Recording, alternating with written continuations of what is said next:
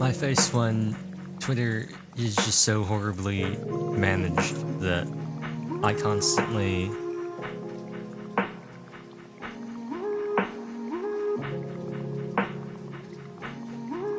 have to... Cool. Love that. Why is this site so awful? I know why. We all know why. I can't look at any of the photos I'm adding, any of the screenshots I'm adding, because the second I try to look at them and back out, the website just crashes and it forces me to reload and retype everything.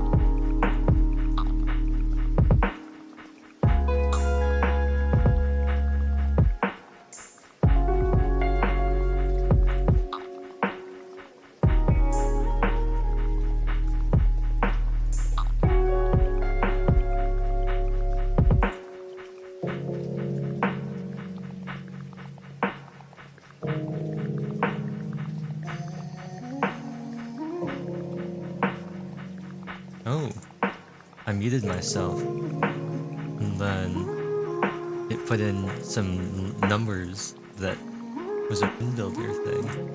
What are these WinBuilder builds? None of them work anymore. It makes me sad. Old Quetzal, old APOC. New skill points broke everything.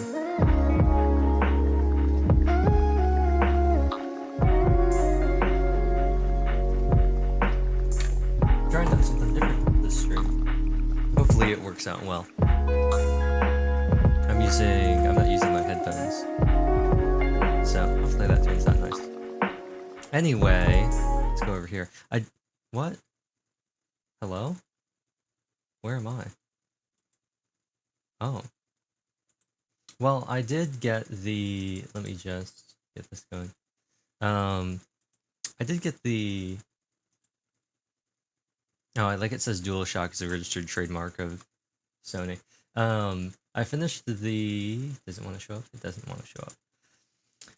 I feel like OBS needs an ability to refresh, like, your windows. There we go.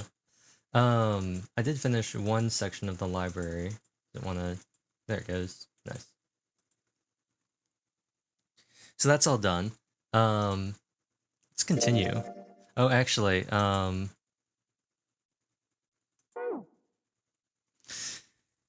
I guess we have to continue, right? We figured out that we have to go to the flowchart. I'm gonna load this, because this is the new data. And then we have to, like, skip all this stuff.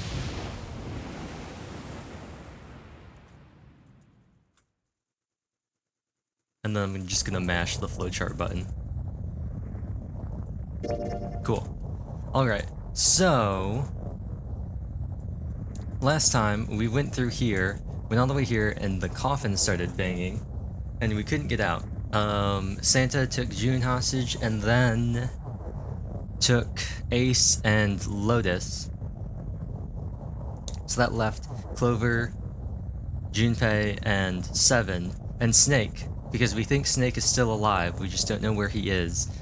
Stuck in the room, we couldn't get out. I still think we could have gotten out, because I think Clover took the Zero bracelet, and I think they might have been able to use that, because Santa seemed to imply that the person doesn't have to be alive in order to have their bracelet open a door. So I think we might be able to use the 0 bracelet, or go back. I don't know if anyone ever took the 9th man's bracelet, because that bracelet should still be like back here in this room. So yeah, I think this time though, rather than go here, we're gonna go back to this and choose whatever door we didn't get. This is the 7 door, this is the 3 door. Okay, yeah. So this is the 8 door. We want to choose door number 8. Let's go back here.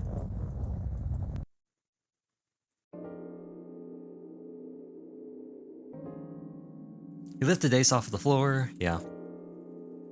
Don't care about any of this stuff. Blah, blah, blah, blah. We're just going to choose what door.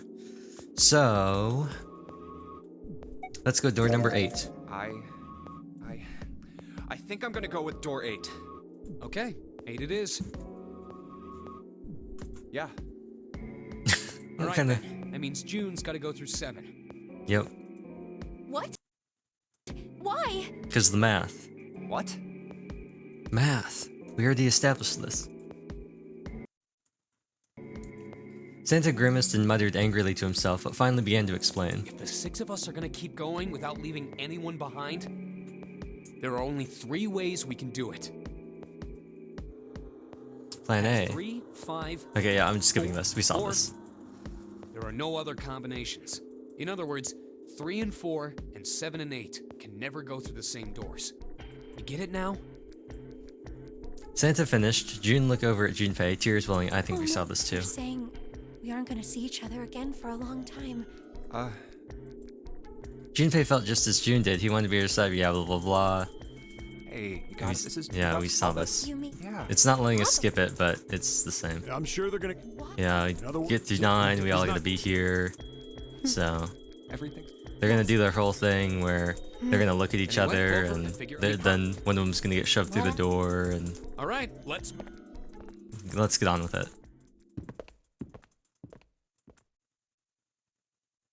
For a moment, they stood in front of the door.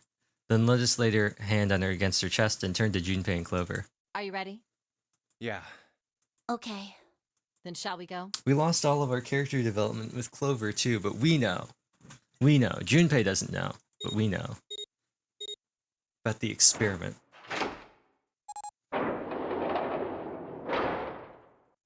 It's open. A narrow hallway stretched out before them. Okay. Hurry! Lotus and Clover leapt through the door. The moment they did, their bracelets beeped. The detonators in the bracelets had been activated. Junpei stepped forward to follow them. But as he was about to step over the threshold, he stopped. He looked to his left, towards door 7. Okay, yeah, I don't even... June. Jumpy. What the hell are you doing? Yeah. Then someone took hold of Junpei's arms and hauled him bodily through the door.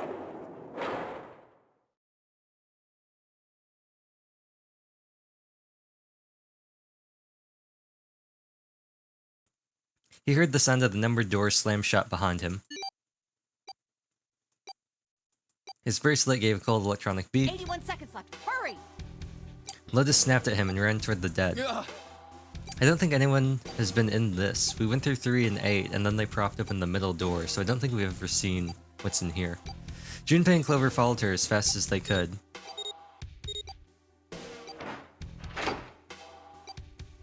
It's gonna be interesting since we have Clover and It's stopped. Lotus. Let me see if I can move my fan over. If I put it like right here. Does that pick up the mic? Oh, it doesn't. Cool. I'm gonna do that. Now my fan is right next to me, instead of being across the room. It's actually doing something. With a shaking hand, she wiped a few beads of sweat from her forehead. Clover, however, was calm, aloof, perhaps. Pointless. She muttered to herself without emotion and began to walk down the hallway, leaving behind a confused Junpei and Lotus.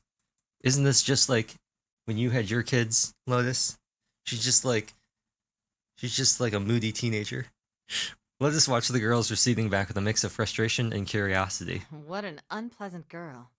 I bet she's not very popular with the boys. Her sarcasm seemed a little more biting than was perhaps necessary, but she sighed and started after the younger girl. Maybe pairing these two together was a mistake. What Too what late now. what could Gotta catch up possibly to make them. you think that, Junpei? The girl who's like the nihilistic girl who doesn't care about anything because her brother blew up or is missing, and although we know he's not actually dead, and the lady with the short fuse. What could possibly go wrong? Oh, it's a dead end. After taking a moment to catch his breath, Junpei followed. I don't think I read that. The hallway made a number of turns before at last coming to a dead end. There's a door on the left, though. For a few minutes, they stood in front of the door, examining it. Above the door was a plate with the word laboratory engraved on it. Laboratory? Huh. Oh, that doesn't sound very pleasant. Laboratory. place. Laboratory. Labor and Tory? Has anyone ever made that joke before? Labor and Tory? Me either. But there aren't any other doors. It's not like we have a lot of choices. Junpei, Huh? please, you first. Junpei was suspected her politeness was motivated by something other than respect. Ugh, fine. Ladies first, excuse me. Junpei muttered to himself and pushed open the iron door.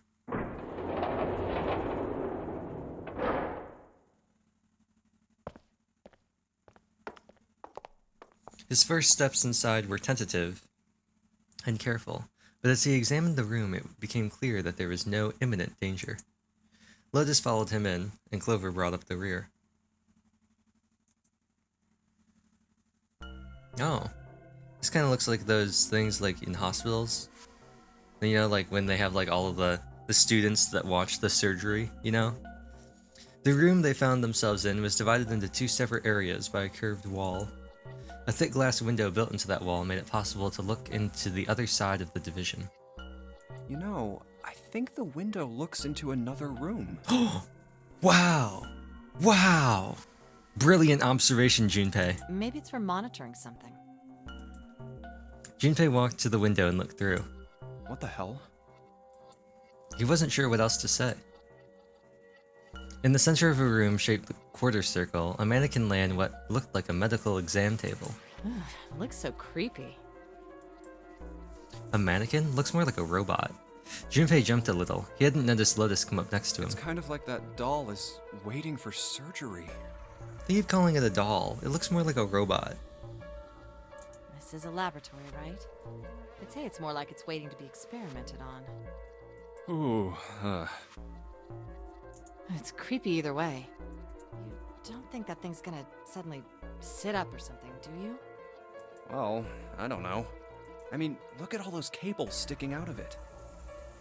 If we press the wrong button, I don't know. Stop it. Just thinking about it is terrifying. She was gripping her arms, the knuckles on her hands white. Wait, where's Clover? She was still standing near the entrance of the room. Her face had the appearance of calm, but it was drawn and somehow sad. Well, obviously it was drawn. All of you are drawn. Ha ha ha. There was something almost pitiful about her. Junpei walked over to her and, as kindly as he could, spoke. Are you okay? Clover looked away. What are you talking about? What? I'm just worried about you. You've been real quiet. What? I can't be quiet if I want to? Well, I mean, of course you can. I just... Okay then. If I can be quiet if I want, just leave me alone, okay? Come on. Oh, we you know actually, I I'm can't thinking do we that. probably could figure out how old she was. They said it was 9 years ago, right? I don't know if they ever said how old the kids were. I don't think they were specified.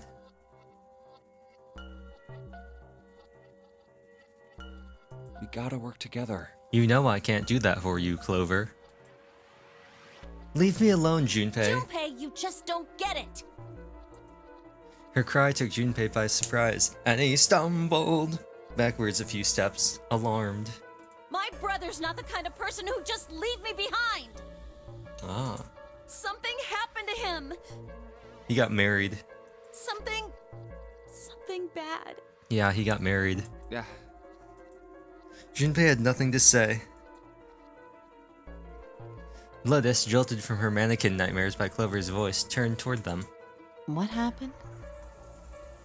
Clover's eyes slid to Lotus, then back to Junpei. Look, just don't bother me, okay? Leave me alone. Finished, she turned around. Finish? I didn't know she was Finnish. Before Junpei or Lotus could say anything, Clover had begun to walk quickly away. Hey, wait, Clover! Hold on! That way is... I told you to leave me alone! He might as well have been talking to a wall, for all the notice she took of his cries. Not even slowing down, she made for a doorway cut in the wall in front of her. This doorway? Without even slowing down, she passed the doorway. Clover, watch out above you! Oh. And without warning, an iron gate fell from the ceiling like a portcullis. A portcullis! That's gonna be the new collectible item in Dorman Port. You know, we're gonna have to find like all 256 portculi. The portcullis. What the heck? What's going on here? I don't think I've seen portcullis spelled that way. Clover grabbed hold of the iron bars and shook them as hard as she could. Hang on. Let me I'll get in. it open. Let me in. Oh, for crying out. You'll never do it on your own. Junpei grabbed the bars and pulled. Lotus joined him. Okay. I think I am going to use my headphones.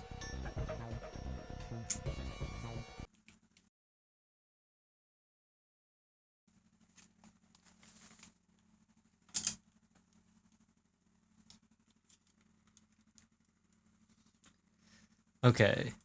This working again? You all good?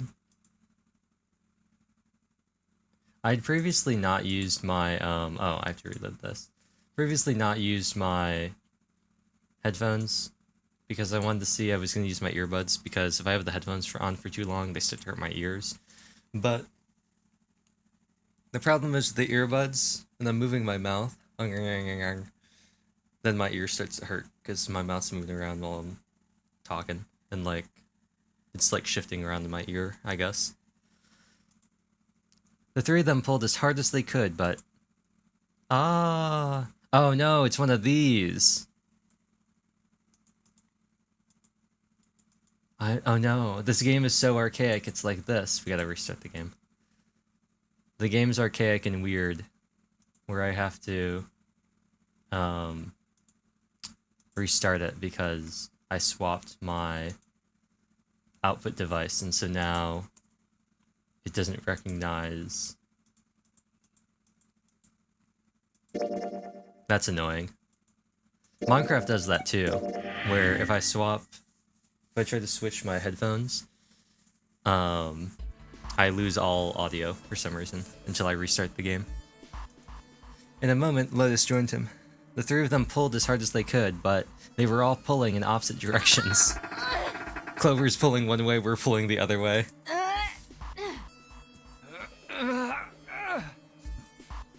Damn it! It's not moving. Wait! Are you gonna give up? Just like that? I thought it didn't matter, Clover. I'm not giving up. This has got to be another one of Zero's puzzles. Don't worry, Clover. He's never gonna give you up. If it is, then there's gotta be a way to open it. He's not gonna let you down. He's not gonna run around and desert you. He's never gonna make you cry. He's never gonna Just what I say was goodbye. Now, all we He's gotta never do- gonna Welcome tell a to lie Tofu. and hurt you. Hello, Tofu. How are you? Lotus and I can look around out here. Clover, you're gonna have to see if you Have can you find been? anything in there. Oh, yes, I'm on it. It's been so long. It has. I saw your I've seen some of the TikToks, like your little your craft stuff. They look really cool. The box. I remember that one.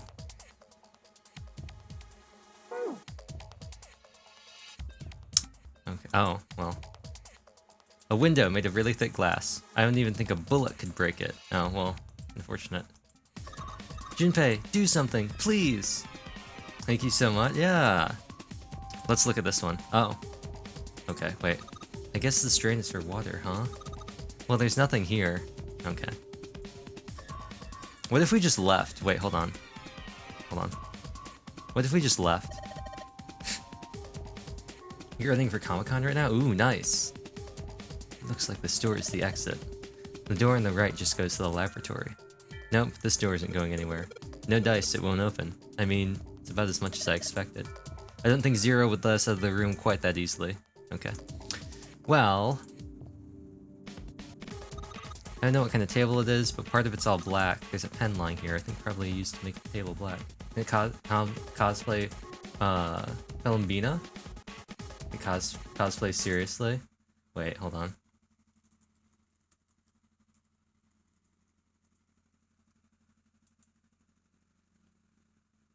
Wait. Is that E-Girl Applebee's? It is E-Girl Applebee's. What a throwback. Exactly. Wait, I'm always confused. Oh no. See, here's the thing. I don't Harbinger. I always, just because I don't remember her really having a lot of presence, I always get the pictures of Columbina confused with the ones of Sandrone.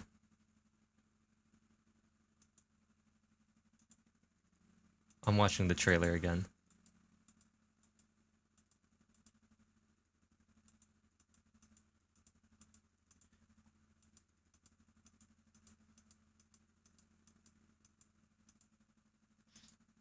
Tartaglia looks so out of place in this picture.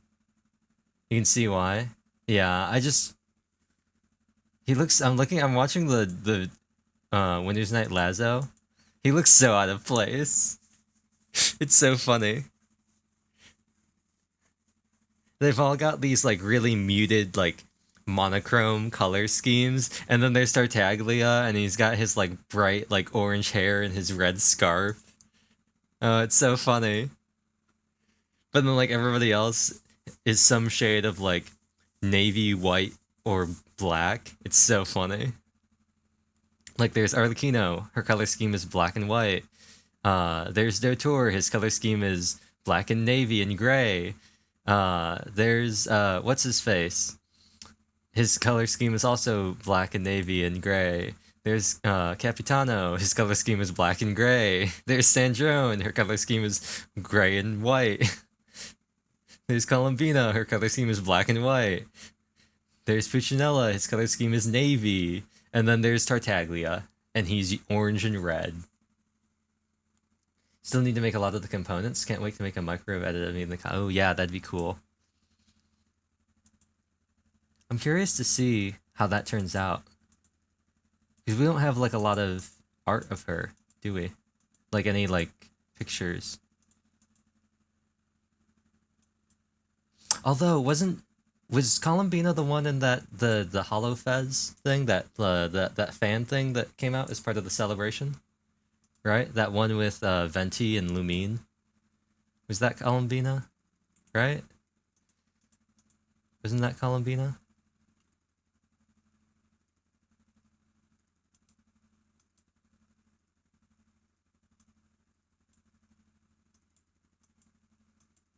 Wait. Venti, cutscene, Hollow, Fez.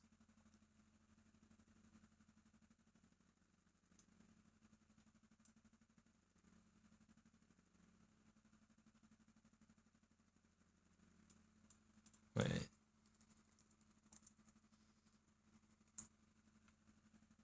One year ago. Is it this one?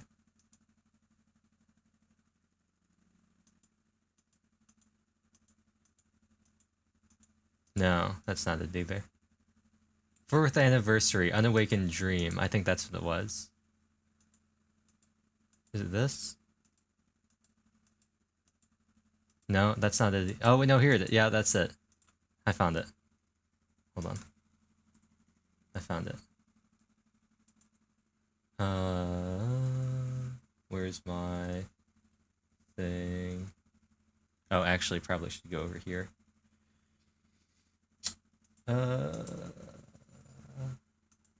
The window capture 4th anniversary.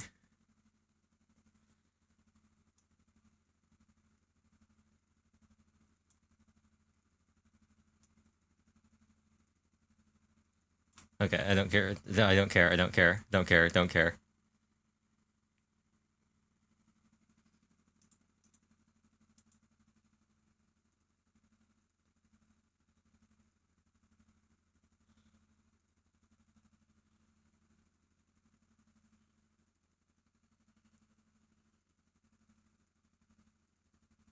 No, I guess not. I guess it's just Lumine. Or whoever.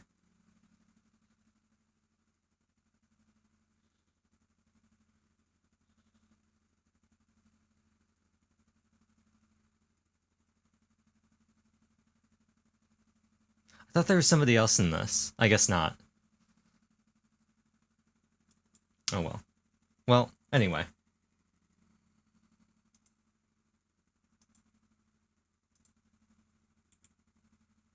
Back to 999. Only Venti and Lumine? Yeah. Well, if they only use the pen on one part of it, there's probably something underneath all that pen. Clover, do you think you can erase it? Yeah, sure. Oh, this is permanent marker. Guess not, Junpei. Junpei, do you know how to erase ink from a permanent marker? Don't you color over it with another marker? You're so excited? Yeah. Erase ink from a permanent marker, huh? Give me a minute, Clover. I'll be right back. This cute. Oh, nice. Okay. I'm kind of... This is really throwing me for a loop. So we've got like this where I guess we can direct Clover around. Then we've got like stuff we actually investigate up here. Harbinger Columbina. Man, Twitch spelling just hates you. The cardboard boxes. There's papers and stuff. What's in the box? They look quite full. What? Wait. Did I skip something? It just says experiments, but it's not capitalized. It's all really technical stuff. You don't get it. Okay, well that's okay, Junpei. Oh. Ethanol. I wonder if this is for antisepsis. No, it says anhydrous ethanol. Is that different from regular ethanol? Can erase marks left by a permanent mark? Oh, how convenient! Just what we need! Guess that's all there is. A whole bunch of steel lockers. The 9 on the right all have red lights. Red lights, huh? Can't hurt to give these babies a try. Just as I thought, locked. All 9 of them. Wonder if there's anything important. What about these ones? Lockers are a little larger than the ones on top. Let's see if there's anything useful in here. Nope, nothing. Okay, well. Anyway. Why don't you... Clover, use this ethanol. You should be able to wipe off that permanent ink with it. And then if we can't get you out, I guess you could just drink it. What am I gonna wipe with? Your sleeves, Clover. Oh, well, your clothes, of course. Kidding. Just kidding. Please don't look at me like that. You're scaring me. You're lucky she's locked behind those bars, Junpei. 999, also known as the game in which Junpei gets roasted by women. Let's go play some Minecraft. This is the computer. The power isn't on. Well, there is a power button. This is a waste of time. What? I don't see a power cable. Oops, yeah, you're right, no power cable. This thing isn't even connected to a main computer, though. It's got a monitor, keyboard, mouse, but that's it. Just sticking the power cable in isn't gonna do anything. Oh, I don't know about that.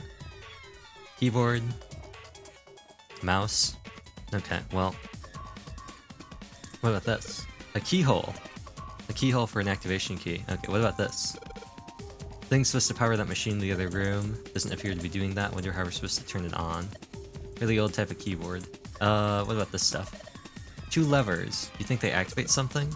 Why don't you move one? Alright, I'll give it a try. Nope, doesn't look like anything's happened. What about a clock? Hands on the clock have stopped moving. The clock may stop, but time goes on. No time to screw around. We need to figure out a way out of here. What about this? Guess not. What about this? A lot of stuff here. Don't know how we could use any of these. Well, I can say for sure that I know how to use at least one of these things. Which one? The one on the top. I think it's a power cable. Power cable, huh? I'll take that. Definitely a power cable. Remember if we ran into anything that didn't have power? Yes, I did, Lotus. You gonna lurk until finish up Palward and get some yum-yums? Alright.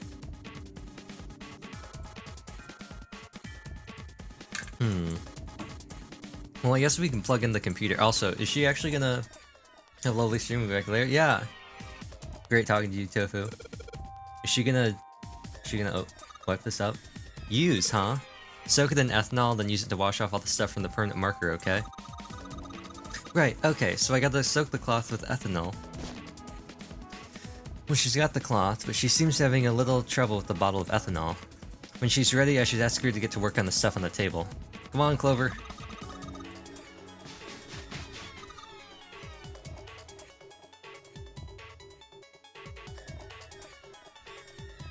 Junpei, it's working. It's wiping the permanent ink off. Huh? There's some kind of weird drawing under all the permanent ink. What's the deal with the drawing Clover found? Maybe I should ask her to take another look. What is it, Clover? There are a bunch of numbers in some kind of grid. Can't see it from here, you got a pen and a notebook, right? Did you write those numbers down and pass them to me through the bar? Okay, I guess we have to go over here now. Here, Junpei, I wrote down all the numbers from the desk on here. New material has been added to the file screen. The note Clover copied has 4 numbers written in 9 separate cells. So this makes 8. So you could put in a 3 here and make an 8. And then you could put in a 1 here, but then you would need to put in a 6 here, and that would make a 9. Excuse me. Well, let's plug this in. The monitor doesn't have a power cable, so one end of the cable needs to be connected to the monitor, and the other needs to be plugged in under the desk. Alright, let's just slip you in. Huh? Well shoot, I can't use this. Is it male? What's wrong? This cable has 3 prongs, but the socket only has 2 holes. It's not gonna fit, is what I'm saying. In other words, we're gonna need a plug to change the power cable to one with 2 prongs. That's right. Well, that's annoying. What's this? A control for an electronic lock. Well, got the scribbles from the table. Oh, it's a rack. There are a bunch of cables on it. Somebody cut the outer stuff off the cables. I can see the wires inside. Okay, can we use them? Okay. What about this? Clover, how are the power cables over there? Huh? What do you mean? Does the plug have 2 prongs or 3? Don't know what you're talking about. Let me go look. Guess she does kind of have to crouch down to get a look under there. Cable on the monitor has it's got 2 of those little metal things. What does that mean? That's it. Okay, can you unplug that cable and bring it over here? Okay, but... Well, I can unplug it, but it's connected to the main computer. I can't take it over to you. Damn it, that's no good then. Well, how about just the plug? What? The plug? Well, more like a connector? It's the sort of thing that makes the plug with 3 metal thingies into a plug with 2 metal thingies. Still useless? Not useless. Not useless at all. It's just what we were looking for. Okay, can you hold on for a little bit? And back down she goes. Alright, unplugged. I'll hand it to you over at the bars, okay?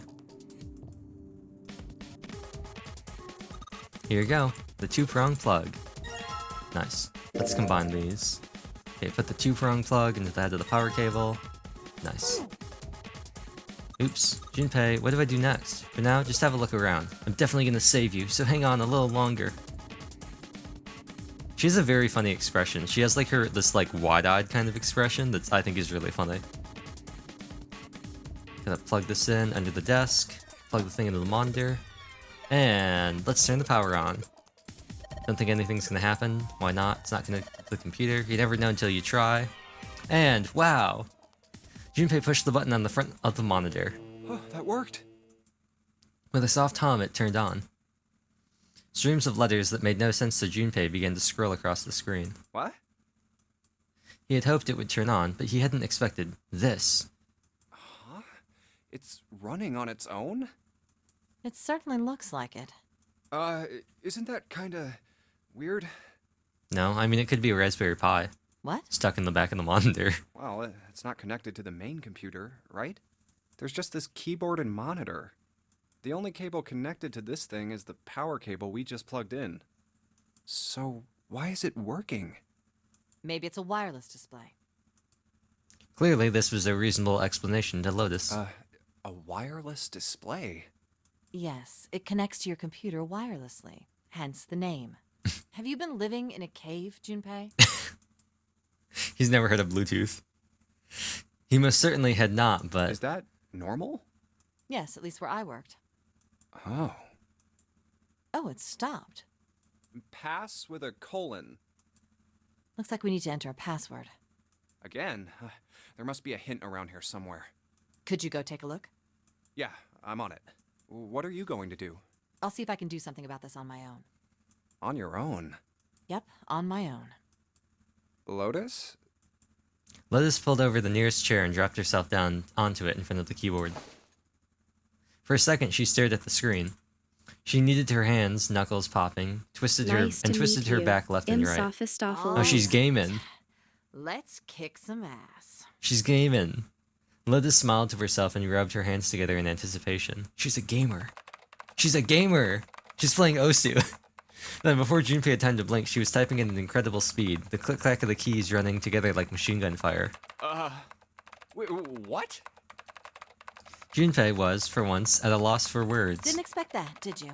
Didn't expect that one, did ya? Of course I didn't. You're typing so fast, I can't even see your fingers. Lotus grinned, pleased with herself. Well, at any rate, you're pretty amazing. Did you fall for me again? Whoa, what do you mean again? I'm not into you. I know. Don't be so stubborn, shy boy. I am not being stubborn, I am not shy, and I am not a boy. I am a young, healthy, 21-year-old man. Okay, so he's 21. That means Akane's 21, because they're the same age, right? Okay. I'm not gonna fall for an old lady like you. Suddenly, the guttural roar of a furious animal filled the room. Or so Junpei thought, for just a moment. Lotus's hands suddenly stopped and her shoulders stiffened. Old lady? Did you just say old lady? Aw crap, thought Junpei. I went too far. Oh well, it was a knife life while it lasted. I've had enough of you. Go somewhere else. You're bothering me. What? Go see if you can find a password hint or something. I'll try and open this from here. You're distracting me. Go. Now. Lotus waved her hand in the universal gesture of dismissal. Junpei was clearly not wanted. Fine. I guess I'll go.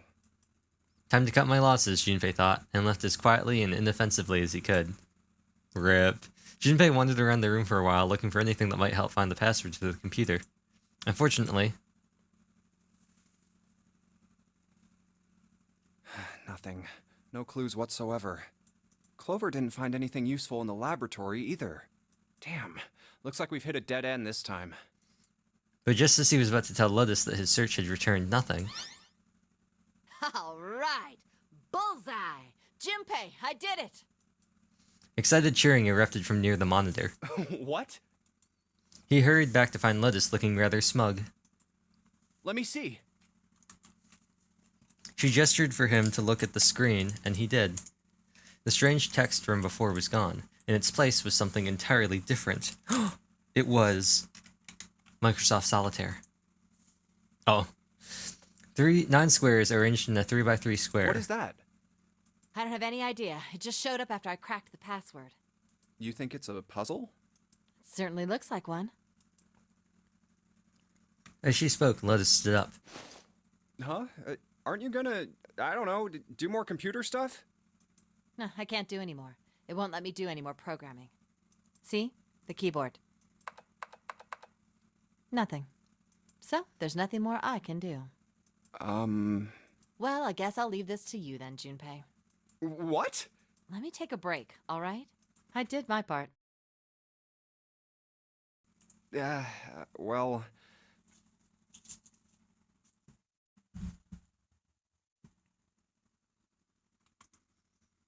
He wasn't sure what to say to that. She certainly had done her part. In fact, without Lotus, they probably would have run completely aground. I shouldn't rely on people so much. Other people so much, Junpei thought to I himself. guess you're right. Thanks, Lotus. No problem. And make sure you know when you should thank people. Now, I better take care of this myself. No more relying on anyone else. Junpei crossed his arms and stared at the puzzle shown on the screen. I assume you just have to... Yeah, this is what I assumed it was. You gotta light up all the squares. Oh, and 4 touches. Okay, so this will turn this one on, these ones off. Off. On. Off.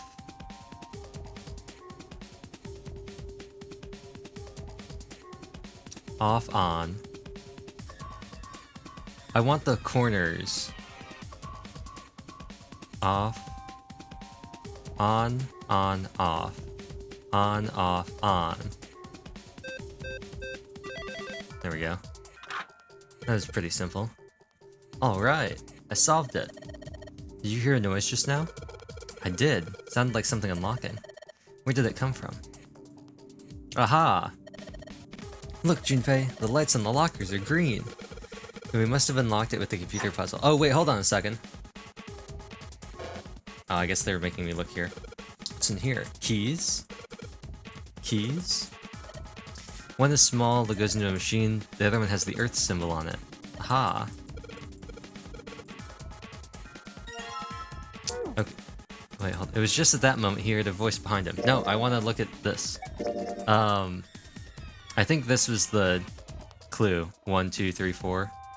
Bam, bam, bam, bam. Like the corners. I think this is the clue for that. So I think that's what this was for. You do the corner, and then this.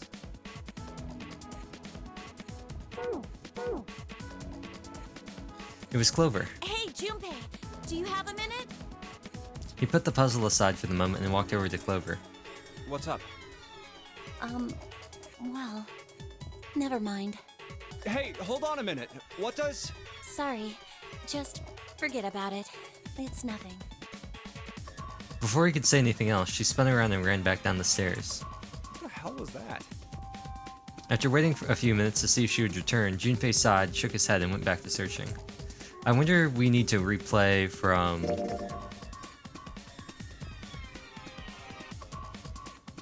No, actually, I don't think we've given her the... No, we gave her the thing somewhere else. Okay. I assume this goes into here. Key. Monitor's on now. It's full of letters.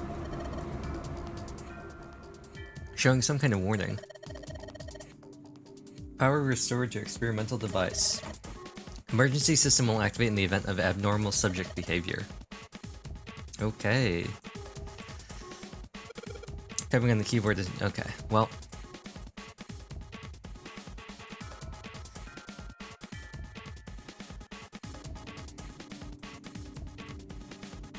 What about this? Junpei, the thing is in here... Oh, the thing in here is on now.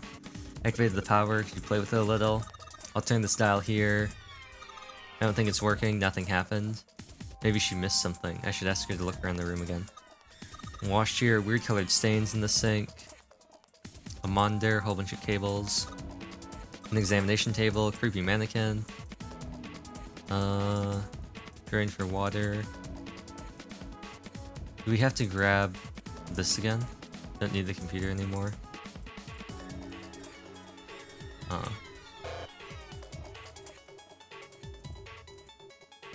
Oh wait, hold on.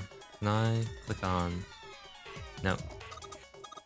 Thank you so much for everything. What's this all about? And then also, I'm sorry I messed up. We can talk about this when you get you out. Just hang on, Clover. Yay! I think it's the first time I've seen a genuine smile out of this chick. She blushed. She was blushy crushy. Actually, is there anything else we can check here? The lever? No? Okay. Nothing? Yep. Nothing over here? Okay. Well...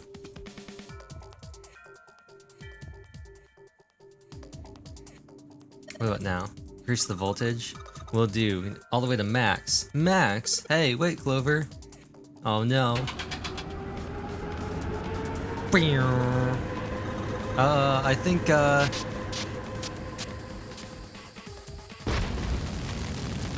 Oh no!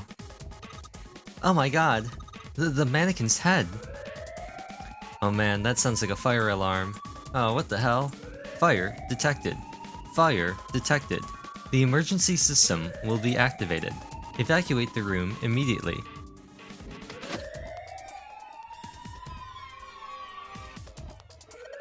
Junpei, look at the light. It's green. The emergency system has activated and disabled the lock. Now we can save Clover. Junpei, come on kid, jump! She's safe. Oh man, that smoke is some serious business. Time to close this door again, I think. Clover, are you okay? Are you hurt? Damn, she's coughing so hard she can't even talk. Aga. Of course I'm not alright. What the hell took you so long, you big jerk? I was almost dead. Sorry, I was going as fast as I could. You two can do this later. Right now we need to get the hell out of here. The fire's not gonna stay in that room forever. There's a mannequin on fire. The skin is already melting and dripping off. I can see some of its metal bones. What are you doing, Junpei? Let's just get out of here. What are you doing, Junpei? It's dangerous over there. What are you doing, Junpei? It's dangerous over there. What are you doing, Junpei? It's dangerous over there. We don't have time to look at that, Junpei. We don't have time to look at that, Junpei. We don't have time to look at that, Junpei. We don't have time to look at that, Junpei. We don't have time to look at that, Junpei. Junpei, we don't have time for looking at that stuff. We gotta get out of here. Clover's right. We need to get out now. Junpei, we don't have time looking at stuff. We gotta get out. We don't have time to mess with that stuff, Junpei. We need to get out of here. We don't have time to look at that, Junpei. We don't have time to look at that, Junpei. Control for the electronic light. What are you doing, Junpei? Not that way. Really glad we got to click on all of that. We found a way out. Junpei, Clover, and Lotus leapt out of the laboratory, slamming the door shut behind them. Whew, thank God we got out of there. Yeah, finally. Oh, yeah. All three collapsed against the wall, breathing heavily. Junpei's heart was pounding in his chest, and his whole body felt weak. He inhaled gulps of clear air, and with each one, he could feel his body begin to calm down. All right, let's go. Okay. They nodded to each other and started off down the hallway.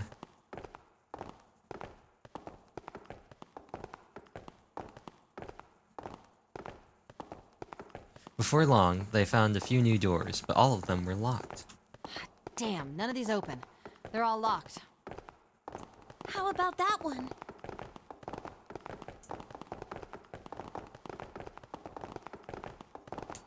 The final door sat in a corner of the hallway.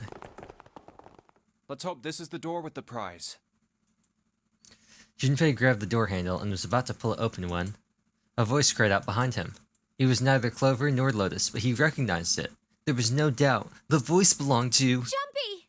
Huh? We saw this before. Did you say? Hey, what? Hey, guys! She was standing near the end of the small hallway that branched off to the right. The rest of them ran over to her, curious as to what she'd On the found. wall. The map. Okay, yeah, I'm gonna just skip this because, Door 7.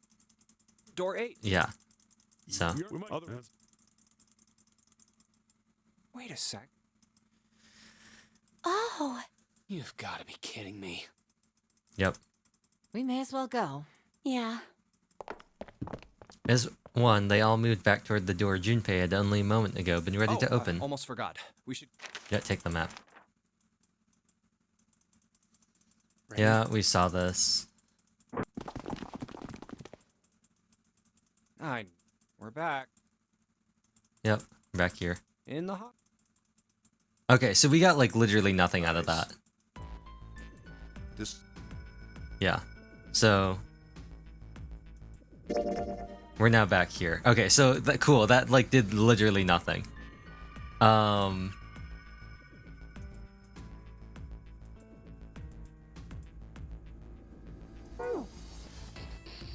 What was this one?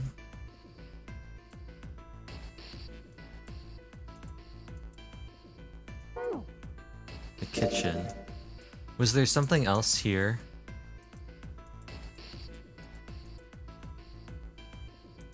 There was the safe here. I don't know if this is important to have these unlocked. Like, I don't know what these were. I don't know if this is like the Ice 9 stuff.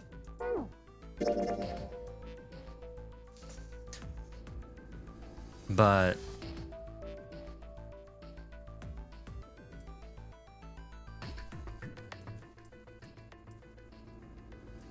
I feel like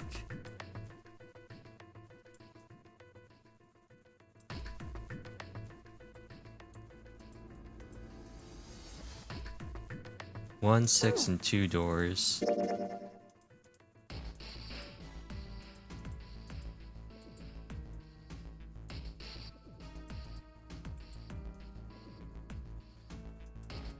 The one door. Oh, okay.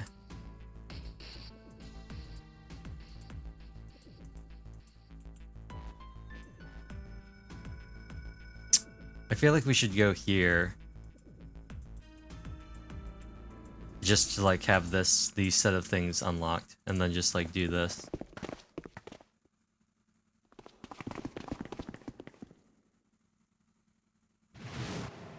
Because we didn't, like, really get anything out of that middle route.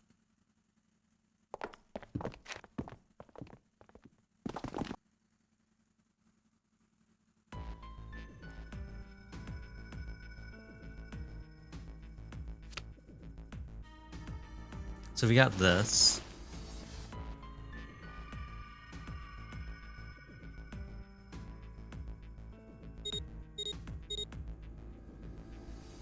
We go through here.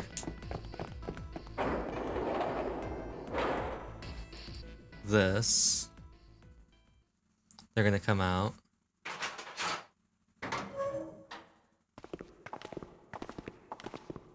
Yeah. Of course, there's a reason. All of this. There Actually, was a keyhole with the Earth symbol on it.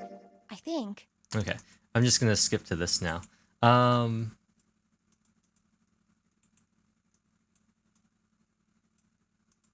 Yeah, let's just skip to here.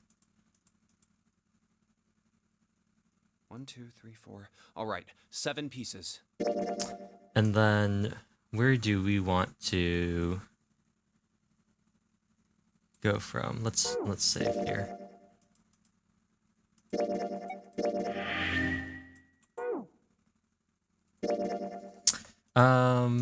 We went through the one door last time. Oh, let's.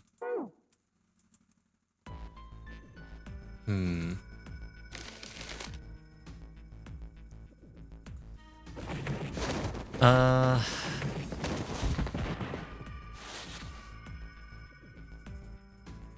One. The bottom door. Let's just go down the list. Let's go to 2. And I'm gonna save here. Let's go 2. My choice is door 2.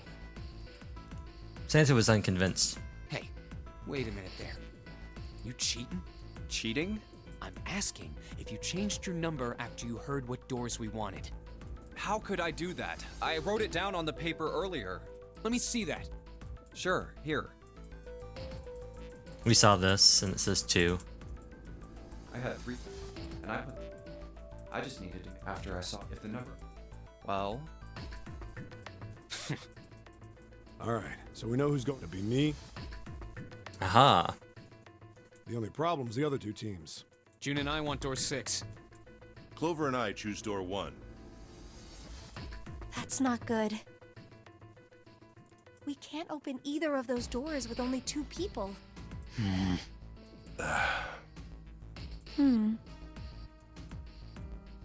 don't think you can even open those doors at all.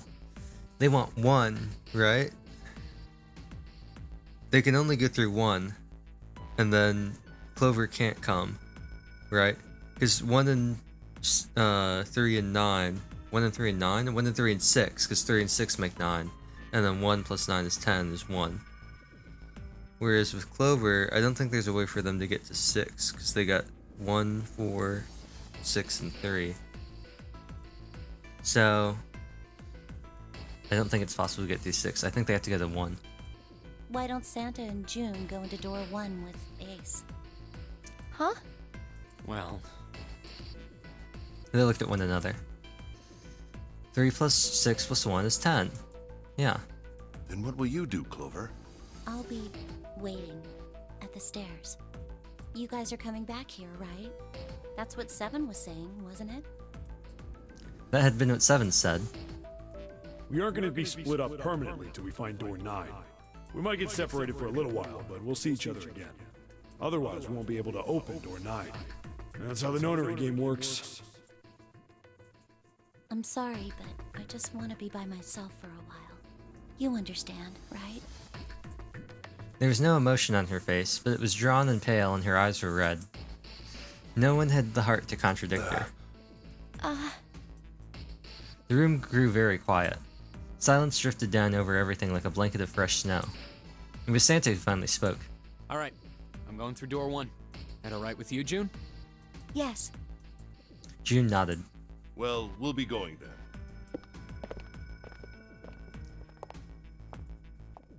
Let's move 2. yeah. Right. Let's go. And just like that, their paths were I set. see June for a while, but this was my choice. I'm just going to have to suck it up. Seven said we'd all see each other again, and I'm going to believe that. He took strength from that, though. The other group went to A deck to go through door 1. Clover joined them. Our group is on our way too. We're heading to the bottom deck using the elevators. I wonder what we'll find down there.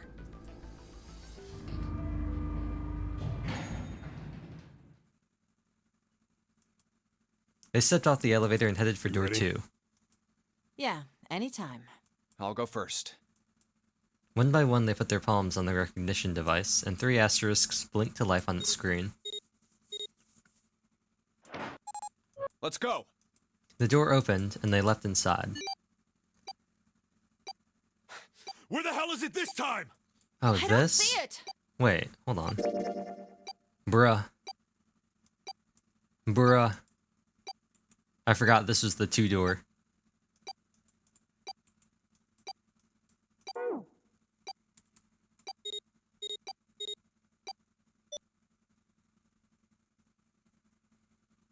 Alright, let's get started.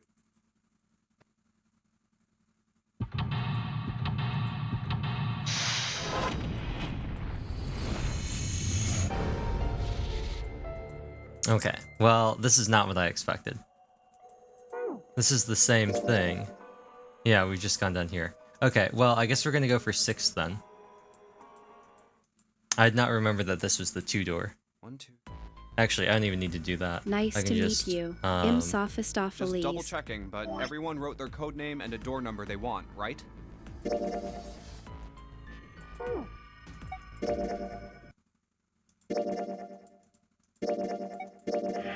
reload this. Okay, the last one is mine. I guess we're going through door 6. I want to go through door 6. And we saw this last time.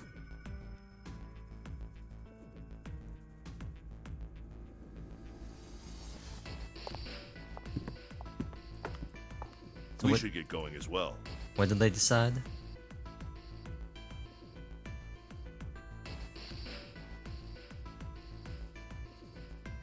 Yeah, okay, so they're gonna go through 1, which is Captain. Okay, yeah. At last, Junpei and the other 6 had managed to separate themselves into 2 teams. Clover, 7, and Lotus headed to A deck where door 1 was, near the main staircase. Junpei, June, Ace, and Santa, however, took the elevator to E deck.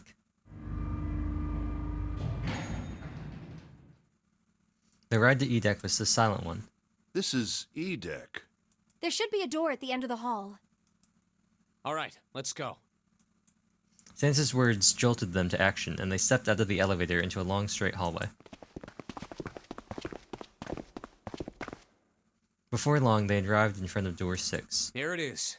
You guys ready? Yeah. Then let's get to it. One by one, they put their palms over the red. With a soft electronic noise, it authenticated each of them. Yeah. The door opened. Yep. Blah, blah, blah. Hey, I found it! It's right there! Fortunately, the dead was located easily enough. This one had been placed quite close to the door they'd entered through. They gathered around it quickly and hurriedly placed their palms on it for authentication one by one.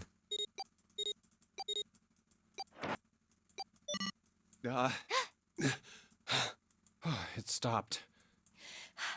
Yes, it stopped.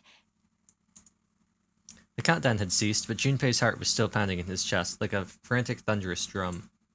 It felt as though it might shake itself up and out of his throat. Whew. I don't believe I'll ever get used to that. I'm not sure it's something I'd want to get used to. We should finish this game before imminent death becomes a normal thing. You got that right. Once I'm out of this hellhole, I'm taking a nice long vacation. I agree. With that, the doom and gloom from before was done, and the mood turned All somewhat right, lighter. Let's go. With that attempt at good humor, Junpei took a deep breath and began to walk. He jogged down the stairs at the end of the hallway and found himself staring at a large door. And that's the ad break. So, I'll be right back.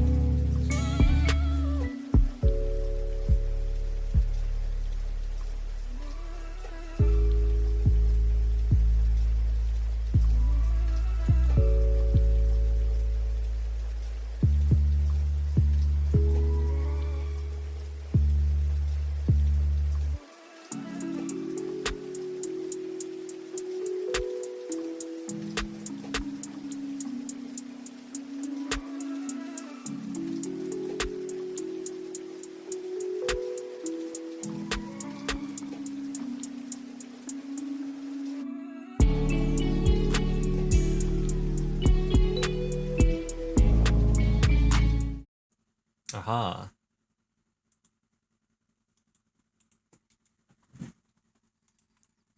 This door looks heavy. But it's not locked. I'm opening it. He took hold of the bar that served as its doorknob and shoved it down. The room beyond stopped him in his tracks. Oh. It was gargantuan, and made entirely of metal, none of the accents of wood or tile he'd seen in the rest of the ship. This room was purely functional, but utterly tremendous. The boiler room? Whoa, what the hell is this? Santa got out a few words before awe stole the rest of them. The rest were too stunned to offer anything more than gasps. This has to be the biggest room so far. The ceiling is pretty high, too. Huh. Could be 2 stories, maybe even more. This space could be utilizing the entire length of the ship. What's that huge Kamaboko-looking building in the middle? June pointed to the massive building in the center. Kamaboko? Well, I guess that's as good of a description of it as any. Junpei and the others were standing on scaffolding that crisscrossed the whole area. The proper term was catwalk, Junpei thought, although that didn't seem particularly important. I see stairs, so we may as well head over to them. Yeah, but this section's barely wide enough to fit 1 person. You're right. Nearby was a long iron staircase that made its way eventually to the floor beneath them. Whoa, you can't even tell the shape when you're this close. Let's check out the other side, too. They moved around toward the opposite side of the massive building, following the catwalk. They hadn't said much as they walked, but as they approached the building, Ace suddenly spoke up. This looks to be the steam engine room. The steam engine room? Yes, that thing that looks like a cross-section of a mushroom is the boiler. You see the 3 round doors near the bottom? Coal is put into those and burned, which heats the water, producing steam. The same thing that drives a steam engine. This one is simply somewhat larger. I see. It doesn't appear to be running right now. The entire room was as silent as the grave. Alright, let's split up. Oh. Then all of a sudden, Junpei heard a noise behind him. He turned, just in time to see June collapse to her knees. Hey, what's wrong? Are you alright? Look at he's got large hands. He dashed towards her and wrapped his arm around her shoulders to steady her. Hey, June. It was then that he noticed. Jumpy. You... Oh, you're really warm. Is your fever coming back? Yes. Yes. It probably is. But I'm fine. Please, don't worry about me. I just need to rest. And I'll be fine. Her voice was weak and forced, and it said a great deal more than her words did. Okay, here, sit down, careful. Junpei carried her to the nearest wall and propped her up against it. She let her head fall back against the wall as if she no longer had the strength to support it, and drew a ragged breath. Thank you. Her eyes were empty, as if she was having trouble focusing them, and even speaking seemed difficult for her. Junpei felt his hand ball itself into a fist and clench tight, his knuckles whitening. He had to find a way out, and quickly. He turned and looked at Ace and Santa in turn. Ace, Santa. Yes. Right. They might not have shared the depth of his emotion, but they certainly shared his concern. Alright, let's get started. Hang in there, June. I'm gonna get you out of here real soon. She managed a small nod before leaning back to rest her head on the wall.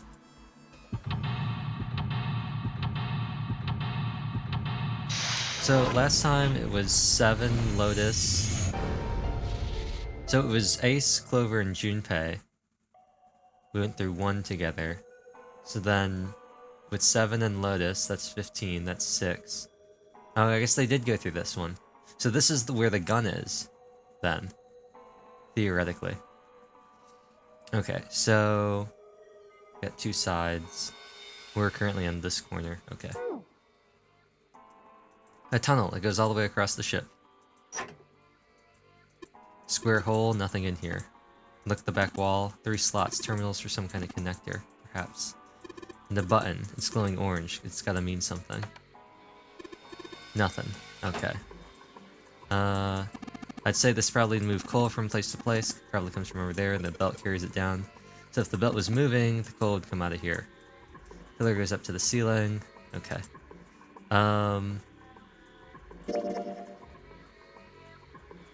Wait, hold on. Oh, that's confusing. So we've moved across, we've gone from here to here. That's confusing. A golden gear. Doesn't look like it was always golden. Okay. Gear's rusty but still pretty sturdy. A door in the tunnel. The belt over there must deliver coal. Door appears to be welded shut. Okay. Bunch of wooden boxes by the wall. There's nothing in them. Okay. Huge ovens for the boiler. Bronze gear. Rusty. Small door welded shut. Okay, and then silver gear. Silver gear. Made of pure silver. No way. Silver's way too soft to be used as a gear. Gotta be steel or iron. Shouldn't have called it silver gear. Shouldn't have gotten your hopes up. Were you thinking of hauling this thing back? No, but I think 7 can probably carry it, don't you? And then another gear. And then a conveyor belt. Okay. We got some bags. Some kind of snowman secret meeting. Bags of sand. You can use them as a counterweight when you're lifting something with a pulley system.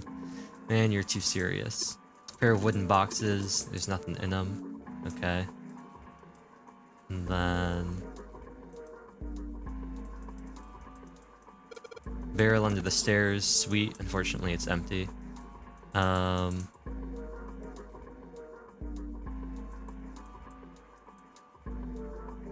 then now we're over here. This thing is huge. Yep. True, but a single boiler of this size could actually move a ship at any reasonable speed. You need 3 or 4 of these. Just common sense, you know. Okay. Number of windows. Put coal through here. They're welded shut. Don't think we can get them open. And then... okay, I guess we gotta go up. Oh, I can't go up from here, it seems. I think I gotta go up through here. What's this? Given its placement, it must unlock a door to the left. A weird indentation, probably 3 circles. Oh, probably 3 gears. They look like, that one looks like it's gold, that one looks like it's silver. Thick iron door. Looks like it's the exit. Okay. Upper floor. What about over here? Junpei can't believe I missed something so important. Look at the stairs, look at them carefully. The gap, the height, the angle. It's perfect. Perfect for what? Whatever, just bring Clover here right now. Tell her she needs to walk up and down these stairs. Huh? Clover's not here. What the hell is he talking about? Oh, I get it. I don't really get it, but apparently these stairs are perfect for something. Are they? Oh, I guess he's talking about, like, you could stand down here. But I feel like you could do that for a lot of stairs with gaps like this. Is she the only one wearing a skirt? I think she's the only one wearing anything that's short enough for that to work on. Because there's... right?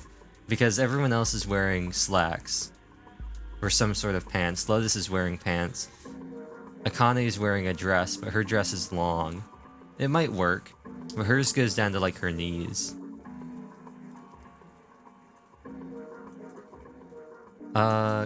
Okay, cool. I wanted to get up here. 3 sliders are down, but this one's up. Number engraved into these. I suspect we were meant to do something rather specific with them. Why didn't you try moving that slider down? Nothing. Nothing happened. Maybe it needs to be prepared somehow. 2 columns are different. The lights are red. Most of them are yellow, except for 2 on the right. Sliders down. No dice. Doesn't go anywhere. Sliders down. Nope. Won't budge. No, okay, cool. So this is the only one that can move. What about going further up? One of the doors to the furnace, there's an A on it, a circular wheel. Inside, noisy but it's open, pitch black. Should go in here. Let's go. We come out on the other side. Must be on the other side. Above the conveyor belt. Okay. Yeah. Whole bunch of boxes, can't get through. Catwalk.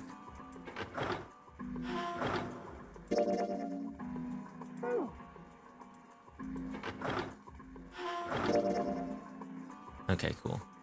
It's just an easier way to go around. What about that? It's the pipe. connects to the conveyor belt housing. The coal must come out of the pipe onto the belt. Okay. Okay, so this is just how the boxes are there to prevent us from walking around, so we just walk through here instead. One of the great metal ribs, June's resting beneath it. She's kind of to the left, not straight below it. I guess that's not an important detail. We should be directly above the corner of the conveyor belt. Looks like a hand-operated winch, but no way to operate it. The wheel isn't attached. Okay. Let's try A. Nothing over here. Let's try B then. Wheel a spin! It's weird. Don't feel any resistance. Aha! Great job, genius. You broke it. I didn't break it. It broke all by itself. We can bring this back over one of the doors to the furnace. We gotta get through here. Then let's go back through here. And let's go over here. Hand operated winch. Put this wheel on it. Yeah. Nice. Not shake at all. Be able to turn it now. Good work, Junpei. Should be able to haul off the wooden box. It's underneath the catwalk. Hanging on the rope. Some sort of device in the box. Not sure what it is. Time to turn the wheel. Alright. The wheel only turns to the left. Can't go up. Unlift the rope down. Simply need to go downstairs. Okay. Well. Send it down. I believe the box has reached the floor. Yeah. He stuck his head out over the side of the catwalk and looked down. In the box that had only recently hung just below the catwalk now sat on the floor. It had come to a rest near the end of the tunnel that covered the conveyor June's belt. down over by there. Junpei could see her, still leaning against the wall as if she barely had the strength to sit up. Even from so far away, it was not difficult to see that she had not improved. He almost thought he could see heat rising from her body. She doesn't seem to be improving. Ace's expression was inscrutable, but he'd said what they'd all been thinking. Well, of course not. She's not gonna just get better right away, you know? It'll take time. He tried desperately to convince himself that what he'd said was true. What could be causing this, I wonder? Illness, perhaps? Nah, it's gotta be exhaustion. Santa's response was confident and certain. She gets dropped into some weird-ass ship, forced to play some messed-up game. If you think about it, it's a lot weirder that we aren't freaking out just like her, you know? So you're saying we're abnormal? Yeah. We're just running around this room, solving all these puzzles like it's just business as usual. How the hell could you call that normal? We're just guinea pigs. Santa snorted in disgust. A guinea pig? You mean like a lab rat? You mean we're being used for some sort of experiment? Is that what you're saying? Dunno. But it does seem like a possibility, you know? They stood there for a few more minutes, no one speaking, until Santa turned and walked away from the winch. Junpei and Ace followed him. Alright, let's go back down.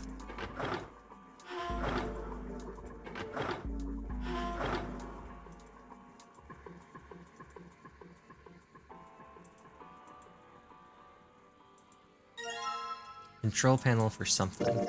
Some kind of machine. Aha! No, this. Nice. Dude, you did it. Everything looks alright. What do we do now? Why don't you press the button next to the orange one? Yes. Pushing the button. All the lights are lighting up. Something turned on. What's that? What happened? Junpei, look, the conveyor belt's moving. Well, I guess it's done moving now. There's still a bunch of coal on the belt, though. Looks like a bunch of it got dumped off the end of the belt into that wooden box where we found the control panel. Coal. Coal, huh? Flint coal. It's coal. It's shiny and black and coal-like. I like coal. It's shiny and black and it burns like fire. What? So we got coal.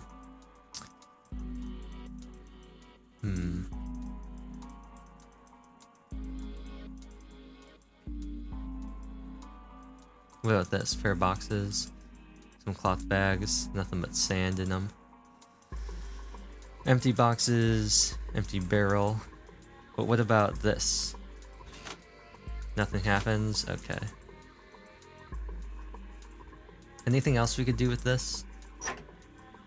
Control panel. Okay. Well, we got coal. Can we put them in here? Yeah, let's put some coal in there. Last of it, no coal left in the box, and nothing.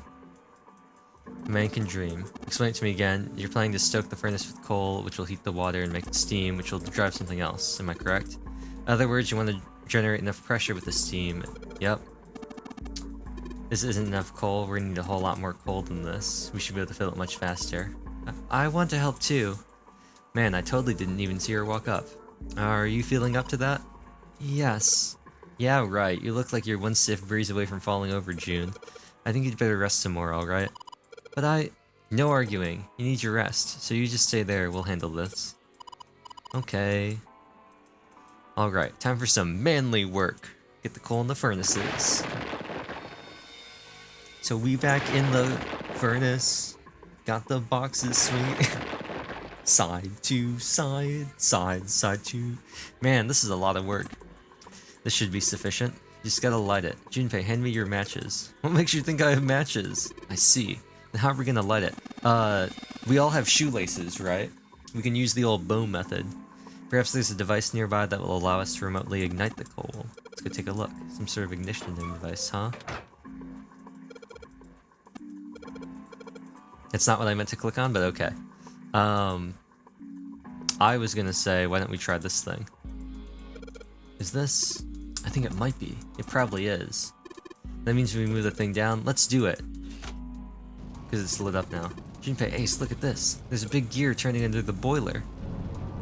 Oh, da-da-da-dung.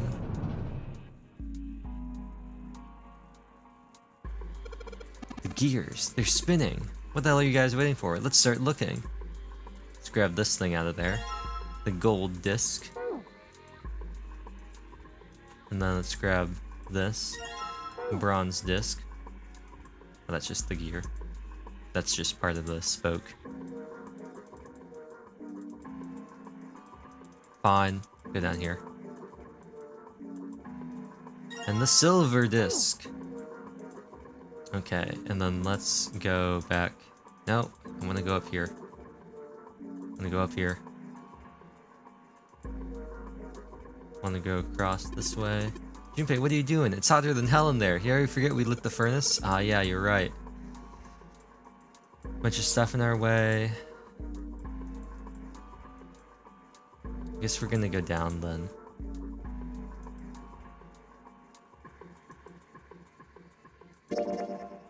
I want to get over to the... Guess we could go here. Pair of boxes. I'm trying to get to the... Aha, here we go. This thing. Depression out here that looks like that line of 3 circles. Maybe we put the 3 discs in. Yeah. Nothing's happening. You put them in the wrong places, the wrong directions. Let's rotate them. Alright. When the disc is clicked, it will rotate a certain amount. When the white arrow is clicked, the discs are switched. Okay.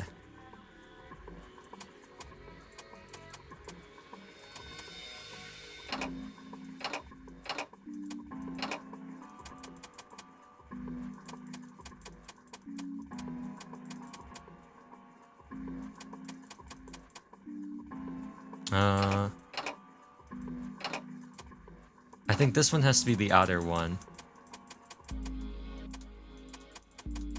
There we go. The red lines on the discs. I think maybe I can make a star polygon.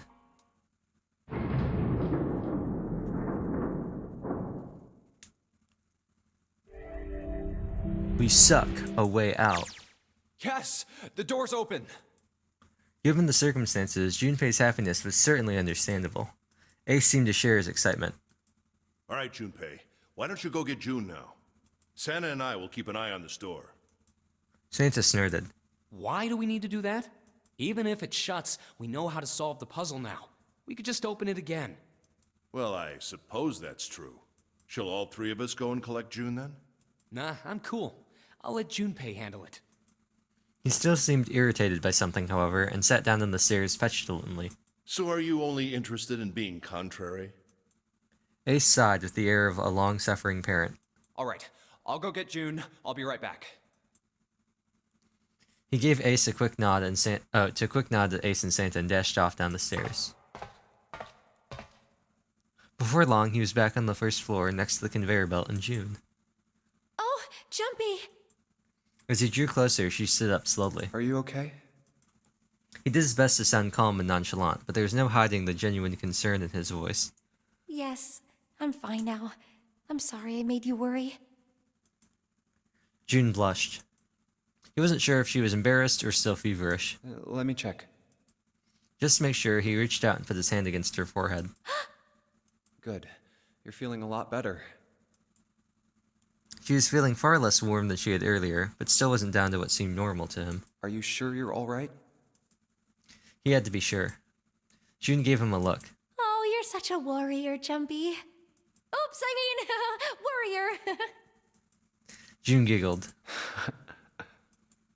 He wasn't sure if she just made a joke or not, but seeing her smile again made Junpei feel at ease. If she was well enough to smile and laugh, then she really was feeling much better. He gave her a friendly poke on the forehead. All right, let's go. Go where? Oh, right. I didn't tell you. We got the exit open, so... Great! Let's go! June clasped her hands and nodded urgently.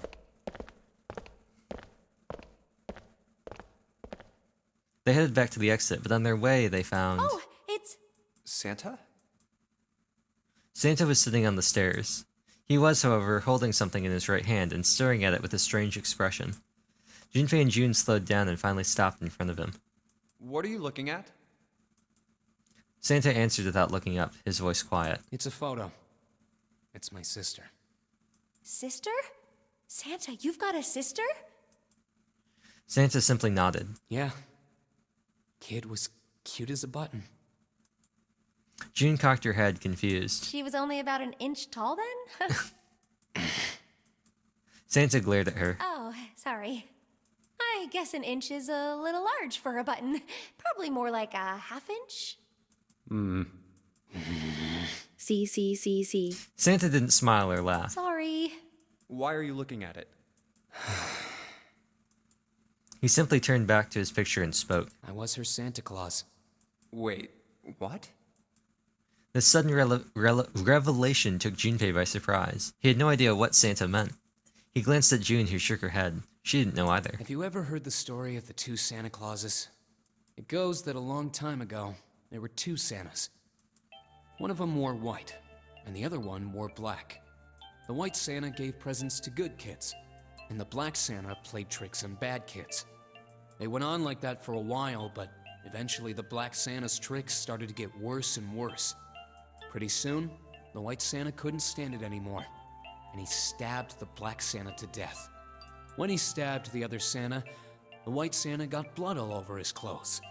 And that's why, these days, his clothes are red. You could say that red is all that's left of the black Santa. Junpei was silent. He could think of nothing to say. June was staring at Santa, sadness plain in her face. Sad. I wonder which Santa I am. The white Santa or the black Santa? Oh. These are my favorite. That's my favorite All right. part of the game. Let's go. Just the ellipses. Santa stood up suddenly, his downcast demeanor gone. He shoved the picture back in his pocket and headed back up the stairs, taking them two at a time. Huh?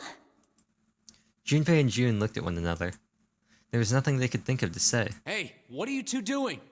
Let's get moving, come on! Santa's voice echoed across the room from above them. Let's go. Yeah. They nodded and followed him quickly up the stairs. Ace was waiting for them at the top. He was leaning against the handrail. He looked very tired. Oh, you're finally back. The door had shut, but it wasn't cause for concern. Sorry we took so long. Junpei quickly solved the disc puzzle a second time, and the door opened once again.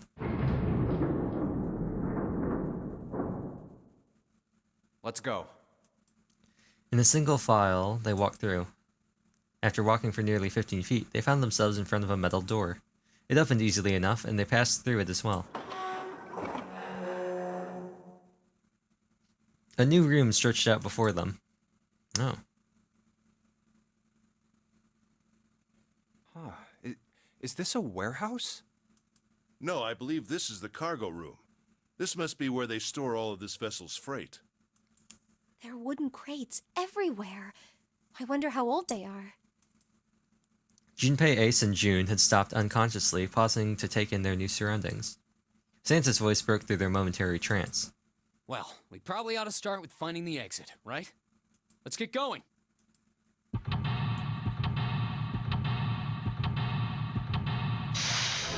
Suck a way out.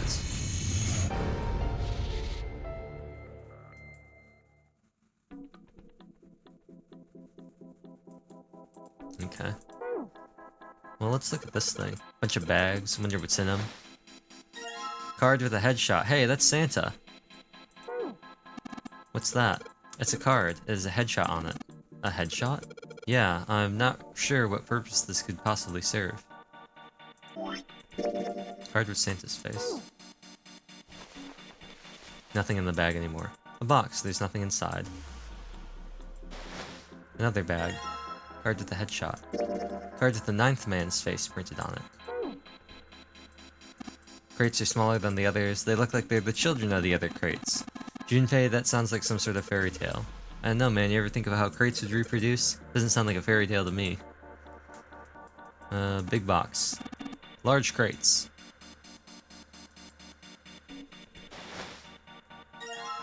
Oh, it's 7. Searched all the boxes, nothing in them. Oh, something inside these ones. That's Junpei. Not cool, man. You took this picture without my permission. It looks pretty cool, though. You look really handsome in this picture. Hey, knock it off, lovebirds. Whoa, what? We're not a couple. Not at all. Not in any way. This must be... Oh no, don't look at it. I'm not cute at all, and I'm not photogenic, and I don't look sexy either. Next to Clover, my skin looks gross. And I'm not sexy like Lotus. I know guys go for women who look like Lotus. But, I'm trying too. I'm doing the best I can. So please, don't call me a board or a trash can or a cutting board. Well, wait a minute. I haven't said anything like that, have I? What is that dialogue? Some sort of liquid. Not sure what it is, so we'll taste test.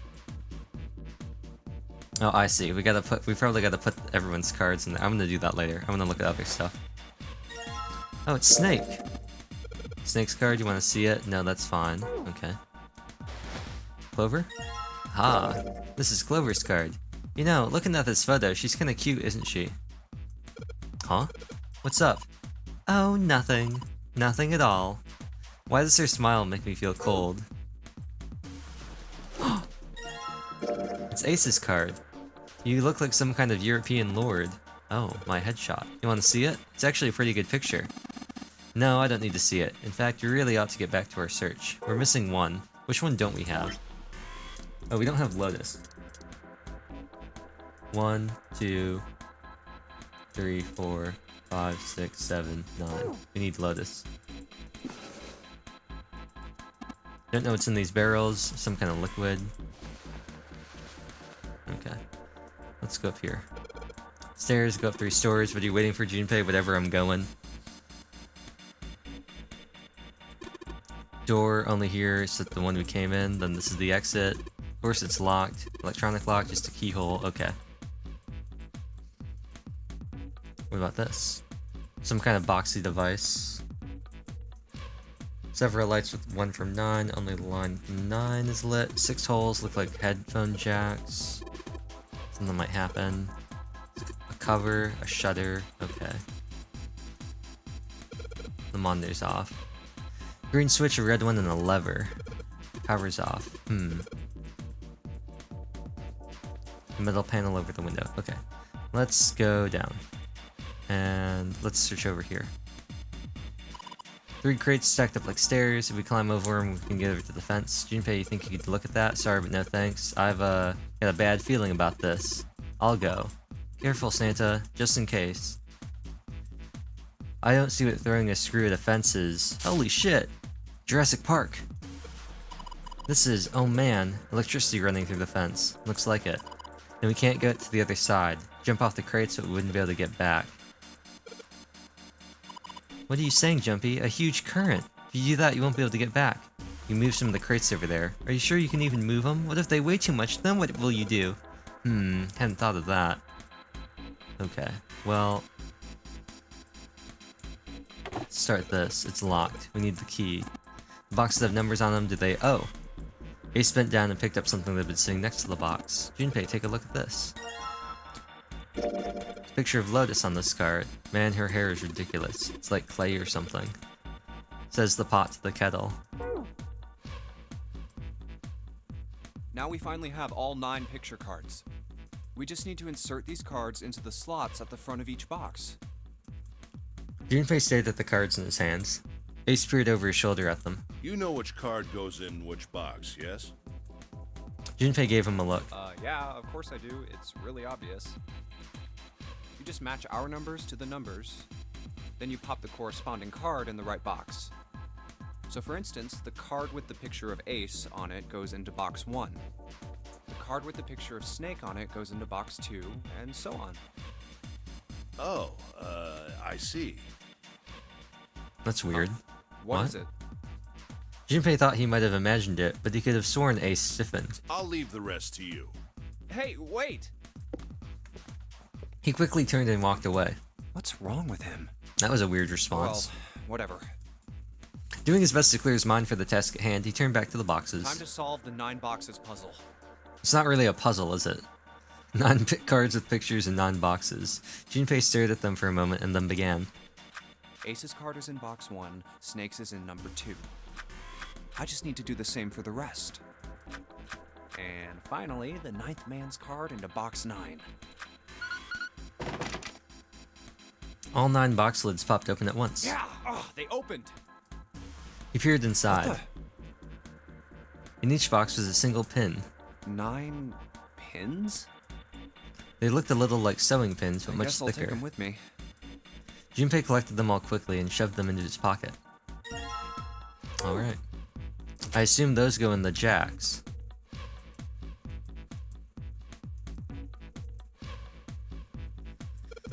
Six holes, looks like the pins I just found to be a perfect fit.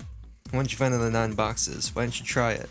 See what happens. 2, 4, 6 go in the top part, 3, 5, and 7 go in the bottom part. Why those ones? Some of them lit up. 3 and 6. I wonder if there's some kind of rule. I put the 2, 4, and 6 pins in the top part and the 3, 5, and 7 in the bottom. 15 and 12? You think? Oh, digital root. Yeah. Digital root. 2 plus 4 is 6, 12. Yeah. 15, 6. Yep.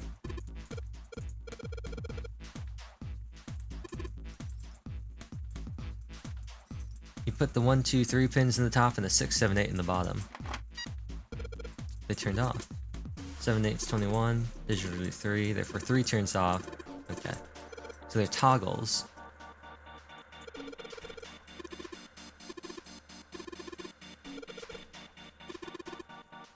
Yeah, figure turn them all on. Makes sense. Pick one of the 6 holes, then pick one of the pins. Yep.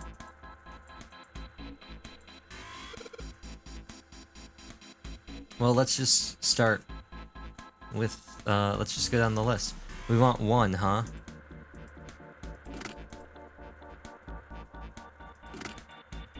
And we want 2.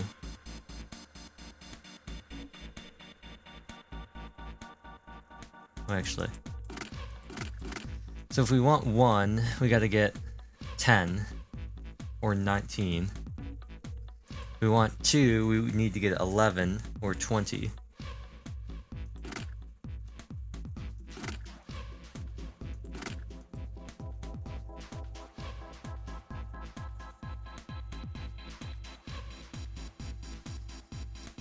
We get 11? Then we can get 11 out of here. 2, 4, and 5. Can we get 10? We can.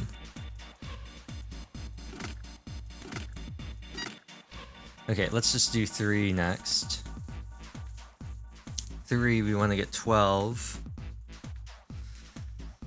And then 4, we want to get 13. So get 13 with, actually,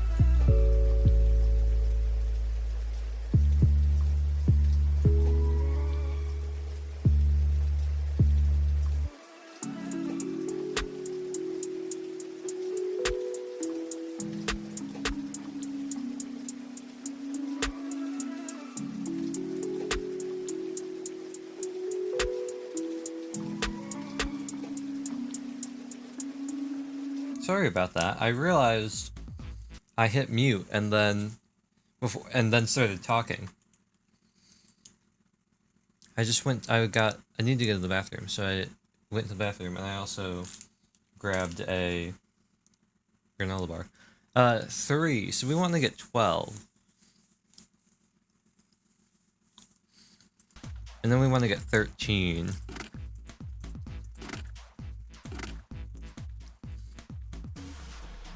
What would be a good way to get 13? No, we can't do this. And well, technically we could. I could just try and get a different number. Like, if we put in, them. So now we need 4 and 5 and 7 and 8. So 13 and 14. 14 we could probably get by doing this, right? And then 13 we can get by doing this. Actually, thinking about it, the easiest way to have done this probably would have been to do the opposite, like the opposing things, so like 1 and 8, 2 and 7, 6 and 3, 4 and 5. That probably would have been the easiest way to do this.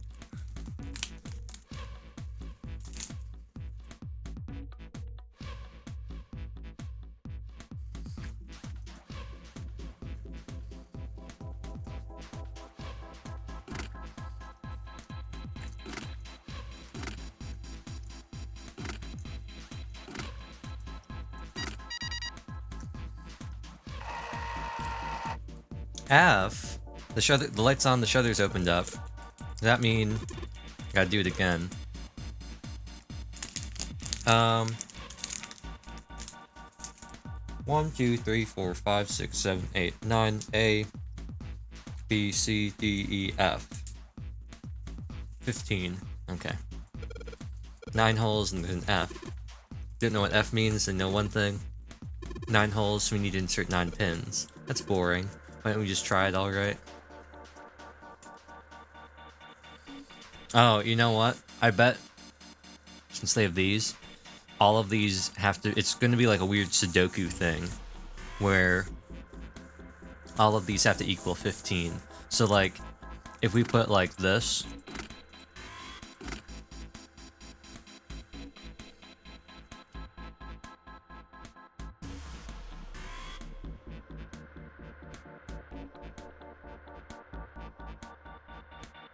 yeah, so we probably need like everything to equal this. So then, for example, if I put 3 here, actually no, 15, wait, 15? Yeah, so then, like if I put 3 here, I need to put, I can't, but I need to put like 2 here for 8 and then 7 here. But then I need to put 7 here because this is 8, so this can't be there. Is what I assume. And as a 6, we need to get 9 between these. So I put 4 here and I put 5 here. The 2 has to go here. But then this would have to be a... Oh wait, no, this is... Wait, hold on. A, B, C, D, E, F. It's 6. Maybe it just has to be 6. Because I'm thinking, I don't think it's possible to get 15. I think we need to get... Oh wait, no, 15 is 6. Yeah, 115. 15 is 6 anyway. A, B, C, D, E, F, and then 15 digitally to that is 6. It's just because it's not possible to get these to add up to 15. So let's try doing 6 instead. And we can still go for 15. No, wait, no, it doesn't matter anyway. It still has to be... Yeah, because 15 is still 6. A, B, C, D, E, F. Yeah.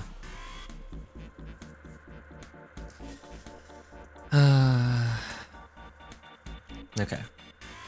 I'm awful at Sudoku, by the way. So this is 15. 6. This is 9. No, can't be that.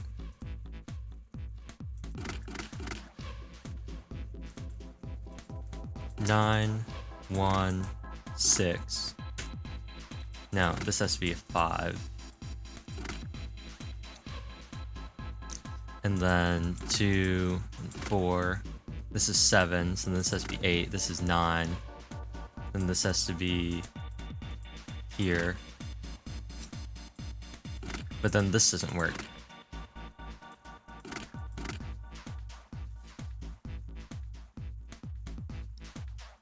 Yeah.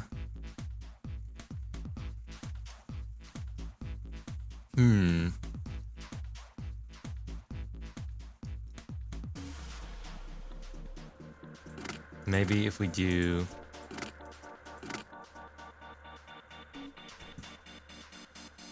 No, the 9 and the 6 can never be in the same thing together. They have to be separated. So the 9 can only be here or here, because it can't be here. It can't be here, here, here, here, here, or here. It can't be anything that lines up with the 6, so it can only be in these 2 spots. So if we put this here, that's 14, that's this, that's 7, so the 8 has to go here. That becomes 13, so then the 2 has to be here. So this is 8, so then the 7 has to be here. This is 11, which means the 4 has to be here, and then this goes here. All pins inserted, all lights lit. We did it! The power's on now. Looks like there's electricity going to the monitor on top now. Alright, let's see if we can activate the device on top. A green button, a red button, and a lever. I wonder what these do. I think this might help. What's this? Where do you find it? What's that? Where'd you find it? Found it when you were messing with the pinholes. It's instructions for the thing. According to what it says, it's a remote control for that. That? Yeah, that. What's he pointing to? Oh, the machine over there. Apparently it's called the Pushmaster 5000. Okay. The coffin, you want to know what its deal is? How do you think we're gonna get there? We're gonna climb over the fence, right? Maybe we can make a path to the coffin. How do you do that? Line up the crates? Sounds about right. Oh, great.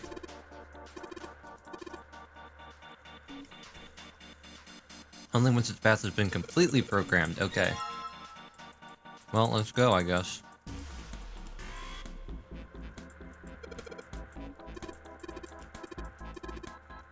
"50 moves." Okay.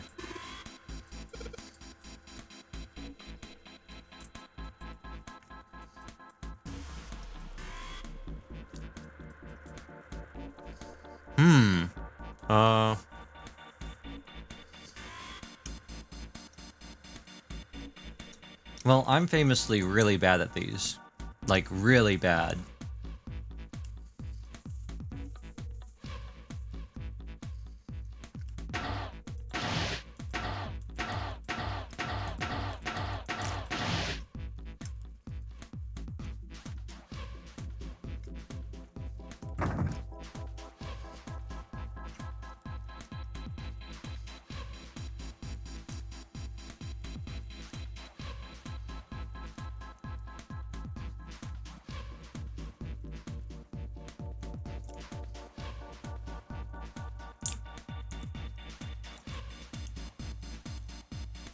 Bam.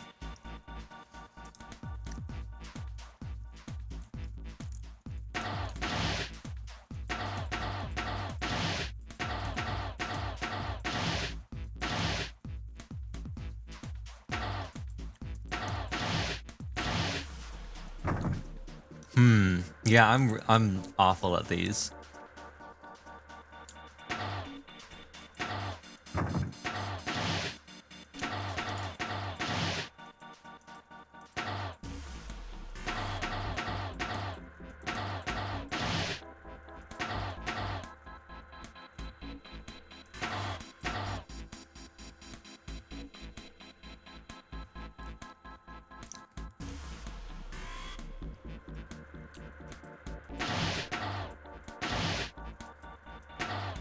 No, that's not gonna work either.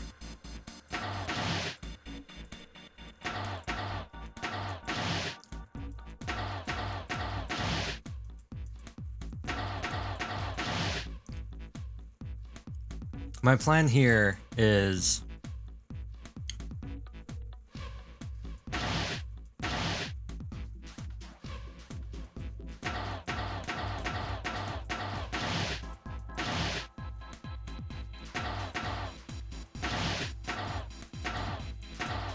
hopefully I have enough moves to do this.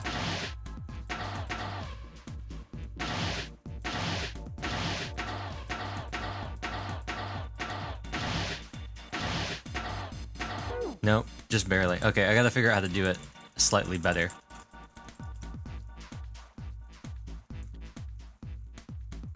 Which I think is just gonna be...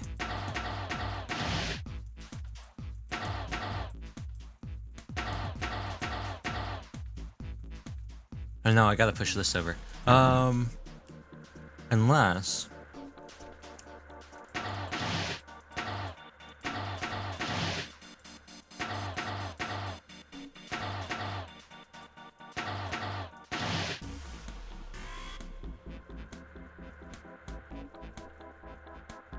No, okay. I guess I gotta go this way.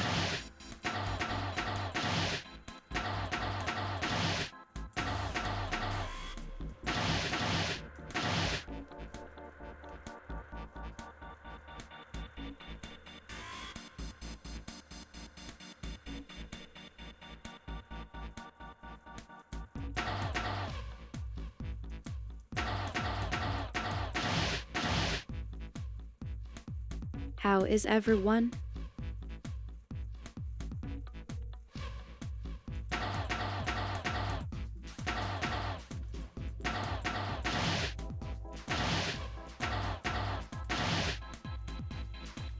One, 2, 3, 4, 5, 6, 7, 8, 9, 10. No. I needed to push this one up one. Oops. I think that this is gonna work though.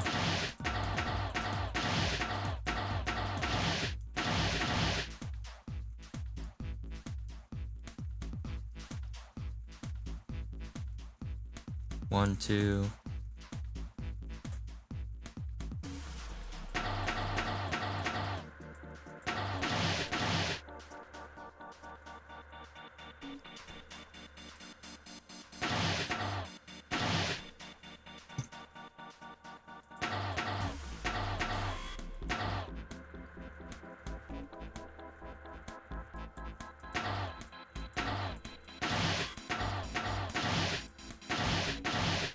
Now, I need to get this one down.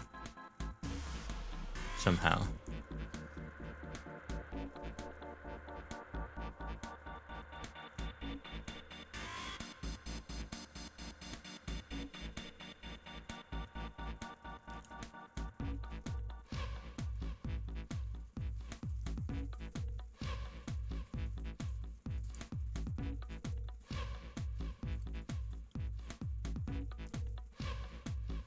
Or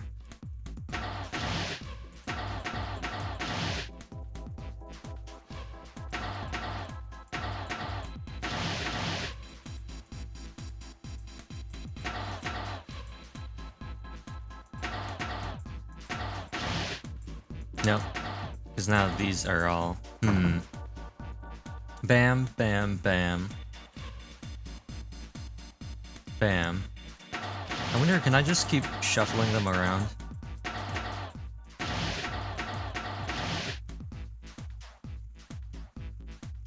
Like, can I just go like...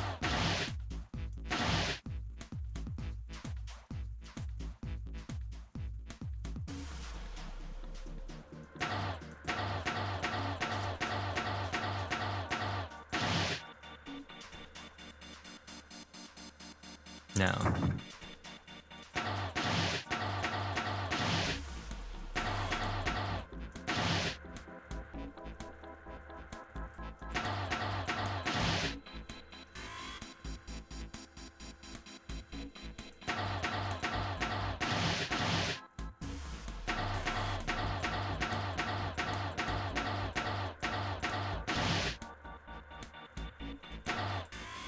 That's taking too many moves.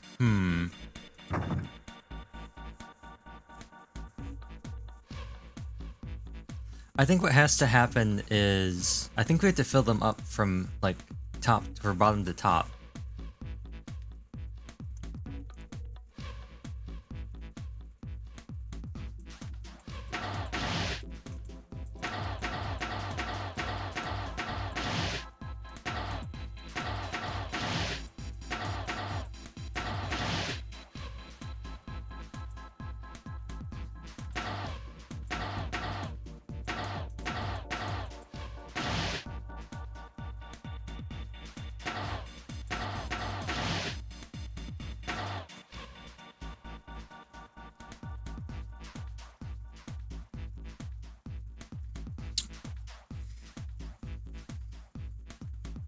Oh, I see. No.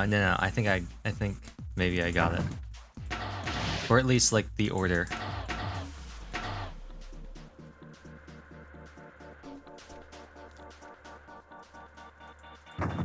Then we need to get one here. Push up. They all need to go through here.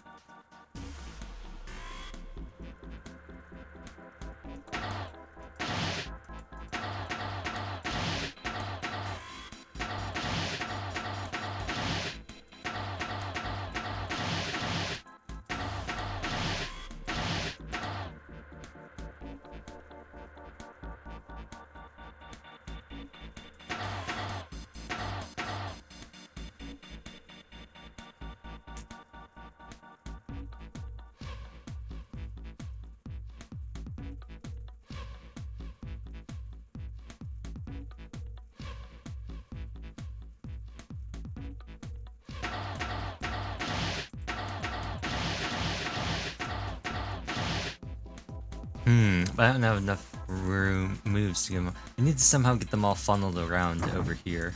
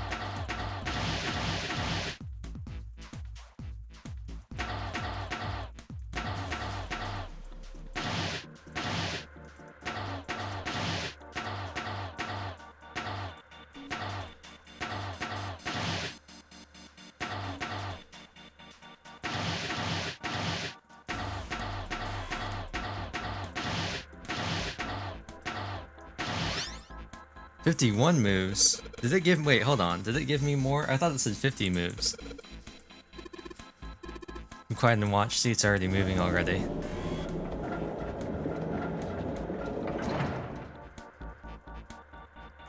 The Pushmaster 5000 did what I told it to and lined up the crates. Now we can reach the coffin. Oops. Don't need you here anymore. Coffin time. Mummy! Oh. Just kidding. Really? Whatever. Just open it. Okay, okay. A small key and A gun! a gun? Yeah. That's what Santa had last time. It looks pretty old. I wonder if this is a replica. Spin it around. Are these real bullets? I don't want to be in this adventure screen. He checked the cylinder. There were 6 bullets. Junpei reached down and slowly and cautiously picked up the revolver. In his hand, it felt heavy. See, this is what we're missing out on. The barrel was rifled, and nothing seemed to be blocking it. As Ace had said, the gun was a very old one. However, it appeared to have been well maintained. If it was a real gun, Junpei thought it would most likely function perfectly. If it was real. If this is real? Oh. Holding the gun made Junpei feel unpleasant. Carefully, he placed it back in the coffin. You're not gonna take it? Of course not. All something like this is gonna do is cause more trouble. It's a powerful weapon that gives one person a huge advantage. Something like that would be way too dangerous to have around. We're in enough danger already. Yeah, I suppose you're right. Maybe Zero put this gun here, hoping that something like that might happen. In other words, maybe he put it here to make us fight each other. Take it, In Junpei. that case, we should most certainly leave it here. I, for one, have no desire to let Zero control me. Me neither. The others nodded.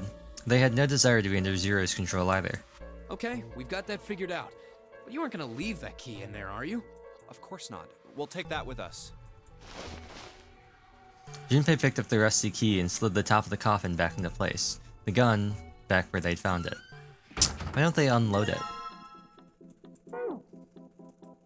The revolver in the coffin. Jumpy, I know, I'll be there in just a minute. Now's not the time to think about the coffin. Why don't they just take the bullets out? They should take the bullets out. They should split them up. Toss the bullets in with the coal or something. Looks like it's open, Jumpy. I see. The key should open the door. Let's go. It's opening.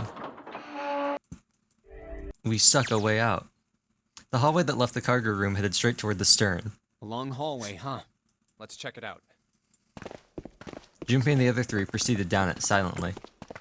Some distance along it, a large room opened up on the left-hand side. It looked familiar. An iron grate covered each of the elevators. Junpei and his companions drew to a stop and began to discuss what their next We've move could seen be. this elevator before. We got off the one on the left just a little while ago. Then we went through the number 6 door, and that took us to the engine room. Yes, and after that we passed through the cargo room. And now we're back here. In other words, we made a loop. We're back where we started. Junpei approached the elevator. We needed a card to get to this point. I don't see a card reader here. Perhaps we aren't able to activate it from this location. Why don't you just try pushing the button? Yeah. Gently, he pushed the triangular button on the wall. A moment passed.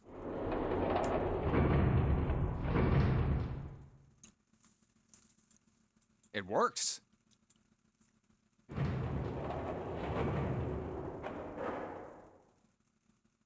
The elevator door opened and eventually shut again. I think so.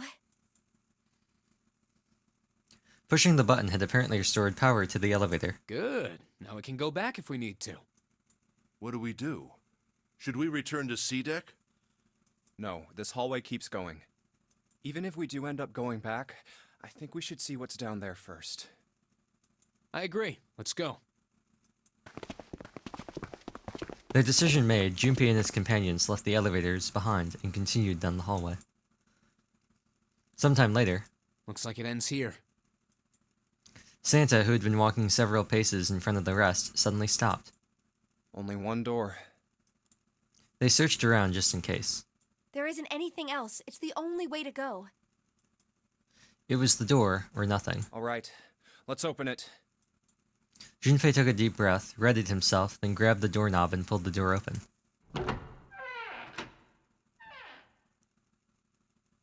He paused for a moment, then stepped through into the room, and there he saw the number that hung over their heads since they'd woken up. 9. The 9 door. Like the numbers in every other door, this one, too, was a rough shape made of red paint. Its door was set into the back wall of the room. Junpei leapt toward it with a sudden burst of hopeful energy. It was a large double door, heavy and full of solemn importance. He grabbed the door handle and shook. Of course it wouldn't be that easy. The red sat on the wall next to the door. Displayed on it, Vacant. Huh. We finally found it. Junpei felt himself overwhelmed by a torrent of emotion. At last, they'd found the exit, but cold gripped his heart, and he knew all too well why. As he stood frozen, unsure of what to think or feel, Jumpy! Huh? Look! Behind you! he spun around, and couldn't believe what he saw. What? A 9 door. There's another one. Why? Junpei's voice was barely audible, even to himself. He stumbled toward the second door as if somehow compelled. It was a small single door. It sat in the starboard corner of the room, on the same wall as the door they'd entered from, but in the opposite corner. It's 9, no matter how you look at it. The red is there too. So this is a real one?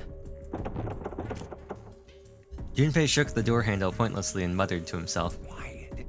Why the hell are there 2 doors? It was Santa who answered. There were always 2 doors. I mean, if you think about it, Zero never actually said there was only one door with a 9 on it. It is hidden, but an exit can be found. Seek away. Of course, we just assumed that there was only one. After all, why would there be more than one? Oh, man. We fell for it. There are 2 doors. That means that all 9 people who had met at the central staircase could escape. No one would be left behind. Now it makes sense why the bracelets are numbers. 1 through 9. Divided into teams of 4 and 5 people. The digital root of both teams ends up being 9. Take 1, 2, 7, 8 and 3, 4, 5, 6, 9 for example. The digital root for both teams would be 9. Or 2, 3, 4, 9 and 1, 5, 6, 7, 8. The digital root is still 9. There are a bunch of combinations that work and they all end up the same way. If one team has the digital root of 9, so would the other one. What does that mean? The answer's simple. From the very beginning, the Nonary game was designed to save all 9 people. That's how it was meant to be. Zero didn't lie. He never said there'd be only one 9 door. But anyone who'd found themselves in the game would have assumed that was the case. Fights would have broken out. One team would likely betray or deceive the other. Someone might be hurt. Someone might get killed. But eventually, they'd reach this very same room and realize how pointless all their infighting was. There were 2 doors. There was no need to kill each other.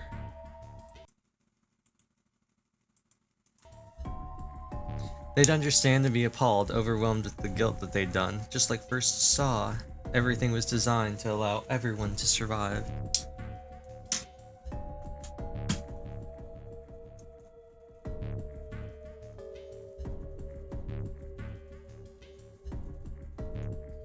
This game was designed for that purpose. This Nonary game. We were all arguing and fighting over doors at the beginning. But if there had been one slip-up, one tiny mistake that led to more, everything could have been so much worse now. The thought of it sent a chill down his spine. So, what are we going to do, Junpei? A voice broke through Junpei's frantic thoughts. Santa's voice. Oh, right. Hey, keep it together, man. Sorry. Jeez. So what do we do? What do you... We need to think about our next step. Our numbers are 1, 3, 5, and 6. That's a digital root of 6. The 4 of us can't open the number 9 door. The 4. Wait, don't tell me. Yep. There's one combination that'll let 3 of us open the 9 door. That's why I'm asking, what now? What now? It took him no time at all to determine the answer. Leaving behind Akane, what? There's only one combination of 3 people that would give a digital root of 9. 1, 3, 5. 1, 3, and 5. That would mean... No, we gotta go back. That wasn't a possibility he was willing to consider. Santa and Ace agreed. Yep. I agree. We cannot leave June behind. Junpei let out a breath he hadn't realized he'd been holding. Are you sure?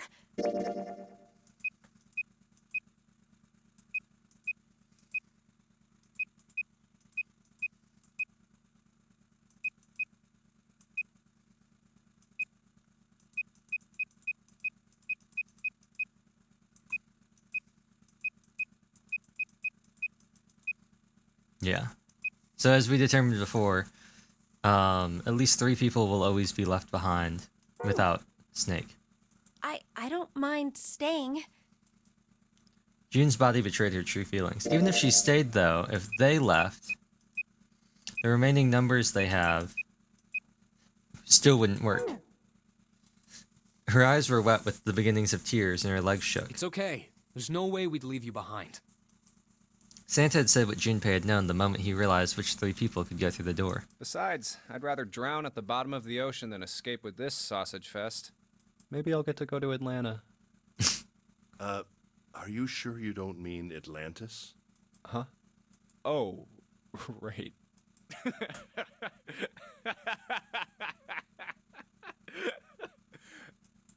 Perhaps it was the sudden reassurance that no one wanted to leave June behind, but Junpei laughed harder than he had in some time. Santa and Ace smiled. You guys. June blinked tears from her eyes and bit her lip. She didn't seem to know what else to say. Very well. Best we head back to C-Deck then. We should be able to take the elevator we passed earlier. Perhaps Clover, 7, and Lotus will have returned from door 1. Even as they spoke, they knew finding the others wouldn't improve the situation. What's the group of 5?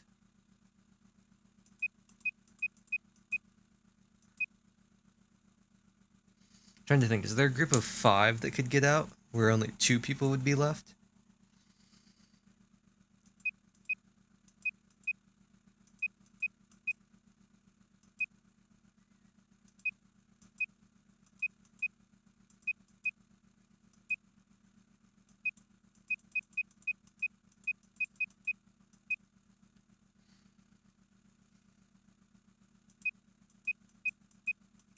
I don't think there is.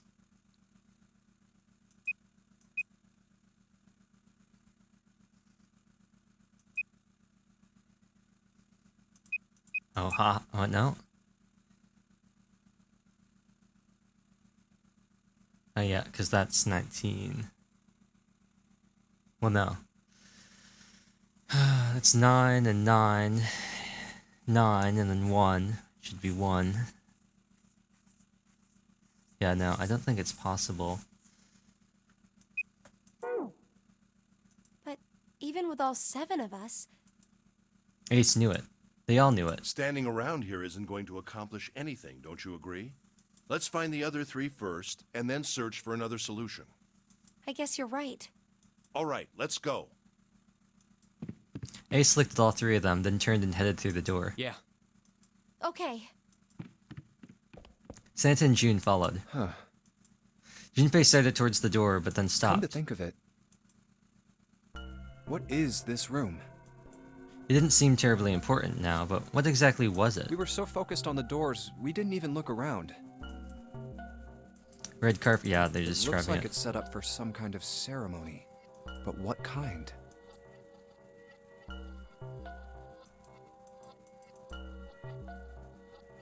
An altar? And there's the coffin. A coffin?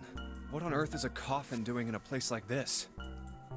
But before Junpei had time to answer that question, Hey, Junpei, the hell are you doing? Let's move. Santa's voice echoed in from the hall outside. Right, okay. I'll be right there. Junpei turned on the seal and left the quiet, somber room. Oh, there it is.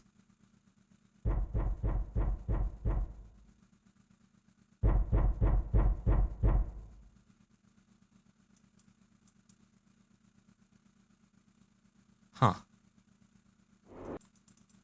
Up the elevator. Talk to him. They took the elevator up to C deck. Once there, they headed back toward the main hall and the central staircase. It didn't take them long. Look, it's... Seven and Lotus. They didn't look happy. We've got a problem. Clover is gone. What? What? Junpei and his three companions looked at one another. He turned back to Seven and Lotus. What do you mean, gone? That messes up the thing. Santa, Ace, June, and June had their own questions to ask. When? Why? You two went into door 1 with Clover, didn't you? Seven and Lotus responded as best they could. Yeah, we went through the door together. But Clover barely spoke to us. She just did her own thing the whole time. There were 4 rooms on the other side of door 1. She wouldn't let us into the 4th room. She just said, I'll take care of this one. And shut the door. She must have blocked it with something on the other side. We waited for a while, but Clover didn't come out. We called for her, but she didn't answer. So I kicked down the door and we went into the room. But It was empty. Clover wasn't there, There was a door on the other wall. Oh. and it was open. We figure she opened the door and left by herself. We ran after her, of course, but Well, obviously we didn't find her. We figured that much out.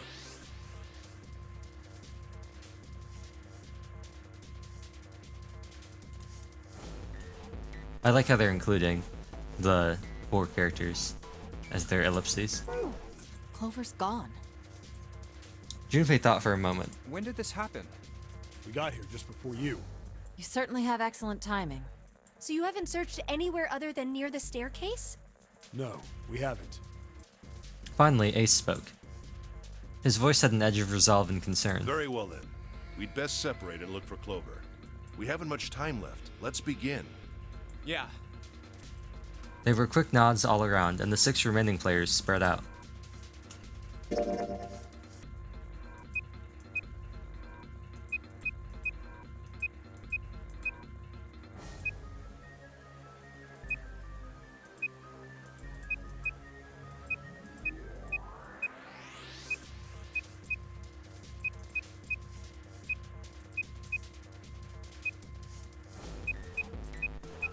That doesn't work out there.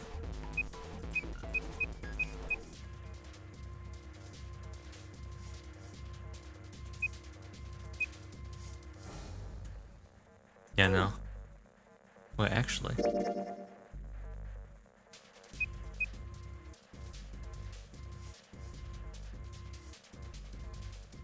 No.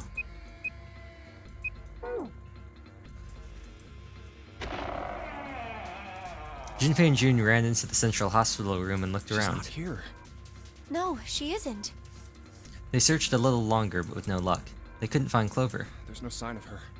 Let's go. Finally, they gave up and left the central hospital room. Slowly, they made their way back to the hallway. At last, they reached the stairs and Junpei spoke. All right. I'm thinking we should probably split up. I'll head back to the stairs and take the elevator down to E deck. June, you can take the stairs up to B deck. I'm All right, hungry. that sounds good. But, What? could you stop calling me by that code name when we're alone? Huh? Sure, right. I'll do that. There was a reason Junpei persisted in calling her June even when they were alone. Although perhaps not the best reason. He was embarrassed to call her by the nickname he'd used when they were children. Connie. 9 years ago, it came naturally. After all, they were children. And we're getting exposition about this now, but now that they were adults, it felt strange. Regardless of what he might hope for, to call a woman he wasn't dating by such a childish nickname felt odd to him. Of course, to call her Miss Kurashiki would be even more awkward, and simply Kurashiki would seem a little brusque. Although he couldn't put his finger on why, it felt somewhat forward to call her Akane when they hadn't seen each other for so long. In short, it was simply easier for him to call her June and leave it at that. Jumpy.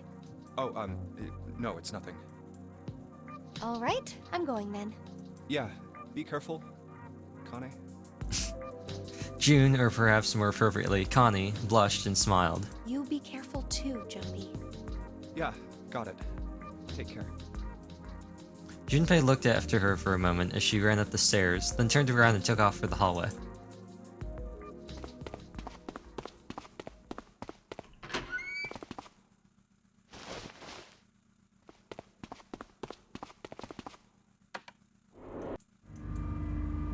Going down. Tragedy always strikes when one least expects it, but to wait for a man to stand before striking him down seems almost crueler than dealing the fatal blow while he lies on the ground. What? A light in a dark place. June's smile had given him hope, both for escape and possibly for something else. It was that hope that raised his spirits just enough that they might soon be fully dashed. He opened the elevator door, and there she was. A woman sat slouched against the wall. Lotus. Junpei felt his blood turn to ice. Why is Lotus down here? Her body was limp, and her skin, smooth and pale as always. Oh, she's dead. Was covered in bright red blood. Why is she down here? Junpei felt his chest constrict. He couldn't breathe and his legs began to shake. A slow, cold drop of sweat trickled down his back. He felt his stomach somersault. Junpei's mind went blank, all his thoughts replaced with endless hissing white. Driven by little more than instinct, he began to walk towards Lotus slowly. Each slow movement of his stiff limbs brought him closer to her corpse. Finally, he stood next to her. Robotically, he bent down and put his hand against her neck. There was no pulse. No rise and fall of breathing. She was slightly warm. Also, she's wearing pants, like I said earlier. Something, somewhere in Junpei's shaken mind, told him that meant she'd been killed recently. Yes, Junpei thought, his mind slowly returning. She'd been killed. Someone had killed her! There was a deep cut on the left side of her chest. Blood still oozed from it, although her heart had stopped beating, or clearly her heart had stopped beating some time ago. The weapon had been a knife then? Perhaps she'd been stabbed in the heart! Once. And you're to blame. She would have died immediately. He took little comfort from knowing she must have suffered very little. You give love a bet. Only then did Junpei notice. Lotus's bracelet was gone. They're finally talking about this. When everyone's dying, they're talking about this. Was that why the killer had ended Lotus's life? So that they might have the number 8 bracelet? If that was true, then the killer was whoever wanted the number 8 bracelet. Or perhaps more accurately, the person who would gain the most by attaining the bracelet numbered 8. Ace! Who was that? Who would benefit the most from the number 8 bracelet? The thought had only just entered Junpei's mind when... Oh! He heard a noise. A sound like a sharp knife cutting through wet meat. It struck him as strange that the noise came from inside his own body. A moment later, the pain hit him. It wasn't merely pain, there was heat, extreme heat as well. He felt as though molten iron had been splashed against the side of his body. Finally, his brain made the connection. He'd been stabbed like a sussy baka amogus. But where? His body was quickly going numb. He couldn't tell where the knife had met his flesh. Given the circumstances, however, he had most likely been stabbed in the back. Like Katy Perry? Whoever had killed Lotus had now done the same to Junpei as well. Well, that's unfortunate. Man's gotten stabbed twice now. His voice was little more than a weak groan. With what little strength he had left, Junpei turned his body, trying to catch a glimpse of his attacker. But as he did, the knife dug itself deeper, twisting viciously.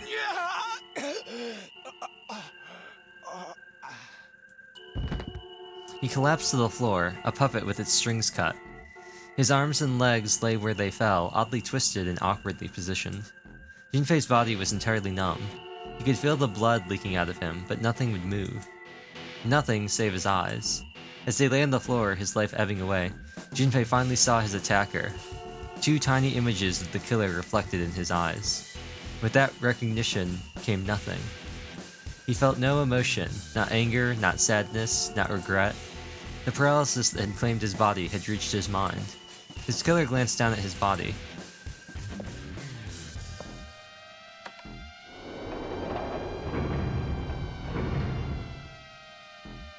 Then without a word climbed into the elevator and was gone. His eyesight began to fade. The world grew blurry and began to dissolve into an empty white fog. The fog crept into the edges of his mind and worked inexorably inward. Soon, it swallowed up the last that remained of Junpei's mind, and his consciousness left him. There was nothing more. Into utter emptiness he fell. Into zero. Ha ha ha. Whatever Junpei had been was gone.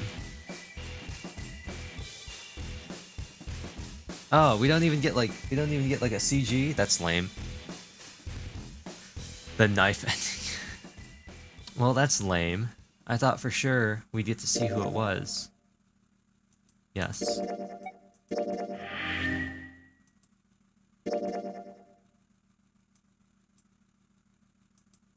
So why is this locked? Is it because we didn't go... Oh, it is because we didn't go through here. Well, that's lame.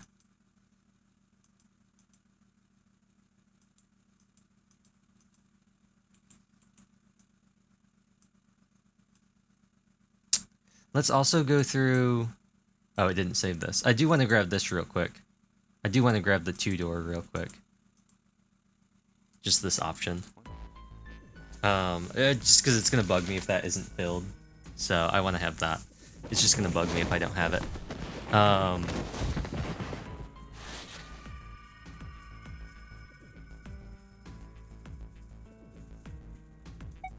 My choice is door 2. Hey, wait a minute. You Cheating? Let me... Sure. I just have to know. Well... Alright, so we're gonna be the only... June and... Clover. That's not good. We can't open either of those. Why don't... Huh? Well... Then what? You... We might... Other... I'm sorry, but you went... Alright, I don't... Yes. Well, Let's move too. Yeah. Right. I won't see June for... This was 7. The other Clover Park. We're heading... I wonder what we'll find down there.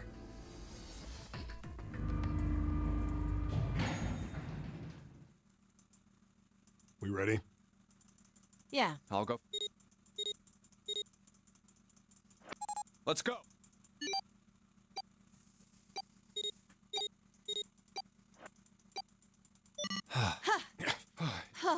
I'm not... We should fit. All right. This hallway... We're on the left. Yes, no problem.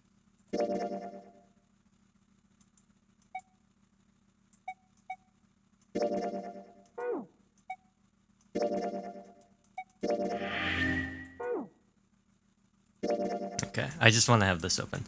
Now what I want to do is this? I'm seeing Clover. I think we have to go down this way. So let's go to this node, This way. which should hopefully open up all of this. And then let's go to this node, which should... Whew, thank God we got out of there. Oh no, it did lock this. Okay, well let's go here then. Because there's 2 things that are locked.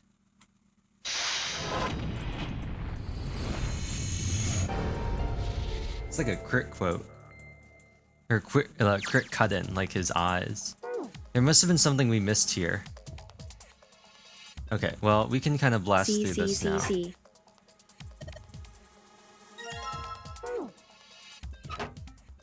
Yeah, we can kind of just blast through this.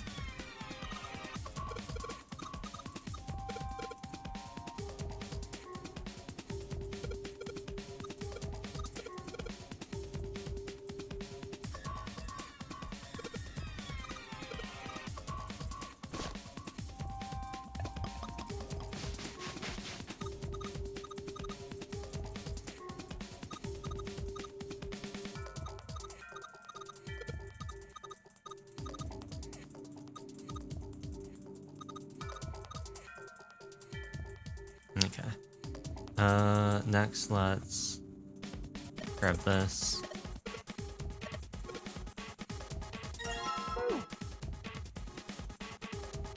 Then over here.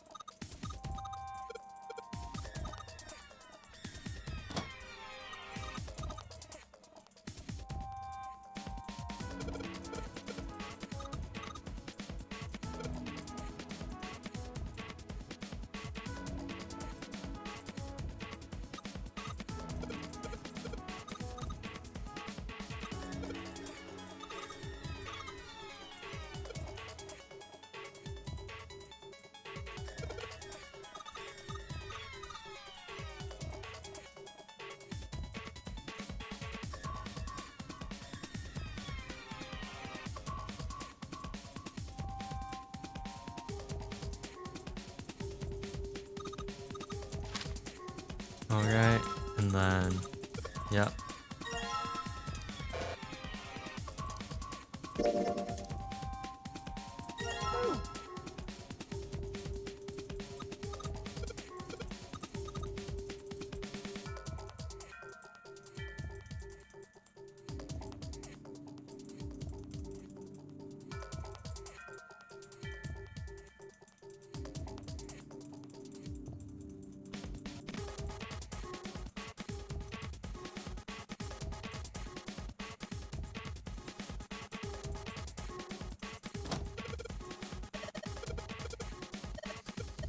This.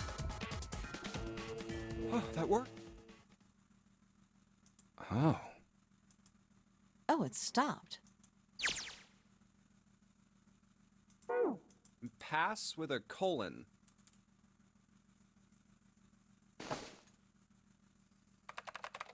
What kind of job do you have? What are you? I'm unemployed at the moment. I used to work for a cybersecurity firm, but I quit. Oh, dang. Why?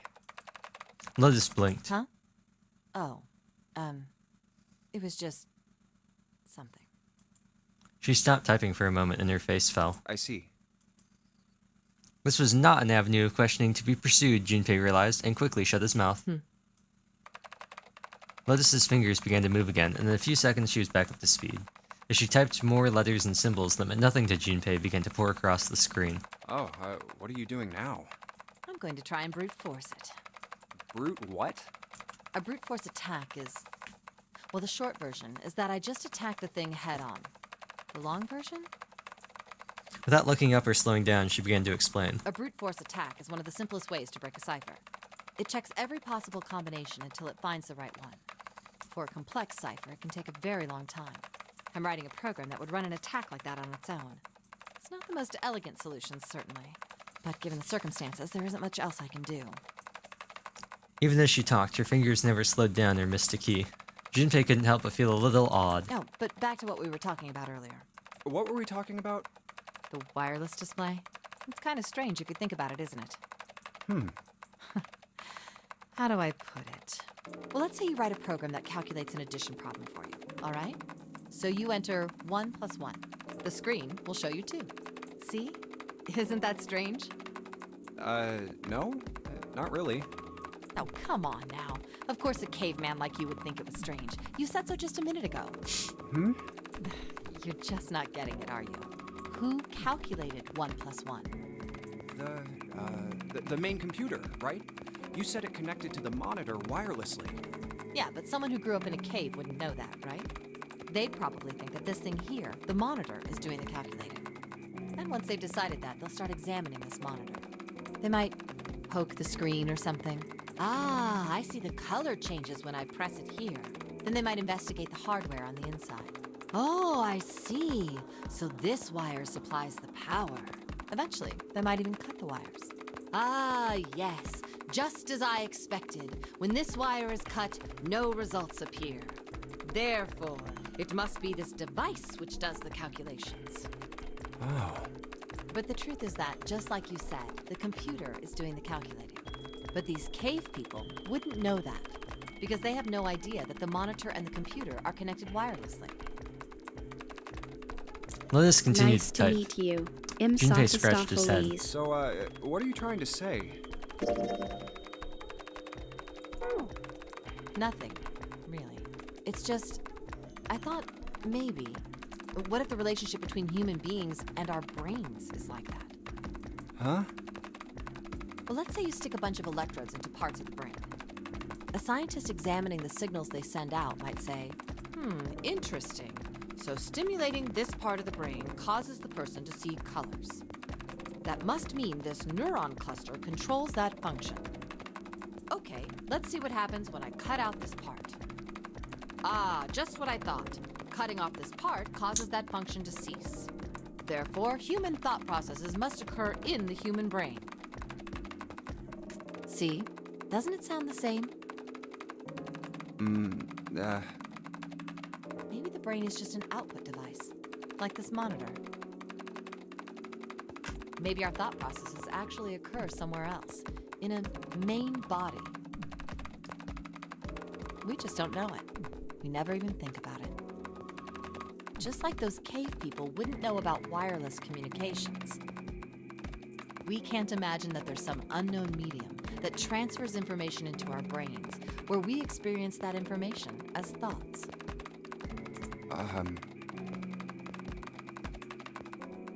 Junpei didn't say anything. Not so much because he had no retort. No, her argument just seemed silly, and he was a little surprised to be hearing something like it from someone like her. The brain is just an output device. Human thought actually occurs somewhere else? That's just crazy talk. Did Lotus really think that, he wondered? It was a little creepy, Junpei thought. It sounded altogether too much like a bizarre, cultish religion. Maybe that's the cause of Seven's amnesia. Oblivious to Junpei's increasing discomfort, Lotus continued. If memory is actually stored somewhere else, in some sort of main body somewhere, maybe he hasn't forgotten anything at all. He's just having a difficult time accessing his memories because the monitor, his brain, has been damaged. Huh. I suppose that would explain aphasia and blind sight, too. Perhaps they actually can speak or see. The monitor just isn't functioning properly. I guess people with prosopagnosia could be suffering from the same thing. Wait a minute. What? It's the inability to recognize faces. It's like silent voice, sort of. He knew what aphasia was from watching medical dramas on TV, and blind sight was easy enough to guess, but he'd never heard the word prosopagnosia. Prosopagnosia. What? You've never heard of prosopagnosia? No, she said prosopagnosia. Prosopagnosia. No. What is it? Well, put simply, it means a condition where the mind can't distinguish between human faces. In other words, my face would look the same as Clover's or even yours.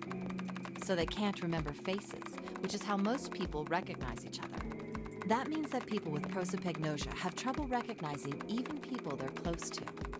Usually they can make do by associating people with other things. Their voices, their clothes, their hair. Does that mean other people's faces look like blanks? No, I don't think so. Well, you've seen monkeys, like in a zoo, right? To you and me, all the monkey faces look the same. Even though they've obviously got faces. It's almost impossible for a human to distinguish between them. The zoo staff that works with them would learn to identify different monkeys eventually. But you or I couldn't, unless one had a scar or something else to set it apart. Well, that's how people would be to someone with prosopagnosia. Prosopagnosia. Huh. I didn't even know that kind of thing existed. Junpei did his best to act as though the entire lecture hadn't gone entirely over his head. And, what were we talking about? The idea that your brain is just an output device, like a monitor. Are you serious about that stuff? Not really. I was just kidding for about half of it. What about the other half? Well, I guess I was just adulting. Not funny. Lotus's smile had something rather masochistic to it. It's nothing more than a story I made up out of boredom. Don't take it seriously. It was the first thing that came to mind, and I just talked about it to kill time. But looks like I don't need to talk anymore. Why? I don't have to kill time any longer. As she spoke, Lotus raised her right arm high and brought it down onto the enter key. Oh, then you finished that brute, whatever? I certainly did. And let's see what we got. Chunks of text flickered on and off in quick succession, and then a line of numbers appeared, blinked, and disappeared. The screen cleared, and all that was left was the word accepted. Piece of cake. Lotus would clearly have patted herself on the back if it would not have made her look entirely ridiculous. After a few seconds, the accepted disappeared to be replaced with non-squares. The screen changed again. What the hell is that? No idea. Looks like a puzzle. Suddenly, Lotus stood up. Huh? Aren't you gonna... I don't know... Okay. Well, yeah, and if we follow the written thing goes 1, 2, 3, 4. That's the solution. I'm gonna see if I can talk to Clover some more. Junpei, thank you so much for everything.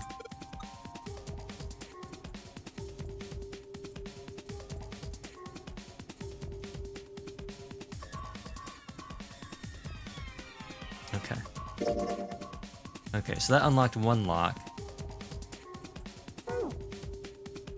Computer locker.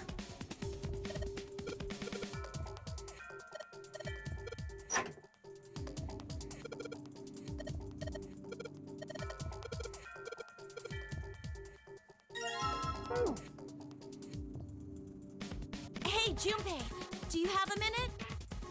He put the puzzle aside for a moment and walked over to Clover. What's up? I wanted to ask you something. Hmm? Junpei, you went into door 5 with my brother, right? Did you hear him say, like, anything weird?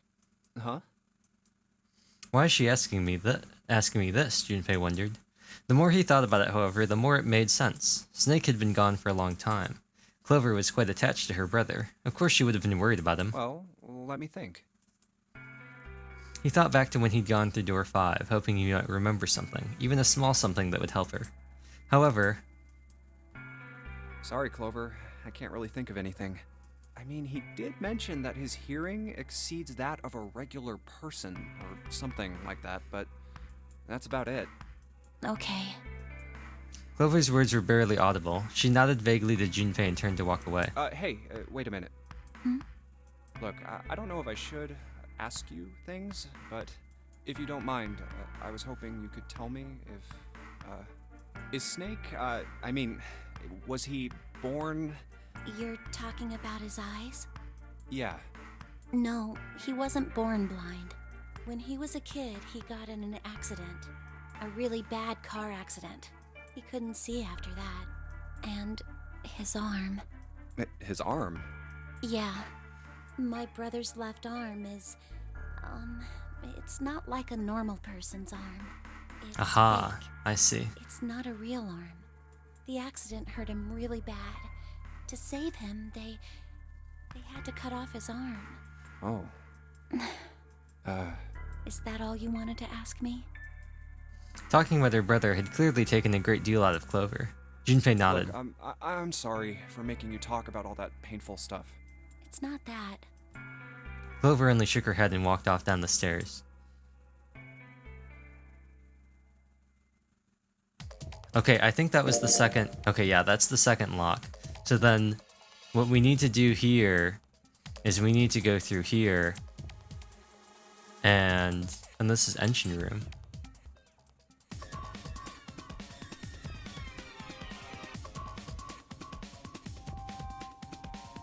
I wonder how that's gonna tie in. I was thinking that would be important for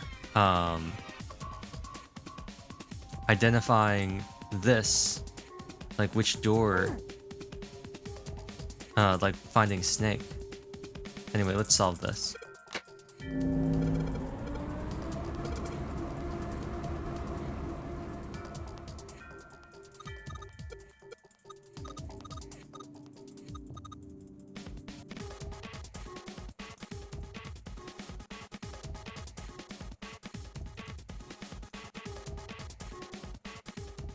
Hmm.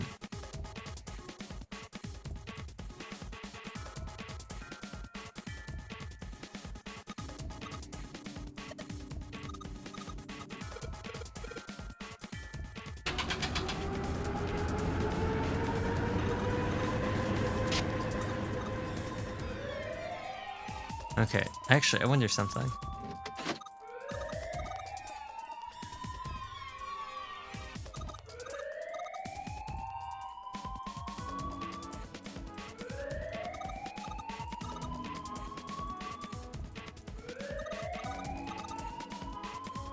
I was trying to see if I could either put the cloth in the water.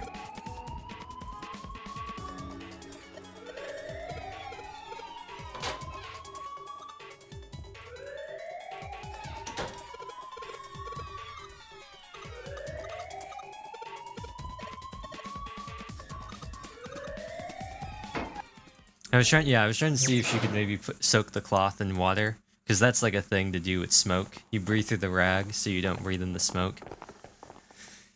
When if you're trapped in a something like in a burning thing, like a burning building or something with smoke in the air, you want to, if you can, get a wet rag and get down on the floor. Obviously, I mean the floor thing's pretty obvious. I feel like that's something they teach everybody, right? Like as kids, right? I feel like that's some common sense to teach the kids. Get down on the floor because heat rises, the smoke will all go up to the ceiling, everything else like that. So you want to crawl along the floor, unless you can quickly run out, and you want to try and breathe through something so you're not just breathing in through the smoke.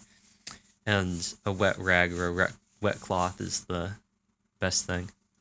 June? Aside from like an actual thing to protect your lungs. So I thought maybe I could have told her to grab the cloth off the table and put it in the sink. But I don't know if there's running water. They're gonna find out that they're here again. The key? Ain't that what I just said? I'm talking about the Jupiter key. We found it in the operating room. Here. Seven tossed something small and metallic toward Junpei. Whoa. Nice catch. Jeez. He caught it and found that the object was a key. I see. So this is Jupiter. On it, someone had engraved a symbol very similar to 4. He looked over at June, who nodded back. I think it looks more like a 21 or a 24. It had been the Jupiter symbol. I'm gonna let you hold on to that, alright? Yeah, on it. Well, I've got something for you too then. Here, it's the Saturn key card. We found it in the kitchen. I might lose it. It's probably better. Yeah, on it. And with that, she pressed it into Junpei's hand. He felt slightly less than honored. So how many unused keys do we have now? There's the Earth key we found. The Jupiter key. And the I'll keep them safe. Junpei tucked the new keys into his pocket. June spoke up. The Jupiter key is supposed to be for the door at the end of that long, straight hallway, right?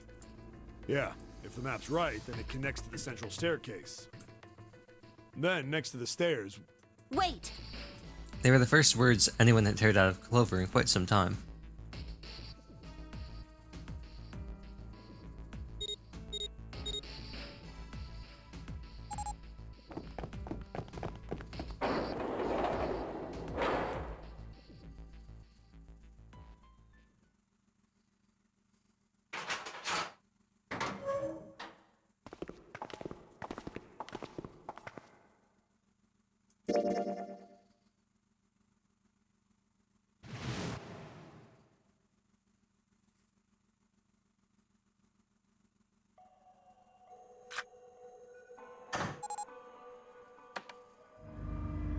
I'm gonna choose the other option this time to see what it is. Only pointed down. That meant, of course, yeah, blah blah blah.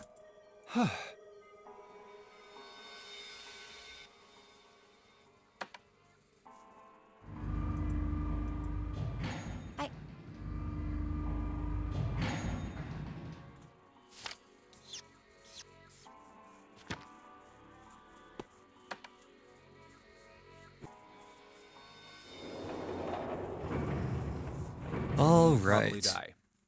Oh no! Don't be so casual about something like that.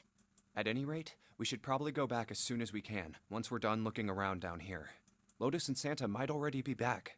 Okay, good idea. Now then. Junpei glanced around the room they found themselves in. The first thing he noticed was a thick set of iron bars.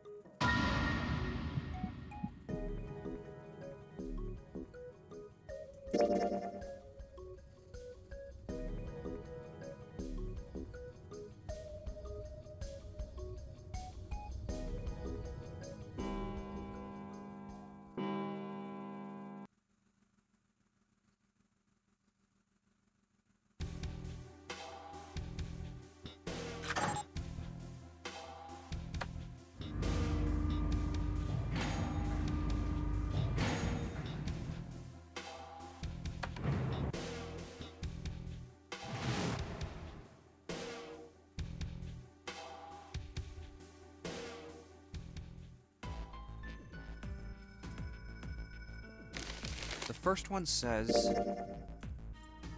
Okay. So I think we gotta go through 6 again, and do that puzzle again for now.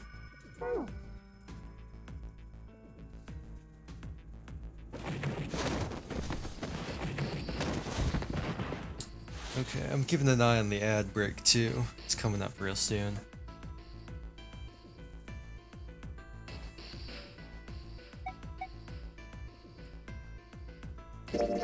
I want to go through door 6.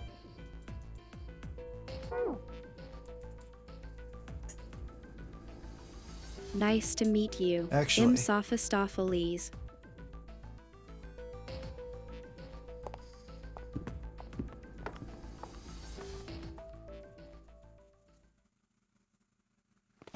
Here's what I'll do. I'll do the ad break now, and take my break now while this autos, so we can get right into like actually doing stuff. So I'll be right back.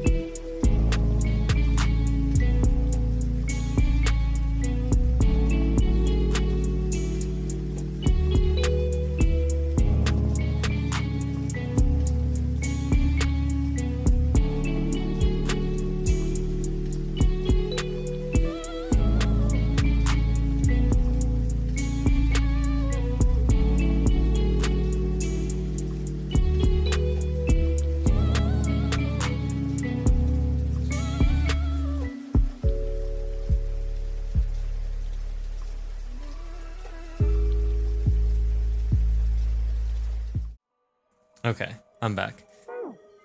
We're gonna do this in the meantime real quick. So, first thing we gotta do is actually go up. No. Gotta go up here. Then we gotta go up here. We go through here.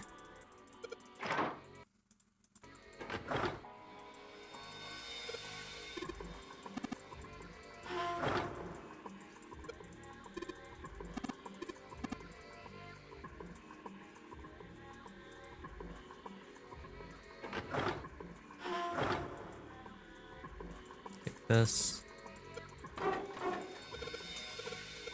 I'm just gonna do this while the ad break goes.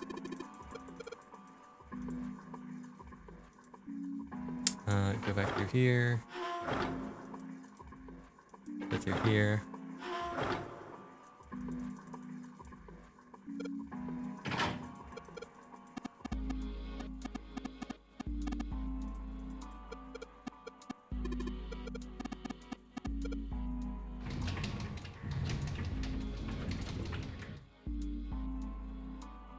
I believe the box has reached the floor.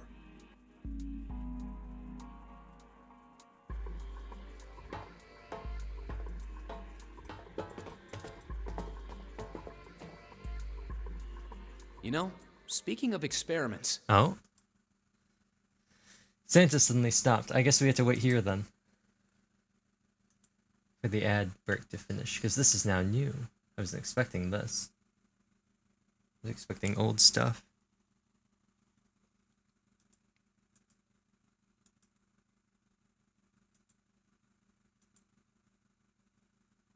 Just gonna chill. I'm gonna look at things.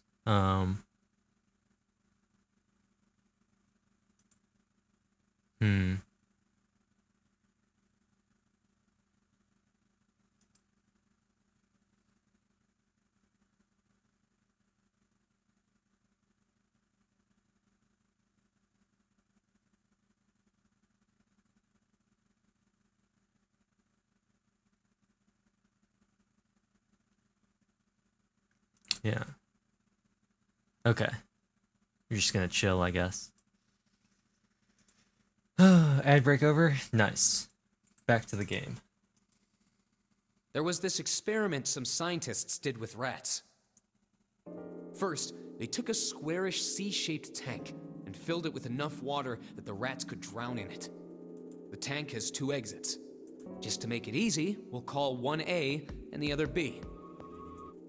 Exit A is pitch black, so dark even a rat can't see anything. But exit B is electrified, which means the rat can't leave through it. So, what would a rat do if it was put in this situation? Which exit would the rat choose? There was a moment of silence after Santa posed the question, and then Ace responded. B, of course. The rat has no way of knowing that exit B is electrified. Exactly. The rat goes to exit B. Of course, like I said, it's electrified, which means the rat can't get out that way. So, after a lot of trial and error, the rat finally finds exit A. I can't say that's very interesting or relevant. It's simply the story of a laboratory experiment. You're right. It isn't very interesting. Yet. See, these scientists repeated this experiment over and over, using hundreds of different rats over several generations. This produced some surprising results. With each generation, the rats took less time to find the correct exit.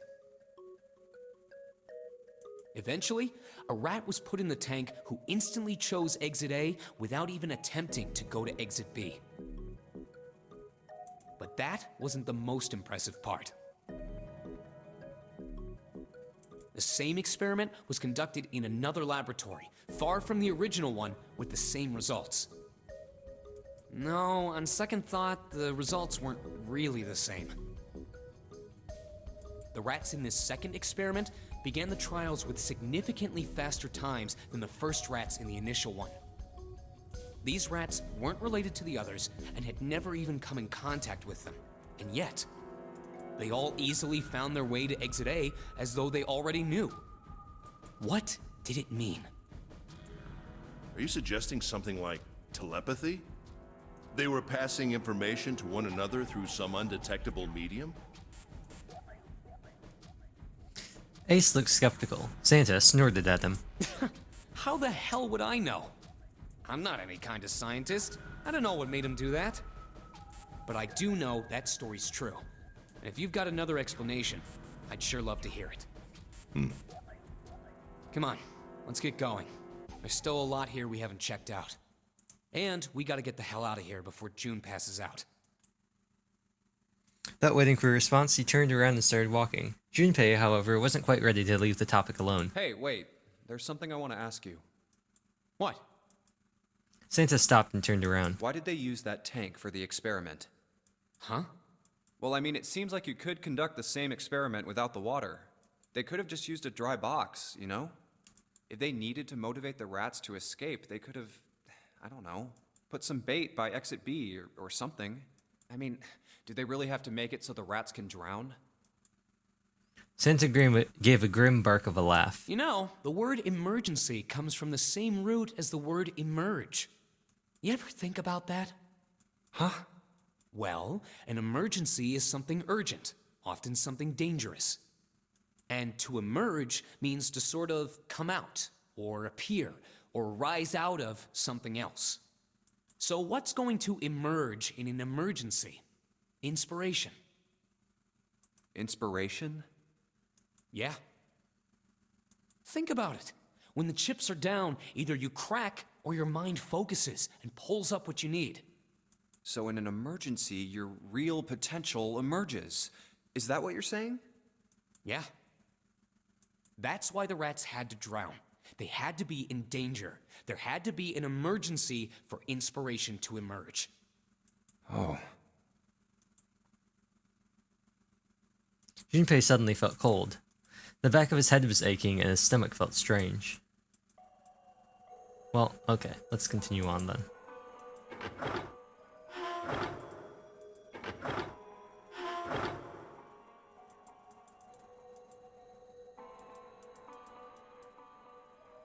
I think it was over here, yeah.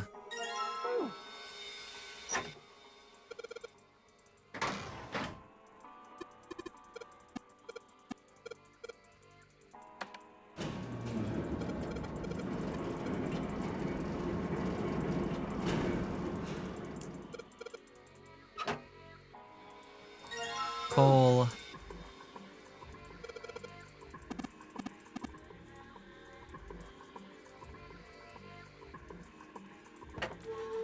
Coal. We're gonna dump a bunch of coal in.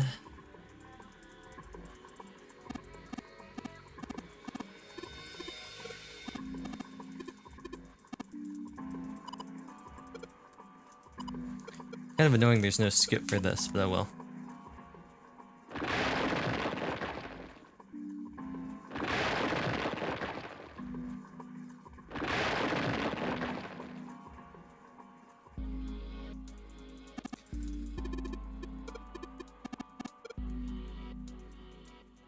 Alright, go back over here.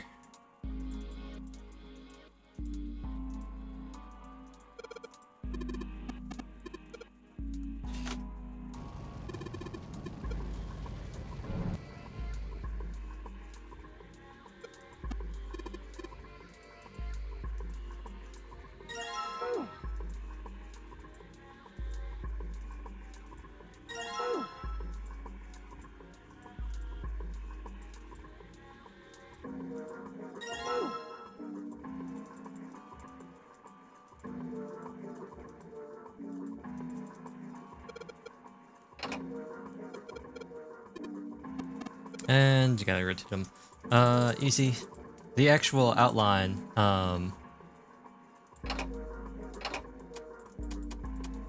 made it pretty obvious because you can see there's actually a gold outline and a silver outline for these ones. This. Yes! And then all this. And then June. And then we're on to the cargo hold. Actually, we're on to this. We didn't have parents. They bought it in an accident when we were still kids. So I had to be like her dad. And that meant that I bought her Christmas presents every year. On Christmas Eve, I'd leave the present next to her pillow. And the next morning, she'd come running into my room with this big smile. Look, look, Santa left me a present. He got me that doll I really wanted. I'm so glad he got my letter. She was always so excited. I was the one who told her to write those letters. I'd say, write down something you want and mail it to Santa. The address I gave her was somewhere in Northern Europe that doesn't exist. Anyway, she'd write the letter and stamp it and send it out. And then a few days later, it'd show up back in her mailbox marked address unknown. I'd open the letters before she figured out they'd been sent back.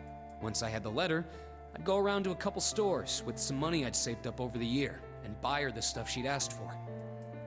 It took a lot of saving, but I managed to buy her presents every year. Huh. Junpei was silent. He could think of nothing to say. Huh. June looked down, uncomfortable.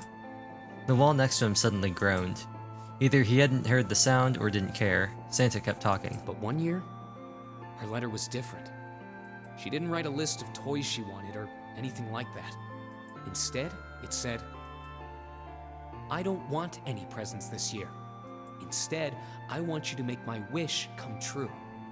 My wish is that we'll be happy like this for a really, really long time. That was it. Nothing else. But I couldn't make that wish come true. Some Santa I am. Santa looked sad. Junpei had never seen him look sad before. Santa. He wasn't sure he liked it. Junpei decided it was probably best not to ask Santa any more questions. But What happened? June glanced up at Santa quickly as she spoke. He answered, but only with an effort. She died. She was killed 9 years ago. Oh. There was nothing Junpei could say. His heart felt like a great lump of lead. June bit her lip and looked away. Her face was pale. All right, let's go. Santa stood up suddenly, his downcast demeanor gone. He shoved the picture back in his pocket and headed back up the stairs. That's the same.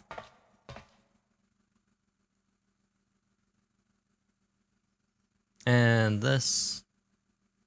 We got to do the puzzle again, which is it's gonna be annoying. I don't want to do this one again. I don't. I really don't. There's nothing I want less than to have to do that box puzzle again.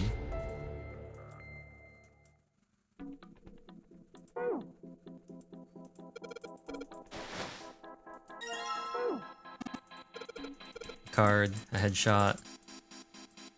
I grab this one.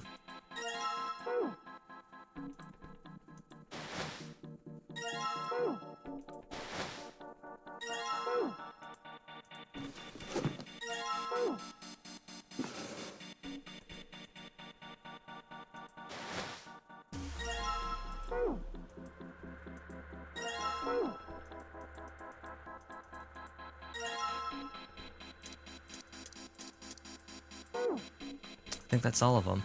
And then...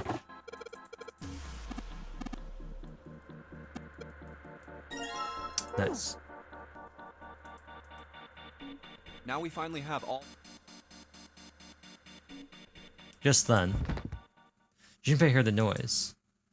He spun around just inside to see June collapse in front of the fence. Hey! June, are you okay? She did not respond. Junpei spun back around to face Ace. I'm sorry, I gotta go check on her. You finished the box thing, alright?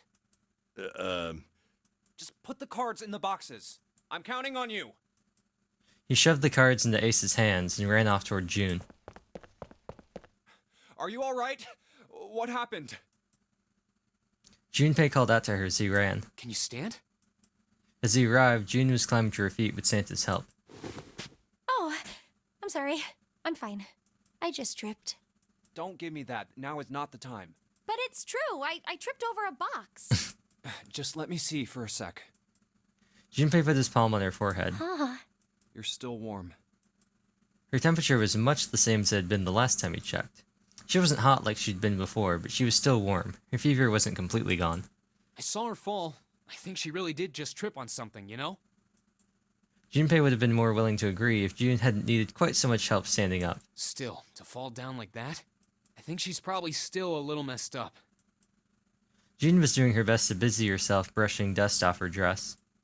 Her smile looked a little embarrassed and her face was a bit flushed. But she did look a great deal better than she had. Still. Alright, well, let's just get out of here as fast as we can so we can get you to a hospital. Oh, I don't think it's anything that serious. I just need a little medicine and some sleep, and I'll be fine. Medicine. Medicine, huh? Well, if we could get in touch with anyone outside, I'll bet Ace could swing that for you easy. Ace? Why? Huh? Don't you know? He's the president of a pharmaceutical company. Cradle Pharmaceuticals is the name, I think. That was the... That was... Wait.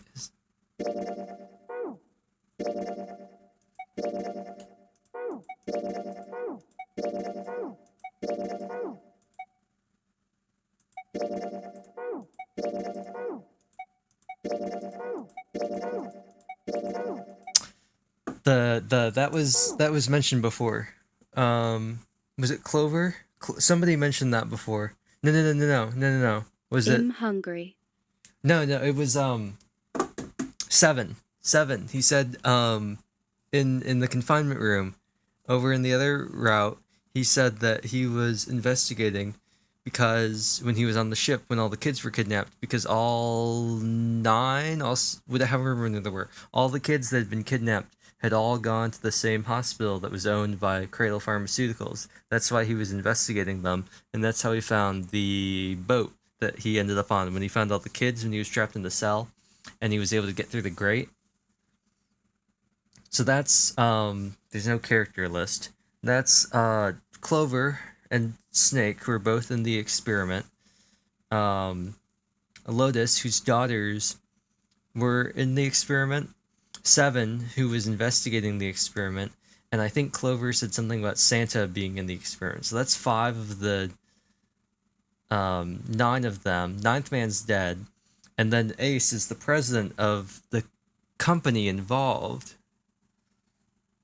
So he had to have known about it, because he's the president. That's 6. So the only people who don't have any relation to it so far are the 9th man, Junpei, and Akane. Their flagship product is an anesthetic drug called Soparil. And that's the thing we found. That's what Ace, he's so sus now. He's big sussy Bach. He has the Soparil beta or whatever it was called that he said he found in one of the rooms when we were investigating back when we were trying to find Snake. Oh, when did that happen? And then he stuck himself. Soparil. I've heard of that before somewhere. Junpei couldn't shake the feeling that he'd heard about Soparil before. Santa continued. Soparil. It's an anesthetic that's a gas at room temperature. A lot like how nitrous oxide is. It takes only a few seconds to spread, and even a small amount is very effective. A bunch of countries quickly accepted it for widespread use within their police and military forces. It was an effective crowd suppressant and room clearer. It was practical, ethical, and the humane nature of it made it the ideal drug. It's been around for about 6 years. They developed it from the extracts of several different roots. It became popular almost as soon as it was made public, with many governments placing large orders. Demand for Soparil skyrocketed, and of course that meant Cradle Pharmaceuticals stock did too. Why do you know all of this? Santa's information was interesting, but Junpei couldn't help but feel a little suspicious. Santa's reply was blunt and simple. I heard it from the old man himself. From Ace? When? By the number 4 door at the central stairway, when we were searching the second-class room. Remember how Snake, 7, and you went to door 5? It was back then. I asked him what he did for a living, and he said he ran his own company. After that, we just started talking, and I guess it just came up, you know? Huh. Are you worried about something? No, nothing. As he spoke, Junpei looked over toward Ace.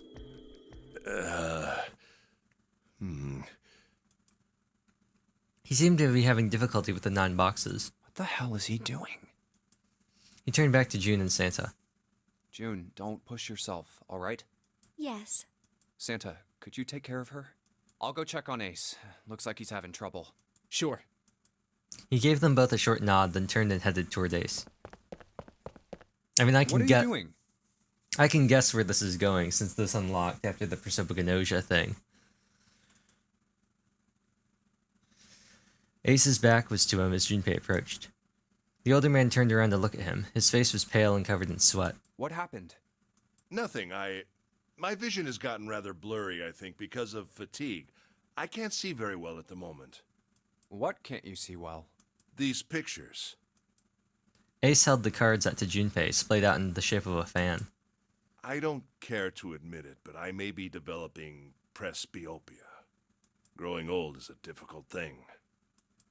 He made the best attempt he could at a self-deprecating smile, but his face was flushed and his lips were pale and drawn.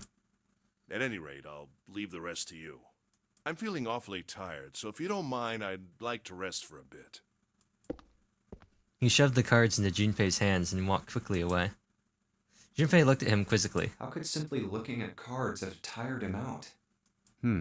I mean, he could be concentrating real hard and trying to figure out like what they were, taking him in and out, and then getting frustrated. So, all the pictures were quite clear and each person easily recognizable.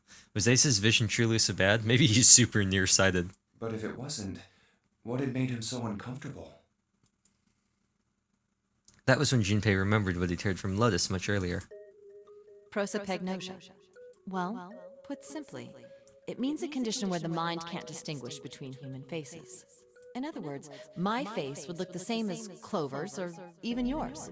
So they can't remember faces, which is how most people recognize each other.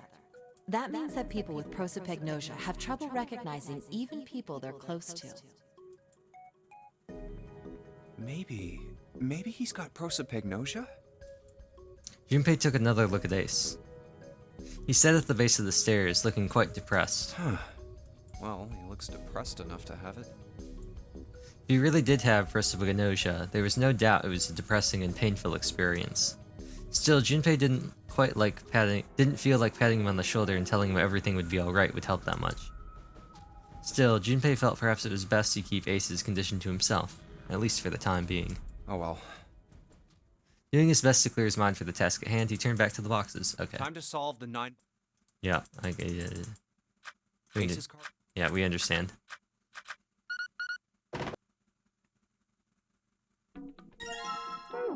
Alright.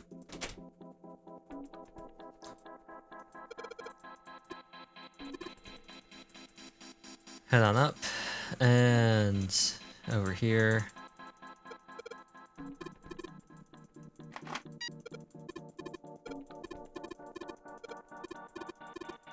We gotta do this again. Okay, come on.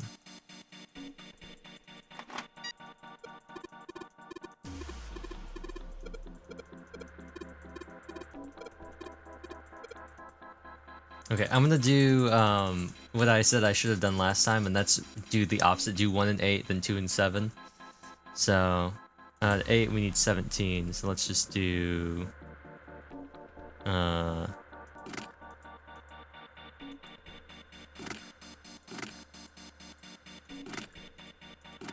then for this we need 10. So let's just do. I'm sensing. Wait, hold on. That might be a pattern. So 2, we need 11. So to get 11, and then this we need 16. So 11, so we need 9.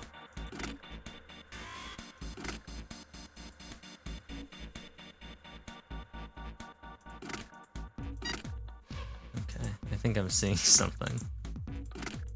So 3, we need 13, we need 12.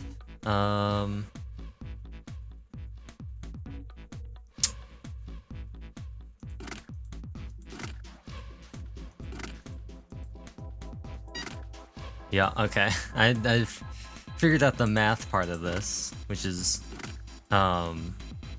taking opposites for all of them. So 5, we need 14. This will give us 13, this will give us 2, so let's just take this and... Oh no, that took out 7.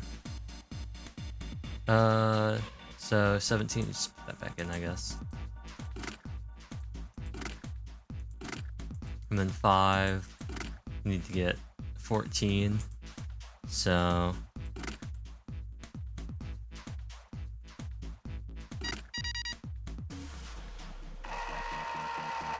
Yeah, and then I don't really. I just remember you put 6 here and we put 9 here, and then everything else we can go. We need to get a total of 15 in each slot. So we put 5 here. This becomes 11. So then to get 15, we need to put 4 here. This becomes 14. So we need 1 here. This becomes 5. So then we need 10 here, which is impossible. So these aren't right. Okay. So let's put 5 here. This becomes 14. This becomes 1. That's 7. This becomes 8. This is 12. That's 13. This is 8. So then we need 7. This is 12. So we need 3. And then this goes here.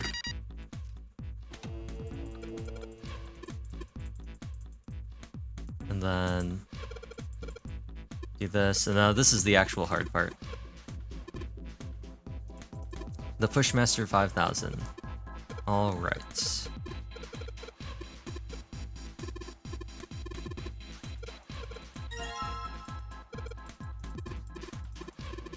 $50 moves. Well, it gave me 51 last time. Okay, I think that was a gimme. I think that was the game saying you need more help. What's the hint to? Oh, well, that's not very helpful. Okay. So I think what we figured out last time was this. And then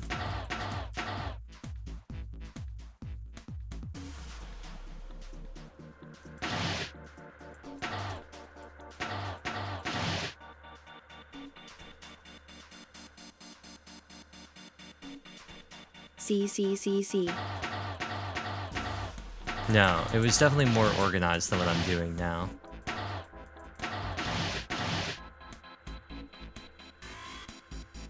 Yeah, no. I've already forgotten what I did.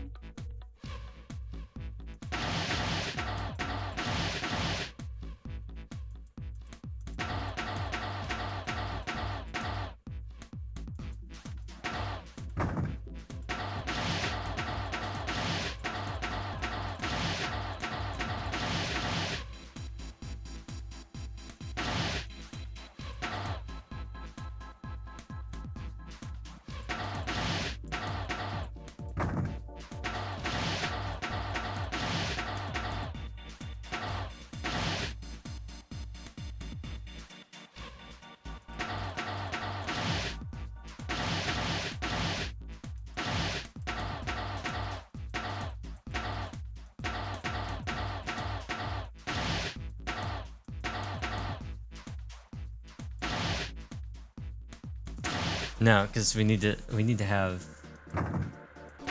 It's starting to come back to me a little.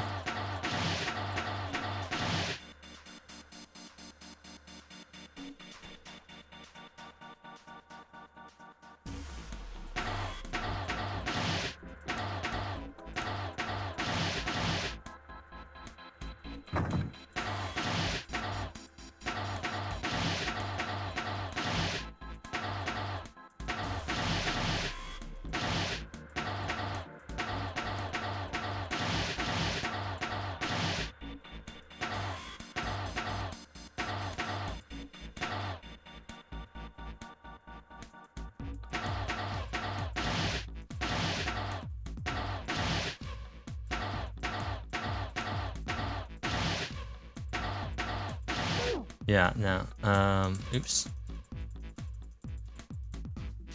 Oh, it gave me one more move. That's funny. We gotta figure out a better way to do that.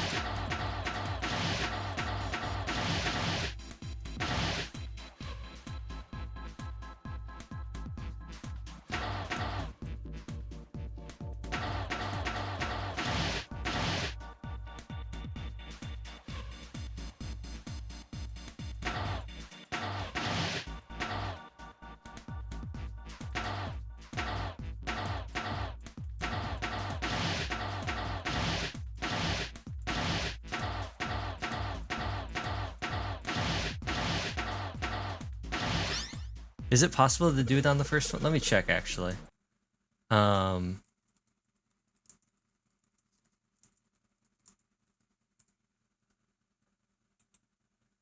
want to see.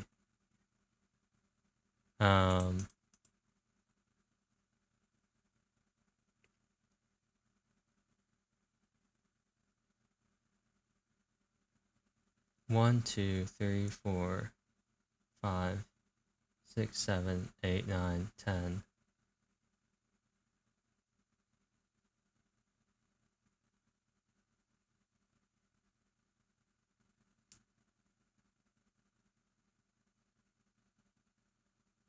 One, 2, 3, 4, 5, 6, 7, 8, 9, 10, 11, 12, 13, 14, 15, 16, 17, 18, 19, 20, 21, 24, 25, 26, 27.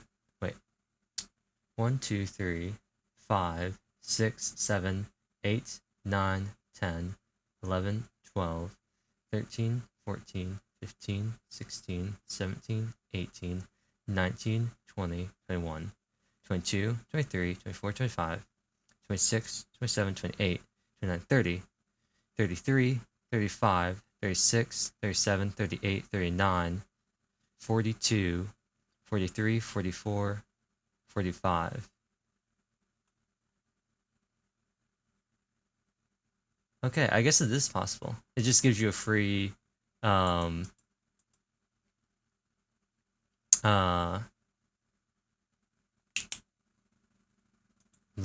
I guess it gives you a free bonus one. Let's see.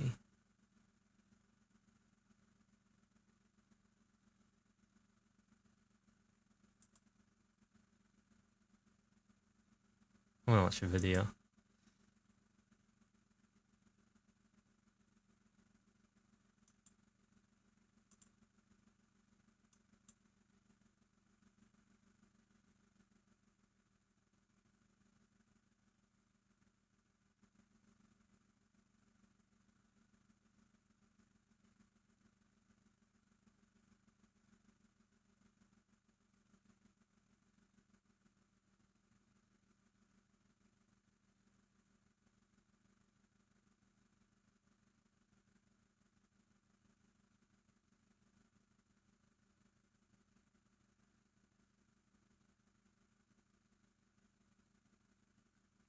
I see.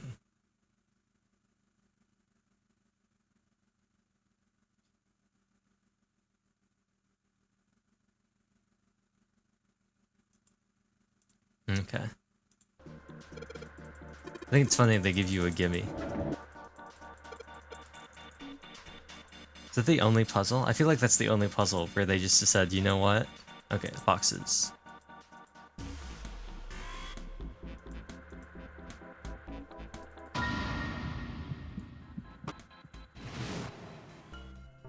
Oh, also. This thing is... Check the cylinder, there were 6 bullets. Real? We're going back to novel mode, so we don't miss out on the bonus stuff.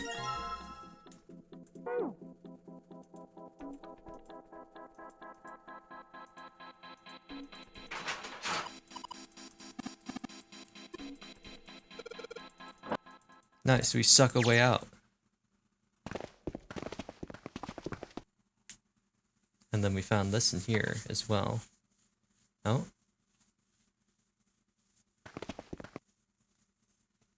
Excuse me. 9-door.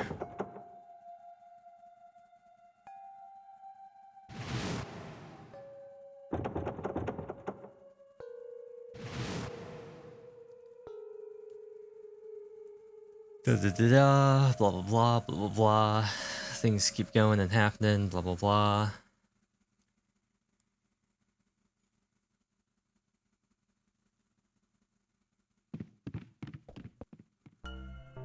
Thinking.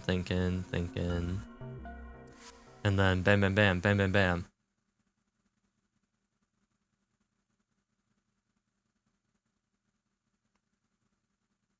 And then we're gonna try and find Clover. Okay. Look all over the place. June and Junpei ran to the large hospital room together as quickly as they could. They searched around under the beds and in the She's not corners. here. No, she isn't. Alright, just in case, we should go take a look in the shower room. Shower room? That's where her brother is. She might have gone to see him. June bit her lip. She knew, as Junpei did, that there was only one thing to see in the shower room, and it wasn't pleasant. Well, we might as well check, right? Let's go. There's a screwdriver stuck between the door and the Good. frame. We can still get in. We should thank Seven later. June and Junpei slipped through the door and moved down the hallway and stepped into the shower room.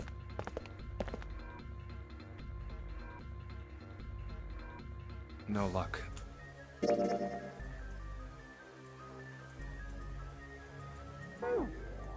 Yeah, I don't think she's here. June's voice was faint, and she placed her hands over her mouth. Her face looked a little green. The smell is horrible. The stench in the room was almost unbearable. It had grown far more unpleasant since their last visit. If Junpei had eaten a lunch, she would have had difficulty retaining it. He wanted to leave the room as soon as possible, but he had to be sure. And the only way to be sure was to check the other side of the divider. Let's check the back, just to be sure. June offered no resistance and nodded weakly to Junpei as he headed around the divider. He stopped at the corner and turned his head. No, she's not here. As he'd expected, Clover was nowhere to be seen. The only thing on the other side of the divider was a dead body laying in a reddish-brown puddle of dry and drying blood. Snake, just where did your sister go? Junpei whispered to what was once Snake. He'd asked rhetorically, of course, as there was no way he'd get an answer. He gave a deep sigh. Such a horrible way to go. The skull shattered, the left arm's hideously twisted. Huh? Wait. The bright white of the ulna was clearly visible through the remains of skin and muscle. Bright white. Ulna. Bones. The pieces fell into place. Junpei remembered something Clover had told him in the lab. My brother's left arm is, it's not like a normal person's arm. The accident hurt him really bad. Of course. Of course. Why didn't I realize it earlier?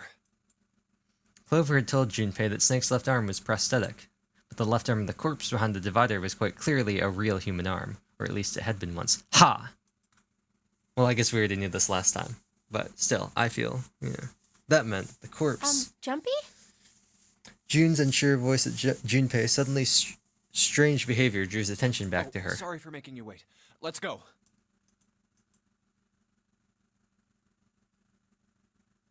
Junpei and June headed back toward the large hospital room. They stepped through the door and out of the shower room. Down the hallway they went, searching for Clover in every corner. They had reached the stairs when Seven appeared, breathless and yelling. Junpei! June! Where were you guys? He looked pale and his face was drawn. Something terrible had happened. Junpei's breath caught in his throat. Did something happen? Seven drew a shaking hand across his face and gulped down a breath of air. Clover is dead. What? I found her in the first-class bathroom. Oh. Huh.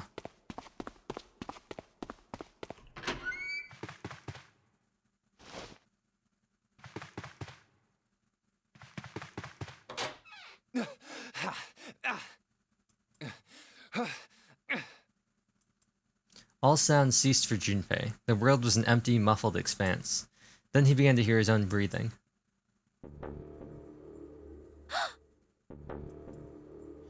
June's mouth moved, but he heard nothing. Are those her shoes? Or are those his shoes? They gotta be his no, yeah, it's gotta be his shoes, because she's wearing, like, weird boots.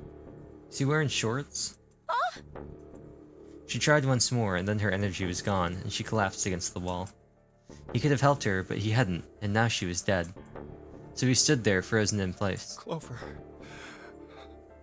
Clover. Why? Why did this happen? He forced his body to move. Each step felt like another nail pounded into his heart. Finally, he was in front of her. He knelt and placed 3 fingers against Clover's neck. No pulse, no breath. But she was still warm, and her eyes were closed peacefully. It would have been easy to think she was asleep. Easy, that is, were it not for the slowly expanding puddle of blood beneath her. He traced its source to her back. a gash just beneath her shoulder blade. Was the weapon a knife, perhaps? If it was a knife, the killer had taken it when they'd left. When he closed his eyes, he saw Clover's smile. Clover! Her innocent smile, her energy. He would never see her smile again. No way. He could have done something. He could have helped her. His stomach twisted itself into a sickening knot. Let's get out of here, June. Junpei lifted the limp June from the floor and carried her from the bathroom.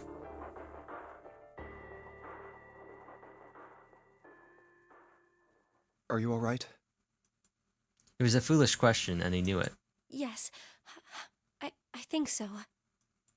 Her voice was weak. The fever had gone down, but the emotional scars she'd received were not likely to recede as quickly. Junpei laid his hand on her shoulder, and they walked back to the bedroom. You should get some rest. Here, the bed. Can you sit? Yes. She nodded once and stared at the floor. There were 4 others in the room. Ace, Lotus, Santa, and Seven. They all stared at nothing, their faces drawn and tired. After a while, they drifted into the bathroom to see Clover's corpse themselves. Once everyone was back in the bedroom, Junpei walked slowly to the center of it and looked around as the slumped figures gathered there. Who was the first to find the body? Me. Seven spoke from behind Junpei. He turned around. Seven's hand was up. Why did you come to this room? To look for Clover. Why else? I found her body in the bathroom. As soon as I did, I ran outside. I got to the top of the stairs by the casino and yelled as loud as I could. Hey, guys! I found her, but it's bad! She's in the bathroom in the first-class cabin! Come quick! Or something like that. Then I went back to the bathroom. Ace, Santa, and Lotus showed up real soon after that. But I guess you two hadn't heard me or something because you didn't show. So I took off down the stairs to look for you. After that, I mean, you know the rest, right? Junpei nodded and closed his eyes. There was one more thing he needed to ask. Seven, there's one more thing I'm worried about. What? You stuck one of those plates in between the door and the frame, right? Why did you do that? Come on, didn't I already tell you that? It's the box. I did it so that the door wouldn't lock. So we could come back to this room? Oh. You think I did it?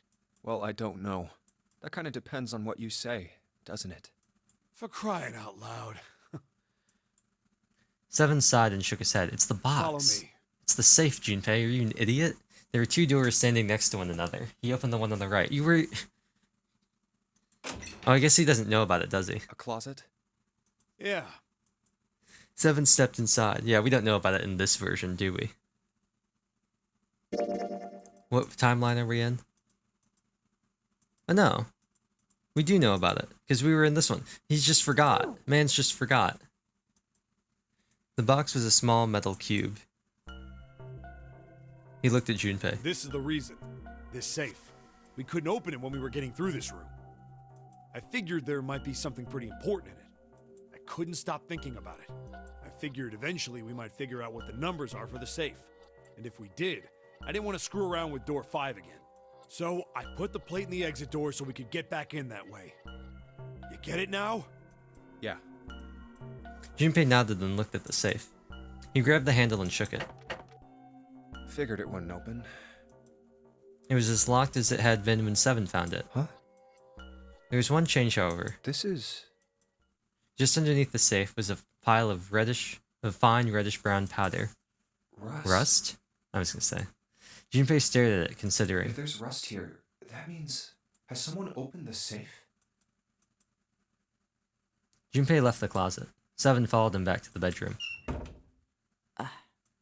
Huh? It was cold and quiet. No one spoke. They sat, frozen in place by shock and grief and fatigue. The room felt tiny and oppressive, and the thick metallic smell of blood filled the room. Junpei turned and headed for the living room. Anything to get out of there. Maybe there's another clue. Anything that might lead us to discover who stabbed Clover. As quickly as they could, they searched around and under the beds and in the corners. His eyes caught on the door. The door that led to the passageway of door number 5. Behind this door. Let me just double check. Make sure I'm right about this. Yeah. So he knows about the safe, he just forgot. The ninth man's body is behind there. Maybe I should have another look at it, just in case. Quietly, he pushed open the door. Ugh. The smell hit him like a blow to the face. Oh, the hell? This smell is... His lungs contracted, unwilling to inhale such fetid air.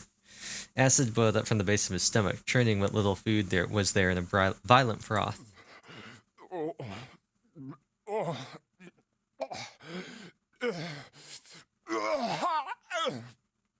That's not how you do a throw up sound. You do it like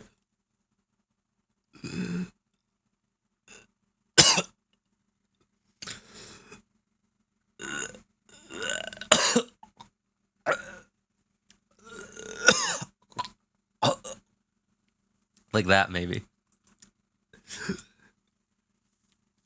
It was too much for him and he vomited. A thin stream of yellow water and bile splattered on the floor.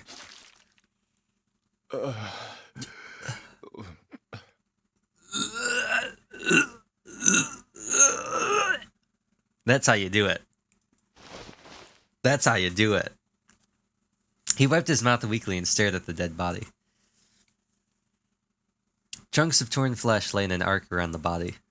What remained of its intestines had slid out onto the floor. The pool of blood that framed it was half dry, but so thick that it had taken on a texture not unlike that of an egg yolk prepared sunny side up.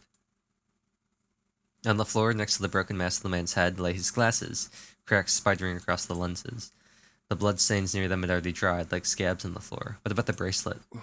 Wait. That was when he noticed. It's gone. His bracelet. It's gone. It was right next to the glasses. But now, it was gone. The number 9 bracelet was gone. But why?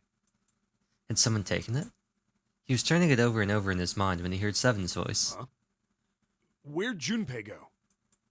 It had drifted out to him from the living room. Uh, Junpei walked slowly out to the hallway. Or out of the hallway. Oh, there you are. Were you looking for something in the hallway? Seven looked up as Junpei entered the room. Yeah. Did you find something? He thought for a moment before he responded. No, nothing. Technically, it wasn't a lie. He hadn't found anything. In a way, in fact, that was the problem. Something he'd expected to find hadn't been there. The 9th man's bracelet. What's up? Well, I wanted you to take a look at something. What is it? Did Clover write something on the wall with her blood? Seven led Junpei back to the bathroom. How is everyone? Clover. As Clover's corpse came into view, he felt his heart flip and then fall to the bottom of his stomach. Something between a sigh and a groan escaped his lips. What was it you wanted to show me? His voice was hollow and empty. I searched Clover's body again. A real shame. She was stabbed once in the back, probably by a knife or something. And I found this. As he spoke, he moved around Clover's head, and then knelt down and flipped open her right hand. What? She was holding a piece of paper. I haven't actually looked at it yet. Didn't want to disturb the crime scene, you know? Basic stuff. Well, I did borrow one thing. What? He wasn't sure what that meant, but it likely didn't matter. The paper was more important. I'm opening it. Her bracelet? He picked it up and carefully opened it. There were 2 sentences written on it.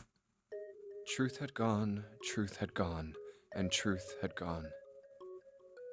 Ah, now truth is asleep in the darkness of the sinister hand. What is this? Some kind of secret code? Seven peered over Junpei's shoulder at the note. Junpei stepped away from Clover's body and into the living room. He began to pace, attempting to decode the note. A code. The first clue is likely the phrase sinister hand. Sinister hand means the left hand, right? Sinister was a term used in heraldry that meant to the left of the bearer of a coat of arms. The left hand. The left hand. What does the left hand mean? Well, that's not the reasoning I had for it. Junpei looked at his own left arm. I was going off the bracelet. At the bracelet on his wrist. Does the darkness of the sinister hand have something to do with the bracelet? He examined the bracelet closely. There's 2 things sticking out on either side of the face. The left and right sides of the face. Left and right. left and right, right and left. Truth is gone. Truth gone. Oh, so you thinking truth, same letters? What? Truth, gone. Those two words. How about reading them backwards?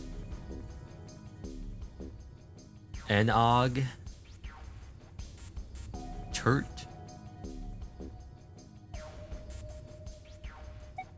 What else could gone and truth mean? Truth, of course, means something that is correct, something that's fact. In other words, something that is right. You could then safely assume that gone means left. After all, after someone left, they were gone.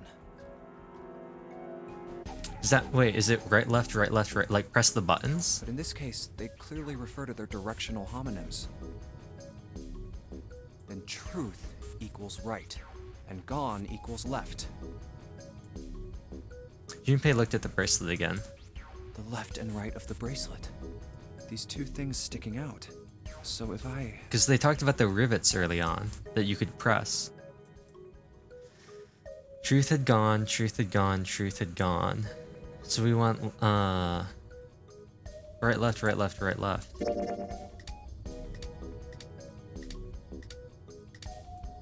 And then...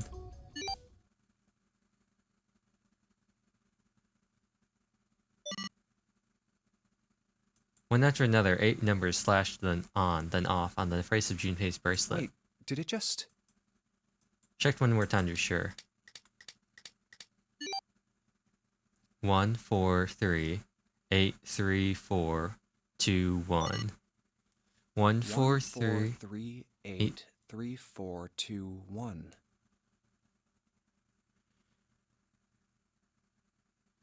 1, 4, 3, 8, 3, 4, 2, 1. Hey, what are those numbers?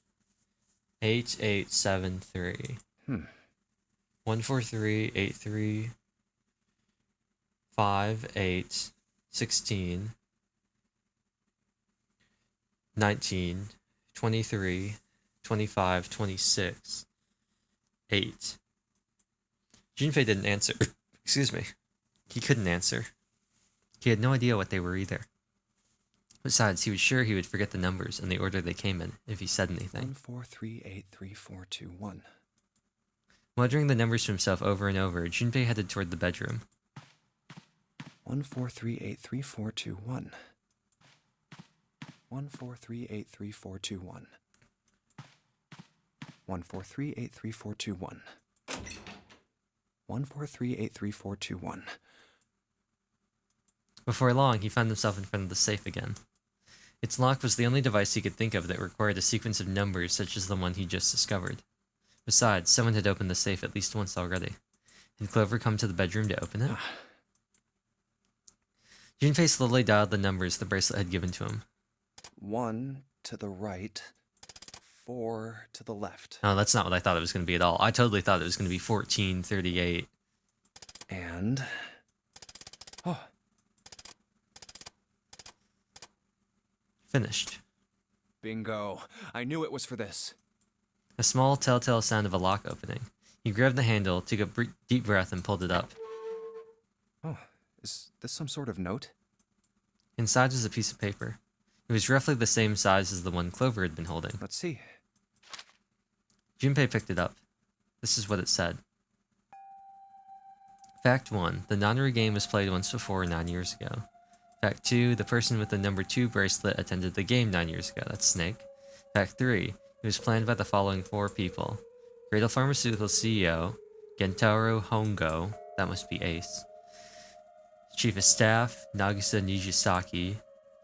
R&D Soup, Teruaki Kubota. And then majority shareholder, Hagachika Musashido. So this must be Ace. Or, no, is the CEO different than the president? I must punish them for the innocent lives they sacrificed. This is the only warning they will receive. That innocent souls might be saved. I now state the truth. 0. Junpei left the closet. There were 5 people waiting for him in the bedroom.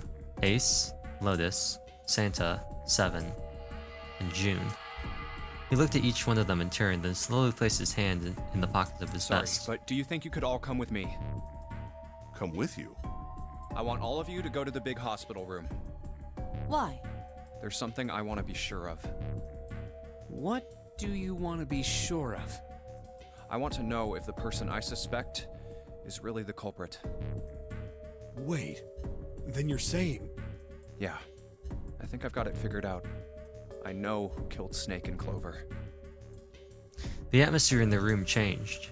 Grief was suddenly gone, replaced by attention like a strap of leather stretched to its limit. 5 sets of eyes stared at Junpei, who pretended not to notice. Anyway, if you could all please move to the big hospital room. I'll explain everything as soon as we get there. Then, almost as if on cue, the bell began to ring. They all heard it. It was the bell from the clock in the main staircase.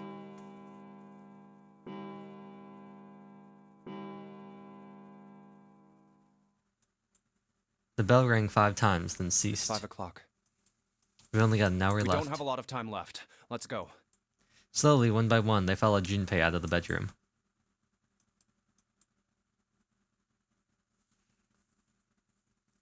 Actually, before we get started, I was hoping you could do something for me. Junpei stopped in front of the door 3 and turned around. Ace, Seven, and Lotus, could you please place your palms on the red? Huh? Why? If we need to get to the shower room, why don't we just... No, we're not going inside. Once you've authenticated, step away from the door. Why? Please, just do it. Or perhaps you don't want to know who 6, killed Snake and Clover. 15, 16, 7? Junpei's implication was clear, and 7 understood perfectly. Fine. What about you, Ace, Lotus? Very well. Sure.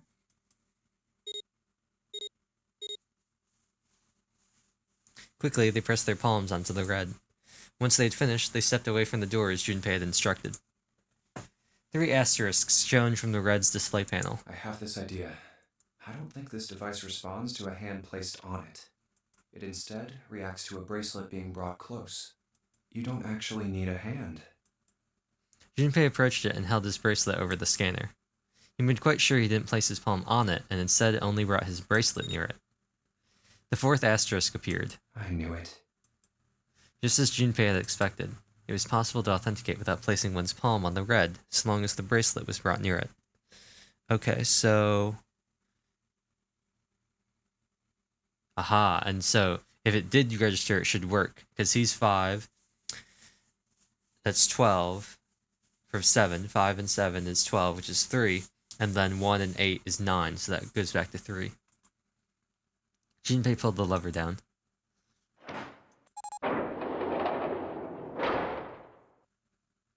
Door 3 opened like a hungry mouth. 9 long seconds passed. And the door shut, unfed. Junpei walked slowly back to the others, who were waiting some distance from the door, talking to one another. Santa and June had joined them as well. Huh? It looked as though they hadn't found a chance to break into the conversation yet. As Junpei approached, they turned to look at him, curiosity plain on their faces. Before long, the other 3 did as well. C. What was that about? How should I know?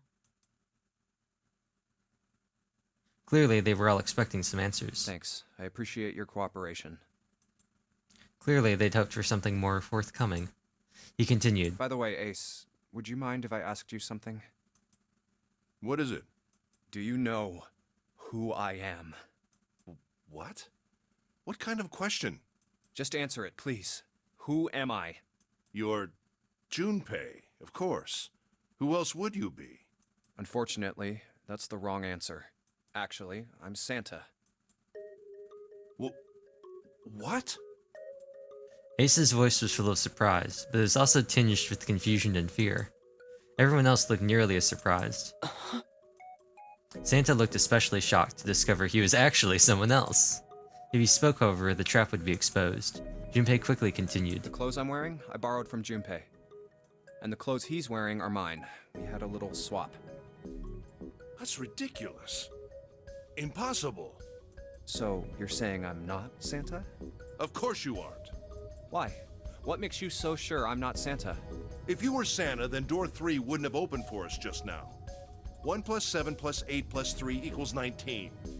1 plus 9 would be 10. The digital route would be 1. But the 4 of us just opened door 3.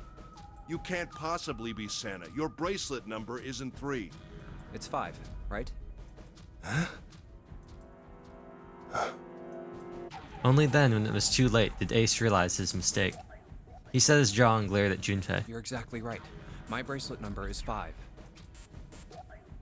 As he spoke, Junpei lifted his wrist up to show everyone the bright red 5 on his wrist. Sorry, Ace. I tricked you. Of course, I'm not really Santa. I'm Junpei. Who could possibly think I was? It's obvious I'm not. To think I was? Ridiculous. But I guess you couldn't see just how obvious it was. I asked you before, didn't I? What makes you so sure I'm not Santa? And you answered. If you were Santa, then door 3 wouldn't have opened for us just now. Most people wouldn't say something like that. The first thing that would come to anyone else's mind wouldn't be the bracelet number. There'd only be one thing they'd say. One sentence. You don't have his face. Ace, you have prosopagnosia, am I right? Junpei's voice was quiet and calm. He knew the truth, so did Ace. Prosopagnosia? The others looked confused. What's that? No clue. Prosopagnosia is... He heard Lotus begin to explain it to them. Ace glanced at them, then turned back toward Junpei and sighed. Very well. I confess. I have prosopagnosia. I cannot differentiate human faces. Is that what this was about? You want to mock me for my disorder? No, not at all. I'm not making fun of you at all. In fact, I feel kind of bad for you. No, the reason I brought this up is that there's an excellent chance the person who killed Snake has prosopagnosia. Ace's face tightened, his eyes narrowed. What do you mean? Junpei leaned casually against the iron piping of one of the beds. I'll just come right out with it. I think it was you, Ace. You killed him. Junpei was suddenly very aware of 5 pairs of eyes on him. He does have his moments. Mans does have his moments where he's just cold with it. He does have his moments where he's just like, nah fam. He had their undivided attention now. The room had grown very, very quiet. Junpei took a deep breath. That's ridiculous. What possible evidence do you... I have 3 pieces of evidence. The first, think back to a few hours ago. You made us argue over the 3 doors here in the big hospital room. There was no way all 7 people could go through them. Lotus suggested that we sacrifice one of us. Lotus looked away awkwardly. Junpei glanced at her and continued. Then you, Ace, said, I'll stay here. Why would you say something like that? It's pretty simple, really. You didn't want us to see the dead body in the shower room. You see, if Ace stayed behind, there were only 2 doors the rest of us could go through. Doors 7 and 8. There was no way we could get through door 3, the shower room. You knew that, didn't you, Ace? That's why you volunteered to stay behind.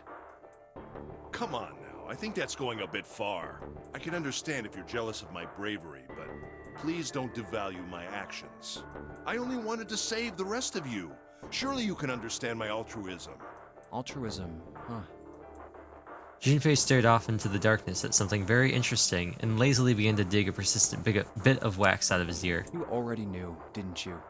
You knew that whichever doors we took, eventually we'd end up back in the big hospital room. What on earth are you saying? Of course I didn't know that. How could I have? Really? Yes. Pleading was not something they'd heard from Ace before. Junpei pulled out the piece of wax from his ear, glanced at it, and flicked it off into the darkness. Oh well, that's cool. I've still got 2 more pieces of evidence that say you're the killer. The second is that, as I said earlier, you have prosopagnosia. Then you mean to imply that a person who can't distinguish human faces must be a bad person? Junpei, they call that prejudice. No, I am not that stupid. Oh, that's really funny how this has blocked his eyes. Then why? Well, before I explain, I suppose there's something I should tell you. The corpse in the shower room. It's not Snake's. What? Ace's face went pale. The others looked confused as well. The body wasn't Snake's. I didn't put it together right away, but there was something Clover told me. She said that Snake's left arm was prosthetic. He'd lost his real arm in an accident. But the body we saw in the shower room, let's call him Guy X. Guy X's left arm was definitely flesh and blood. In other words, Guy X couldn't possibly have been Snake. Oh god. No. That's impossible. Ace had started muttering deliriously to himself, shaking his head back and forth. Junpei was long past caring. Let's say, hypothetically, that the killer didn't have prosopagnosia. If that were the case, he would immediately realize that Guy X wasn't Snake. Even if the clothes were the same as Snake's, their faces would be completely different. It would have been obvious they were different people. And yet, they still killed him. Why? Why would they kill a stranger who'd only just shown up? On the other hand, if the killer did have prosopagnosia, it makes sense. They thought Guy X was Snake and killed him. Wait. Wait just a moment. Let's say you're right, and I mistook Guy X for Snake. Even if I did, I would have had no motive to kill him. Why would I want to kill Snake? I can think of at least two motives. One, Snake knew about your past. If he ever revealed what he knew, that would have been really bad for you. You really didn't want that to happen. So to make sure Snake's mouth stayed shut, you killed him. Two, Snake had a grudge against you. You knew that, or at least you could have easily assumed he did. Even without exposing your identity, he was a threat to you. You never knew when you might be attacked. You couldn't ever let your guard down. Every moment was a moment he might try something.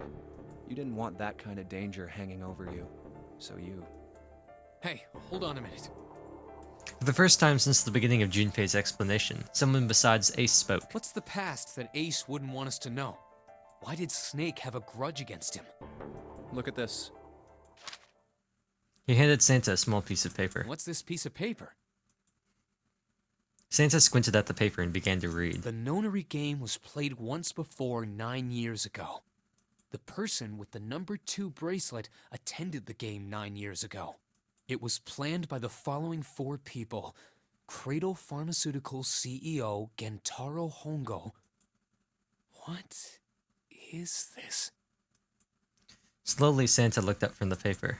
His eyes met Junpei's. It's the message from Zero. It was in the safe in the first class cabin. Then suddenly... Give me a break!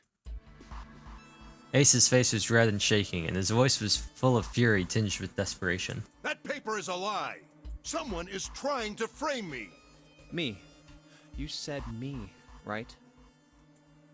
Junpei's eyes narrowed, and the trap began to close. Ace inhaled sharply. His eyes flicked off of Junpei to anything else. Wouldn't that mean you're admitting you're Hongo, the CEO of Cradle Pharmaceuticals? Or am I mistaken? It was as though a switch had been flipped. I will say, he does have his moments. Junpei does have his moments where he just, does this, and he's like, I'm the main character now. The color drained from Ace's face, and as he realized what he'd done, his eyes went wide. Very well. I admit that much. I am certainly the CEO of Cradle Pharmaceutical, Gentaro Hongo. So what if I am? I don't know anything about this nonary game that supposedly took place 9 years ago. Everything on that scrap of paper is bullshit. Someone is trying to set me up, you see? First of all... Ace stammered as he tried desperately to work himself to a more tenable position. Junpei, you're claiming I did this all by myself. Think that over, all right? How could I have killed Snake all by myself? Not Snake. It was Guy X. I don't care who it was. You said the killer put this other man into door 3, right? Yeah, maybe. Then I couldn't have possibly done that alone. I couldn't have opened door 3 with only myself and Guy X. Ah, the 9 bracelet. You could have. Huh? What? Ace's face was tight, and his teeth were clenched. Junpei fixed him with a level stare. The trap was about to close. Actually, Ace, when you were unconscious, I took something from you. Remember when you were injected with that anesthetic and fell asleep in the big hospital room? I'm hungry. Yeah, back then, I took this. Junpei put his hand into his pocket. No! You couldn't have. Ah, hook, line, and sinker. Ace's right hand moved. Junpei smiled. I got you, Ace. Your right hand there tells me all I needed to know. You want to tell me what you were so worried about? What's in your pocket? It's the number 9 bracelet, isn't it? Ace, Guy X, and the 9th man's bracelet. That was all you needed to open door 3. 1 + 2 + 9, 12. 1 + 2, 3. That's how you killed Guy X all by yourself, Ace. All you needed was the number 9 bracelet in your chest pocket. Ace lowered his hand from where it had stopped, halfway to his pocket. He looked down at the floor, his face hidden from Junpei.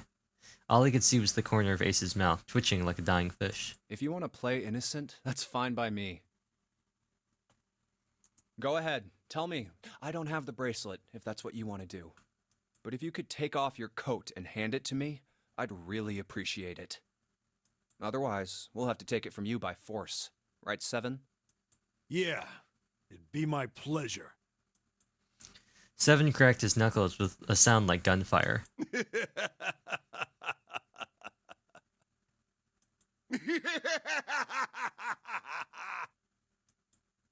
Ace roared with laughter. He threw his arms wide and his head back and laughed, filling the room with a sound that scarcely belonged there. Then it stopped. His arms came down and his head dropped to look straight ahead at Junpei.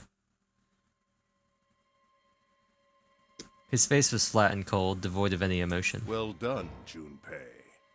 As you so correctly deduced, I have the number 9 bracelet. I retrieved it while we were searching for the missing hardware for the Red. I left the room I was supposed to search and headed to the first-class cabin on B-deck. His voice showed no emotion, no sense of remorse or interest. He was almost bored, as though he were reciting an especially dull corporate letter. My purpose was to obtain the number 9 bracelet. 9 is a potent ally in the nonary game. Adding 9 to any set of numbers won't alter the digital root. 1 + 9 is 10. 1. 2 + 9 is 11. 2. 3 + 9 is 12. 3. As you can see, 9 is a very useful number here. I can't get over the fact that one of the things in the background of this music sounds like a goose. With it, one can go anywhere, with anyone. It is, I suppose you could say, a game changer. So I made for the first-class cabin to obtain it. In mere moments, I successfully acquired the number 9 bracelet. There was also an unexpected bonus. The knife the 9th man had used. I quickly pocketed both of them and left. I made my way back to where I was expected to be. That's when I ran into Snake. Well, this guy X, actually. I spotted him ahead of me. He was heading for the large hospital room and hadn't noticed me. The man wearing Snake's clothes arrived at door 3. When he stopped, I walked up behind him and called out, "Snake." He turned around. He said nothing. His mouth simply hung half open. He seemed dazed somehow, almost like a man half asleep. Perhaps he had been drugged. It wasn't important. I tend to gloss over little things like that. I was certain that man was Snake. I knew Snake had taken part in the nonary game 9 years ago. Being blind, it made sense that he didn't recognize me immediately upon our first meeting. But why then hadn't Snake said anything to me later? Surely he hadn't forgotten what had happened to him in the nonary game. But not once did he attempt to confront me. Did his lack of sight prevent him from fully recognizing who I was? Or perhaps Snake had conspired with Zero to deceive me. Regardless, he was a threat, and it was better to deal with him sooner rather than later. I had to get rid of him before he took action. With quick thinking, my plan went into motion immediately. I held the number 9 bracelet over the Red. I waved my own bracelet in front of the red, and then grabbed Snake's arm and shoved his hand against the scanner panel. The door opened. I threw the man through it. 9 seconds later, the door shut. 81 seconds passed.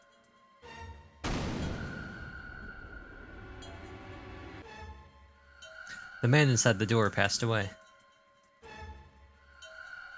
After that, I returned to my post as though nothing had happened. After conducting my own search, I returned to the large hospital room when the 1 a.m. bell rang. Ace's eyes were cold and his cheeks were hollow and pallid. When he spoke, only his lips and tongue moved. The rest of his face was eerily still. Junpei glared at Ace. He took a deep breath and thought about the next question he had to ask. He didn't want to. He knew what the answer would be. He just didn't want to hear it. Junpei swallowed, then spoke. Ace, did you kill Clover? Yes. Why? Why did you kill her? She was Snake's sister. It was possible he had told her something dangerous. Additionally, she had gone through door 1. It seemed likely she might have found it. Found what? Why don't you go through door 1 yourself? Perhaps it's hidden somewhere. Seven and Lotus interrupted. Yeah, but Lotus and I went through door 1 too. We didn't see anything suspicious. Yes. I thought as much after I heard your report at the central stairs. I doubt the two of you could find it. Hmm? Huh? But perhaps Clover was different. Perhaps she had found it. I was, therefore, desperate to find her. And at last I did, in the first-class cabin. I spoke very calmly. Did you see it? See what? Don't act as if you don't understand. You were in the captain's quarters, weren't you? Uh-huh. What are you talking about? Very well. By the way, what are you doing here, Clover? What? Nothing. There's blood on your shoes. It looks fresh.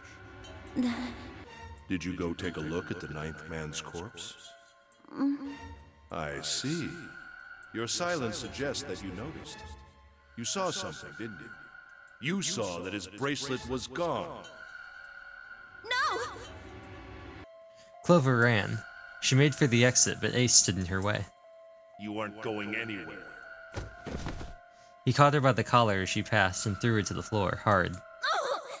You're staying here. No! She leapt back up and darted past him into the hallway. Ace followed at a run. Don't you run, little girl. He was faster.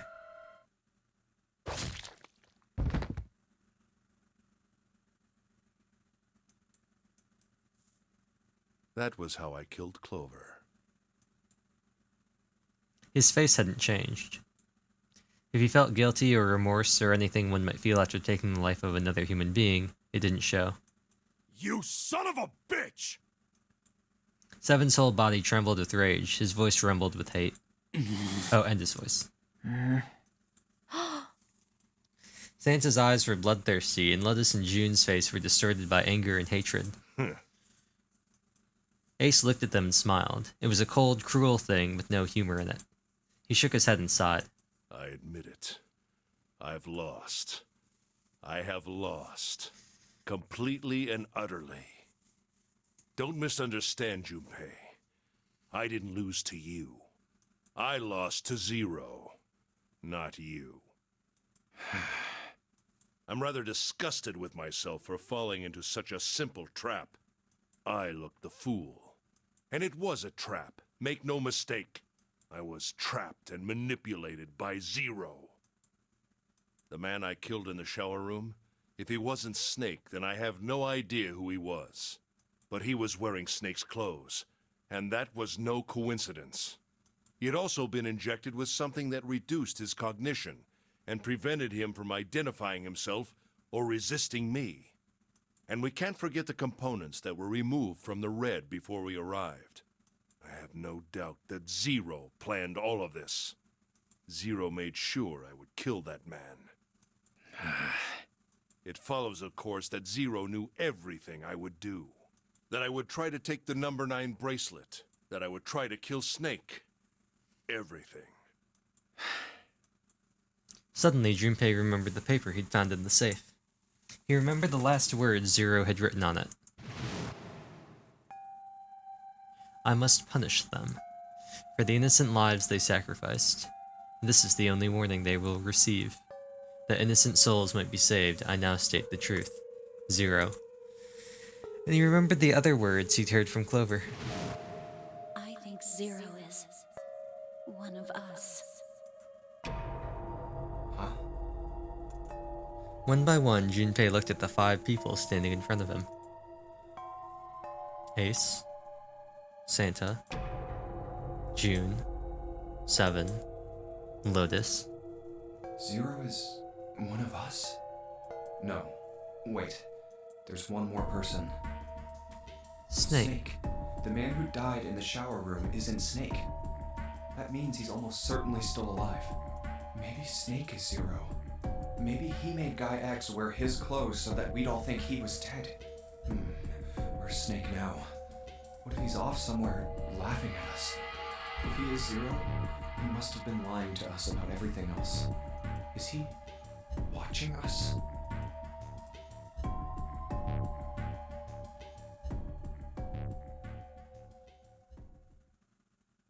Well, I believe I've finished with my confession. Why don't we get moving? He sounded as if he'd just finished doing nothing more than exciting than describing the weather. For Santa, it was the last straw. What the hell is this shit? You aren't going anywhere, you son of a bitch! We're gonna leave your ass here to rot! Why? Because I killed Clover? That's ridiculous. Why are you so upset that I killed the little bitch? She was nothing to you. A stranger you only met a few hours ago. Am I wrong? You bastard! 7 roared and lifted a fist that likely would have shattered Ace's jaw, but someone else was faster. It was Lotus. She stepped towards Ace, raised a fist of her own, and drove it straight into his nose. Blindsiding me with a punch, huh? You've got some fire, don't you? I confess, I rather like a tough woman. He sniffed and wiped a small trickle of blood from his nose with a raised eyebrow. Well, maybe you'd like another one then. Before that, let me give you one of my own. Huh? Lotus scarcely had time to blink. Ace snaked his arm around her and pulled Lotus's back against him. In the same motion, he reached into his coat pocket. It was a gun. The revolver. Almost lazily, he tilted it to point at Lotus's head. If any of you so much as blink, I won't hesitate to pull this trigger. I've already killed 3 people. Don't think I'm not ready to make it 4. 3 people? What do you mean? 9th man. Very well. Let me take this opportunity to illuminate you. The person who killed the 9th man was me. Although I suppose, to be more accurate, I encouraged him to get himself killed. While we were examining the main staircase, he came to me and told me his name. I recognized it at once, so I gave him a little push. Just a little white lie. It seems the settings for the dead were altered. Now it only requires a single person to deactivate the detonator in the bracelet. Investigate what's beyond door 5. We'll meet again later. And with that... Okay. Have a good one, guys. I'm going off ahead now. Well then. Why is it stopping? God damn it! You lied! Open the door, please! I'm begging you! Help me! Please get me out of here! Get me out of here! Oh my god! There's no time left! Listen! I was lied to! He lied to me! He put me in here! It was him! He killed me! It was him! Ah!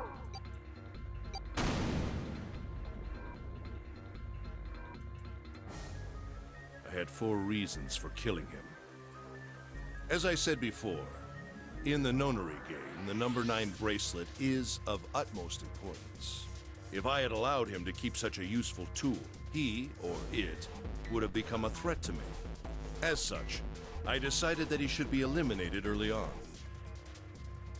I wanted the number 9 bracelet.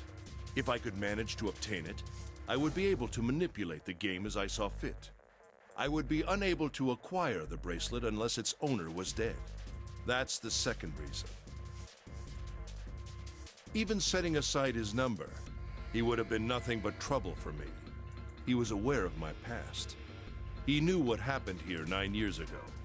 It was important that I eliminate him before he was able to disseminate this information. Lastly, I wished to conduct a simple test. A test to see if this nonary game was serious, or a poor attempt at a joke. I needed to be quite sure. As such, I encouraged him to act against the rules so that I might observe the outcome. Junpei glared at him. I don't get your third motive. What the hell happened 9 years ago? Didn't I say? The nonary game was played. I planned it out, and I conducted its execution. Why? What on earth was it supposed to do? I don't really think I have any obligation to tell you that. Ace smirked. He was trying to provoke them, and it was working. Although Ace had paid very little attention to Lotus after catching her, the gun had never wavered from her temple. She looked quite pale, and when she spoke, her voice shook. Hey, what's with this gun? Where did he get this? Why don't you tell her, Santa? Santa ground his teeth and glared at Ace. On the other side of door 6, we found the gun in the coffin in the cargo room, right? The bastard must have grabbed it when we weren't looking. Indeed I did. That was a pretty serious mistake, you know. Just saying you intended to leave it behind. Ace laughed, a short, derisive snort, and gave Junpei a sickeningly pitying look. Well, there isn't much time left. I'll be off then. Well, where are you going? Do I really need to explain? I had assumed it would be obvious. I have the number 9 bracelet, and now I have Lotus. Isn't there a door with a 9 on it in the room that looked like a church? That's where you're going, isn't it? And how do you know that? Santa told me about it while we were looking for Clover. I see. Well, you are correct. That is my destination. But now I must say goodbye to all of you. Ah, and please, don't forget my warning. Move and I'll pull the trigger. I don't need her alive to open the door, you know. As he spoke, Ace began backing toward the door, practically dragging Lotus behind him. Shit! He's getting away! We can't risk it. Junpei, Santa, June, and Seven stood frozen. Ace had the face of a man gone mad. They had no doubt he would pull the trigger. Ace had reached the exit. Now, Lotus, open the door for me if you would. He forced Lotus to open it, then turned and addressed them once more. Goodbye. Then he stepped through the door. It fell shut. In the blink of an eye, they were gone. Damn it! As soon as Ace and Lotus were gone, Junpei and the others leapt for the door in pursuit of Ace. But as soon as Junpei laid his hand on the doorknob, there was a noise from behind him. He looked over his shoulder. June was kneeling on the floor, breathing heavily. It's the same thing. It's the same. They took the same thing. It's the same. They just replaced it with Santa. That's the same hand and everything. Hey, June, what happened? Are you alright? Santa ran to June and wrapped his arm around her before she collapsed all the way. Jesus, you're burning up. Your fever's back. Are you okay? June's fever had returned, again, for no apparent reason. Her eyes were watery and her eyelids drooped. Her breath came in dry, shallow gasps. I'm okay. Really, I'm fine. You should be worrying about Lotus. She was breathing hard now, and she could barely summon the strength to talk. But Junpei was torn. He couldn't leave June alone in the state she was in. But every moment they waited, Ace was farther away, Lotus's life in his hands. What was Junpei supposed to do? June's eyes drifted to Junpei's. She managed to muster a weak smile. Jumpy, don't worry about me. I just need a little rest. I'll be fine. Don't you remember? I just needed to rest a little bit last time. So please, please save Lotus. Think about what Ace has already done, Junpei. When he's got what he needs from Lotus, you really think he's just gonna let her walk away? Damn it. You guys go on ahead. Soon as June starts feeling better, we'll follow you. Go! Junpei looked at June. She nodded once. She couldn't manage much more. But it was all the confirmation Junpei needed. His resolve was set. All right. Come on, Seven. We're going after Ace. Hell yeah! Santa, you take good care of June. I'm trusting you. Got it. Santa nodded. Junpei turned before he had a chance to change his mind and started running toward the door. He could hear Seven's heavy footsteps behind him. Let's go! Junpei and Seven exploded into the hallway, their feet pounding the metal floor as they ran.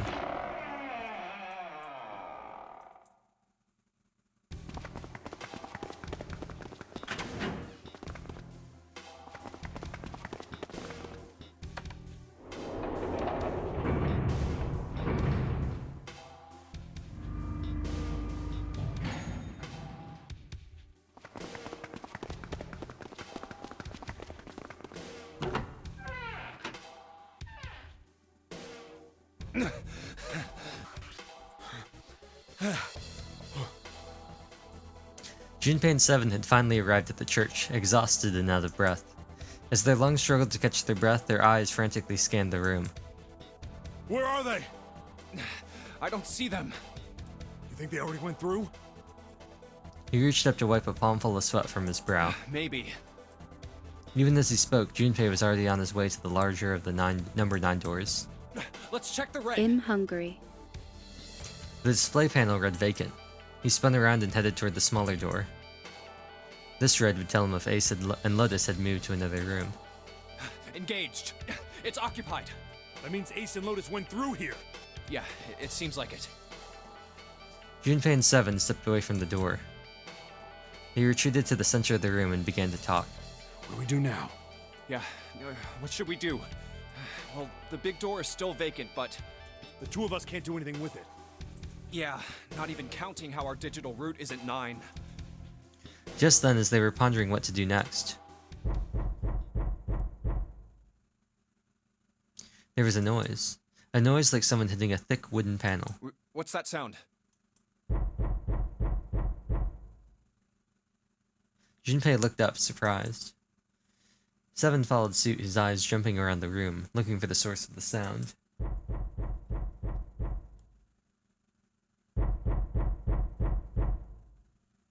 It's coming from over there. It wasn't long before they found the altar. Or more precisely, what was on it. The coffin. Yeah. Let's open it. How? By force. I don't think that's gonna happen. Well, you never know till you try, right? I always wondered, what if they took the axe from the captain's corner and just started wailing on it, right? Like, couldn't you get, like, right here or, like, on the side? Like, you can't, like, do here because that's, like, where a person could be. But couldn't you, like, really start, like, wailing on, like, the side corner or, like, right here on, like, the edge to try and crack it open? The only necessity for success is the willingness to suffer 1,000 failures. Who said that? I forget. Anyway, we've got to try. Junpei and Seven left at the coffin. They grabbed hold of what purchase they could find and pulled.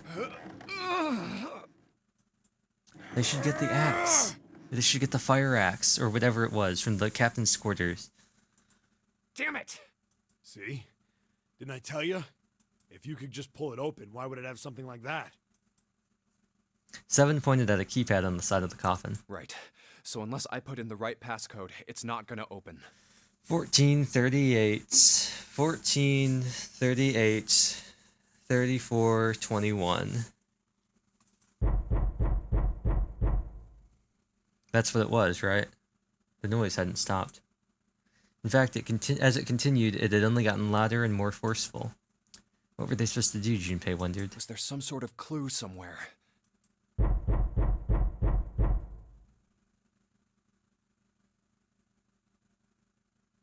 They stood there for a few moments, staring at the coffin, and then Seven spoke. Hey, Junpei. I remember you mumbling about some weird numbers over by the bathroom in the first-class cabin. You got those numbers by solving the secret message Clover was holding, right? Truth had gone, or something like that. Yeah, that's right. What about it? Well, maybe that number's the passcode for this thing too. Come on, that's impossible. Those numbers were the code to unlock that safe. Yeah, but the person who set up that safe in this coffin is the same person, right? Zero set up both of these. Yeah, probably. Well, then they might have set the same passcode for both of them. That's ridiculous. Why don't you just try it? I mean, it's not like you'll make things any worse. It'd just be a waste of time. There's no way they're the same number. How do you know that? You never know until you try. The only necessity for success is the willingness to suffer 1,000 failures.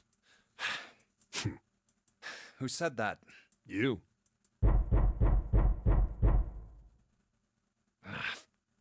He knelt down in front of the keypad and looked at it.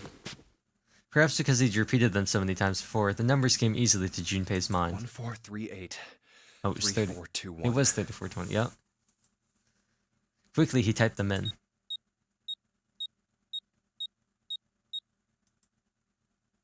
He checked that he'd entered the right numbers, took a deep breath, and pressed the E button.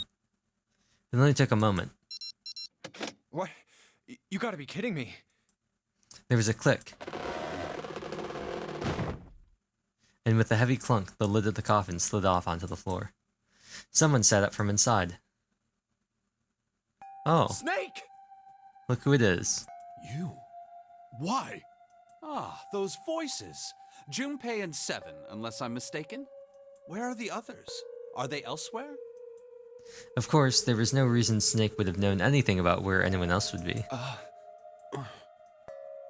Junpei and Seven looked at one another. There was a great deal he needed to know, but... They had to tell him something, however, so they began to talk. Snake explained to them how he came to be locked up in the coffin. Apparently he'd been hit with some sort of knockout gas, and Junpei and Seven explained what had happened to the rest of them. I see. I believe I got the gist of everything. Have I been sufficiently caught up? No, there's one thing they kept from him. There's one thing, however, that neither Seven nor Junpei could bring themselves to say. That Ace had killed Clover. They feared that if Snake knew, he might well go insane. Yeah. They decided as much by a look the moment Snake had climbed out of the coffin. That still doesn't explain why you were trapped in here. We've still got no clue about Zero's true identity, let alone why the hell he's doing all this. Why did he put Guy X in Snake's clothes? Is all this stuff somehow related to that notary game that was played 9 years ago? Hey, Snake, do you know anything? Junpei put the question to Snake. His answer was less than illuminating. What are you talking about? I apologize, but I have no idea what you're saying. It seemed as though Snake was perhaps not being entirely honest, but that knowledge did Junpei and Seven little good. Oh, come on, just tell us if you know. I don't know what to tell you. How can I know something I don't? No matter how many times they asked, he insisted that he knew nothing. It was becoming clear that Snake wouldn't give in, and every second they spent asking him was a second wasted. This is bad. We're running out of time. We need to go after Ace. However, they stood in silence, the overpowering atmosphere of the chapel almost stifling. Junpei, Seven, and Snake simply stood at a loss for what they should do next. What do we do now? He glanced over at Snake's wrist. Oh, wait, hold on. Do you think...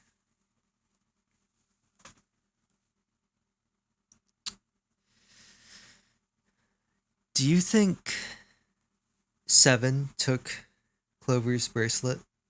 He said he borrowed something else as well. Do you think he took her bracelet? Because I was thinking about the Zero bracelet that the captain had. Because 2 and 7 would be 9, and then with the 0, that would allow them to get in. But if 7 took Clover's bracelet, Junpei could go too. Because they'd have 9 plus 9. The 3 of us can't make a digital route of 9. Yeah, we just get 5. We're stuck here then.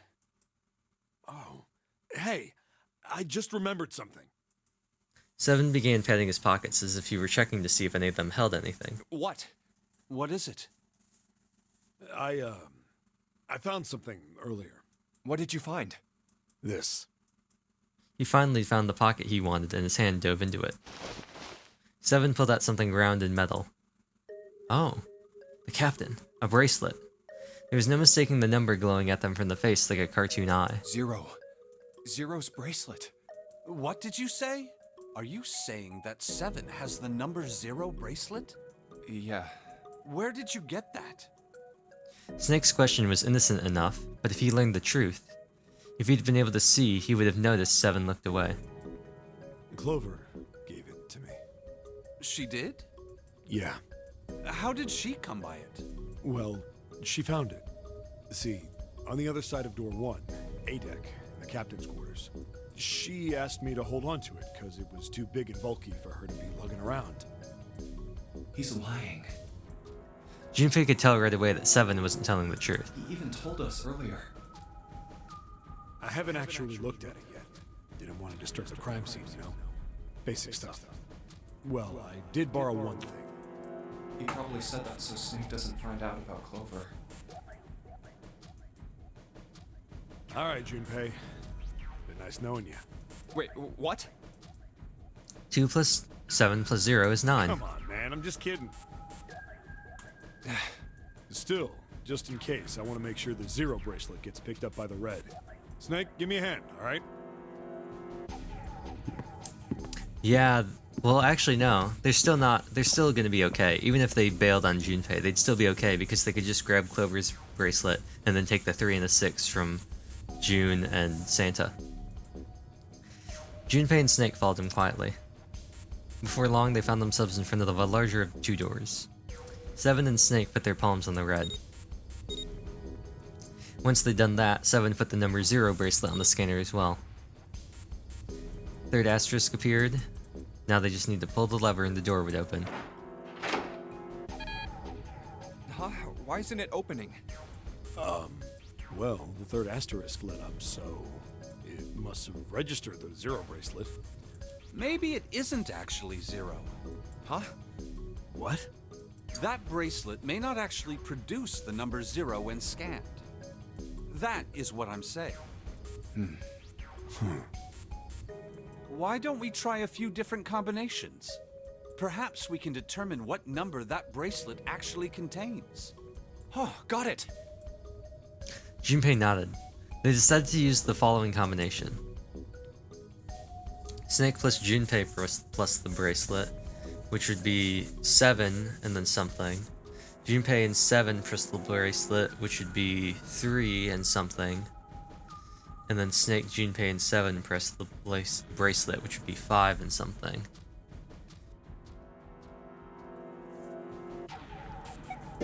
Let's try all 3 of us and the bracelet. If this combination works, then the number for this bracelet is 4.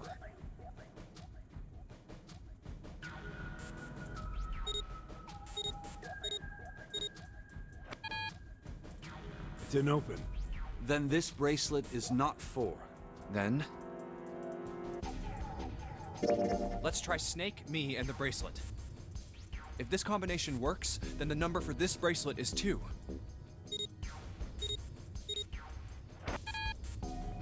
It's not 2, 4 is 0, okay. Didn't know. Guess it's not. Then...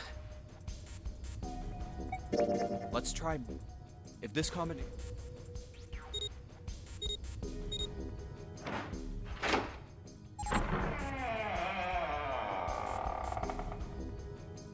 It opened.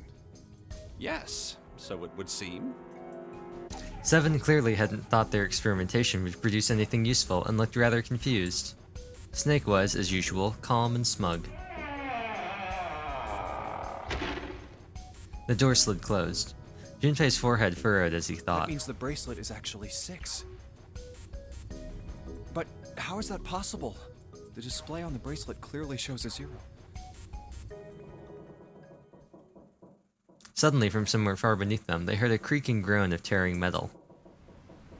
With it came the sound of water pouring into parts of the ship that had until recently been dry. Oh man, that's not good. I guess our time's just about up, huh? At any rate, we know now that the door can be opened. Let's go! But, Snake, are you sure? Yeah.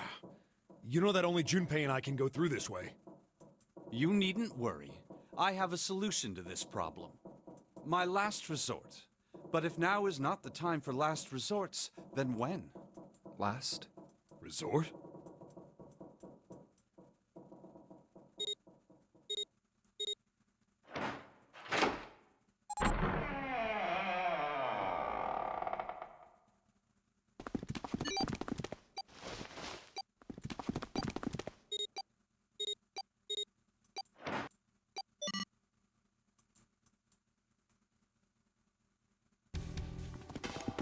Junpei, 7, and Snake ran full tilt down a long, straight hallway. They were headed for the stern of the ship and had no time for distractions. As they ran, 7 spoke. Gotta admit, you really surprised me there, kid. I couldn't figure out how the hell you were gonna get out of that one. How come you didn't do that right off the bat? As I told you, it was a last resort. Had I used it at the beginning of the game, I would have come under a great deal of suspicion. I imagine that most people would have taken it to mean that I was Zero. Once they'd convinced themselves of that, I wasn't optimistic about my chances of making it out of here alive, let alone unscathed. Oh, does he have like I flexible... felt it best to play my cards close to the chest. Does he have like a flexible, like, wrist or something? Like, That way, did you see... if I were in a situation where there was nothing else I could do, Does he do that thing where like you break your fingers and then...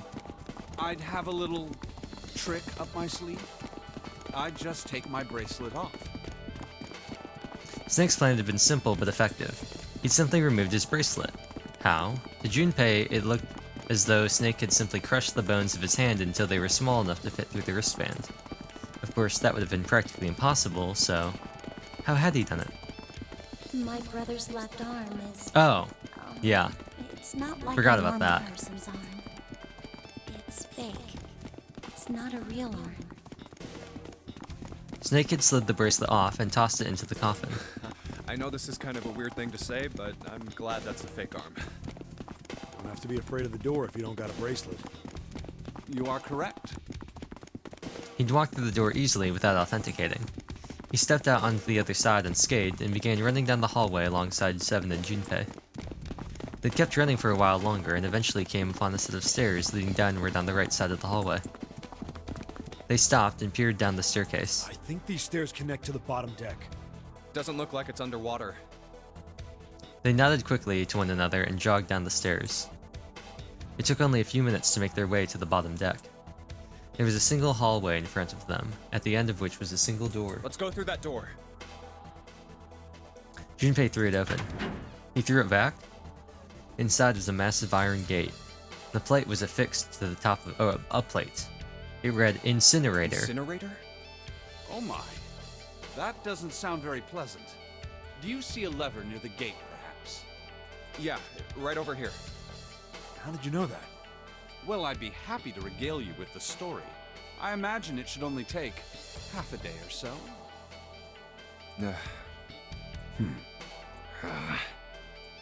Junpei grumbled, gave Snake a dirty look, and jogged over to the lever. If you pull it, the door ought to open.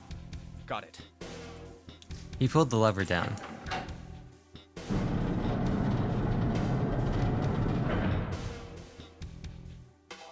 With the rumble of an ancient motor, the door opened. There was no need to hold back and no time to hesitate. They pushed their way inside. Standing in front of them were Ace and Lotus. Ace still held the revolver in his hand. It was still pressed hard against Lotus's temple. A small dark bruise had begun to form near the tip. Even from several yards away, Junpei could see that Lotus was shaking. She was terrified. But perhaps more interesting was what Junpei saw behind them. 9. Another number 9 door. What? Why? Why is there another one? The door stopped Junpei in his tracks. It simply shouldn't have been there. As his brain finally began to consider why, the whine of a warning klaxon filled the air, drowning out any thought. Warning. Warning. Emergency incineration command has been acknowledged. Automatic incineration will take place in 9 minutes. Oh, great. Please evacuate the incinerator immediately. Oh my, how exciting. You've run quite a show here, Zero. A terrifying smile twisted Ace's face. What's the matter? Too frightened to understand? Here, let me explain. It's said that the incineration system is about to activate. In 9 minutes, this room will be engulfed in flame. Who are you? You don't recognize me? I'm hurt. It's me, Snake. Snake? Oh yes, you are alive. I'm afraid your bizarre style had me confused. I'm quite glad to see that you're alive. Ace's voice didn't change. Snake ground his teeth. If you don't mind my asking, how did you get here? Snake, Junpei, 7. The three of you couldn't have opened a door with a 9. Did you use Clover's bracelet, perhaps? What? 2 plus 5 plus 7 plus 4 is 18. Ah, well, your reaction suggests that you did not. Hold on. Why did you think we'd have Clover's bracelet? Junpei felt his chest tighten. Oh, they haven't told you? Told me what? Clearly not. Normally, I would take some time and enjoy the moment. But I'm afraid my time is at a premium just now. I'll have to make this quick. Clover. Don't do it, Ace! Keep your goddamn mouth shut! Clover. I said stop it! Don't listen to him, Snake. Junpei could feel his voice going hoarse, but Snake didn't listen to him. What happened to Clover? Ace looked at him. The corners of his mouth curled into the hook of a cruel smile. Clover died. The color left Snake's face. He shook his head weakly. No, that's not true. That's impossible. It's a lie. It has to be a lie. Oh, it's quite true. I can assure you of that.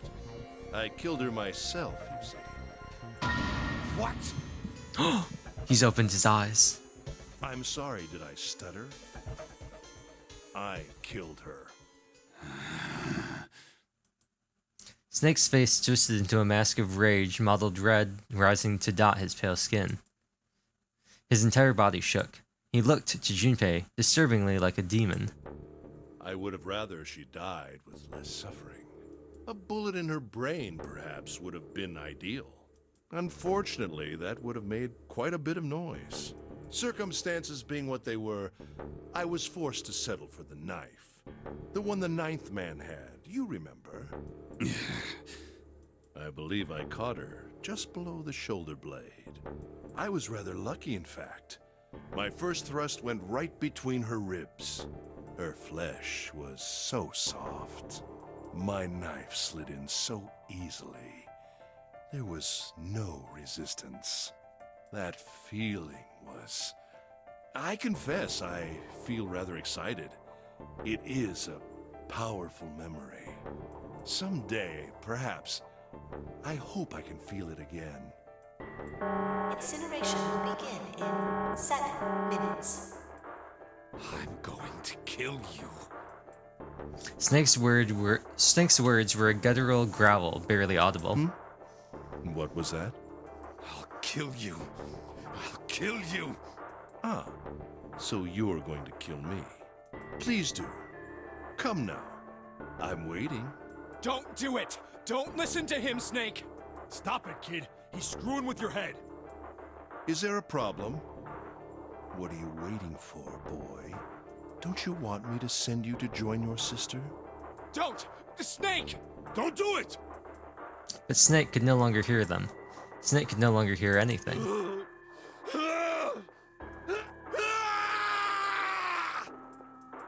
Snake moved like a bolt of lightning. His scream echoed through the incineration chamber, full of rage and despair. Snake! Snake!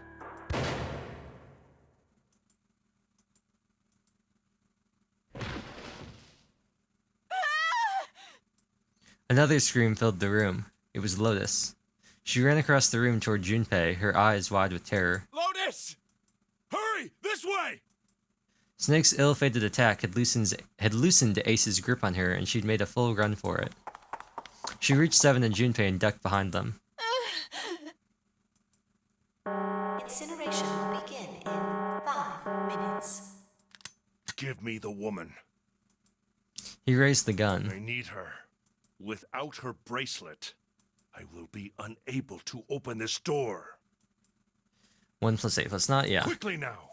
I don't have time for your shenanigans. In the center of the room, Snake's body lay eerily still. He looked like a human larva, prone and vulnerable on the floor.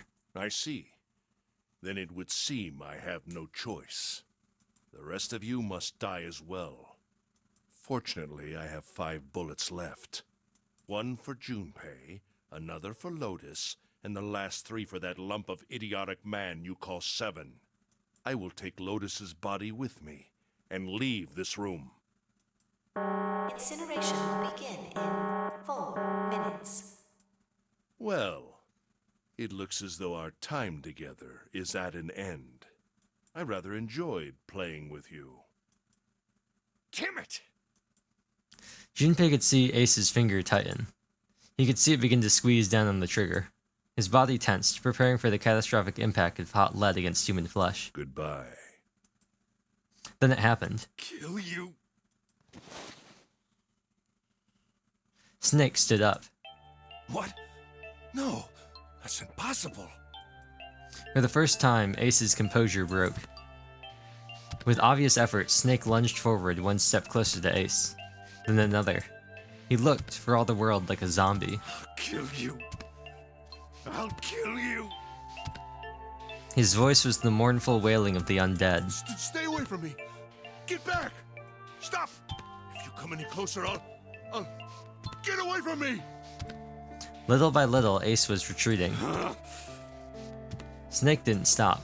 He continued his stiff, inexorable approach, his eyes twin pools of pure fury. Listen to me. I said, don't come any closer. Shit! You bastard! That's all of them. Ace's revolver leapt 5 times. 5 times, the air in the incinerator was split by the crack of a bullet. Snake's body twitched as 5 clouds of blood and torn flesh leapt into the air across his body. A fine pink mist drifted from his body and disappeared. Junpei didn't have time to ponder what that meant before. And then his strength was gone. His legs crumbled and his broken and battered body slid to the floor. Incineration will begin in 3 minutes. Finally. You're... But Snake wasn't done. I'll kill you. Even as the pool of blood beneath him grew, he began to move. He half crawled, half slid toward Ace. One bloody arm wrapped itself around Ace's leg, You won't get away. and the other gripped his thigh with strength that should have been long gone. You son of a bitch! You're a monster! Get off me! Let me go, damn you! He kicked at Snake with his free leg, driving his foot into Snake's face, his arm, his shoulder. It made no difference. Snake refused to release him. Once a snake has ensnared its prey, rarely does it release it. This is it, Ace. We're going to burn to death together. What? Incineration will begin in 2 minutes. Yeah, damn it! Damn you! Get off! Let me go, you monster! Okay, look. Think about it this way. My company owns a wonderful hospital. It has excellent doctors. You're not wounded too seriously. I'm sure they can fix you up easily. You don't have to die. You could be saved. Just let me go.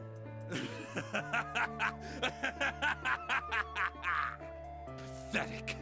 Begging for your life. Then Seven and Lotus began to speak. Junpei could hear the tears in their voices, and their words were strained. Snake, that's enough! You can stop now! Yes! He's right, Snake! You've done enough! Come on, Snake, let's go! Let's get out of here! You have to come with us! We have to leave together! I find it very interesting how flip-flopping the dubbing has been. There have been some real times where I've been like, man, this sucks. This is not good. And then there's some times where it's really good. Like there are a couple scenes where you can really tell that like they really went for it, and this is one of them with Snake. Snake turned toward them. He coughed and blood splattered across the floor. Then he smiled a sad sort of smile. I apologize, but I'm afraid I can't do that. You'd best forget about me. You need to leave soon. I'm going to take him with me. Shut up! Be quiet! I couldn't save Clover. My sister died because of me. Oh, also, we know there's no like distance thing on the detonators. Like they're not triggered by being too far away from the person as well. So you could totally, even though this wouldn't make a lot of sense, also, sound's gonna go away for a second. You could totally like lop off your wrist or something like that. Which would be an awful idea, but you could totally do that to get the bracelets off. Perhaps this will begin to atone for that. Perhaps in the afterlife, she can forgive me. Now go.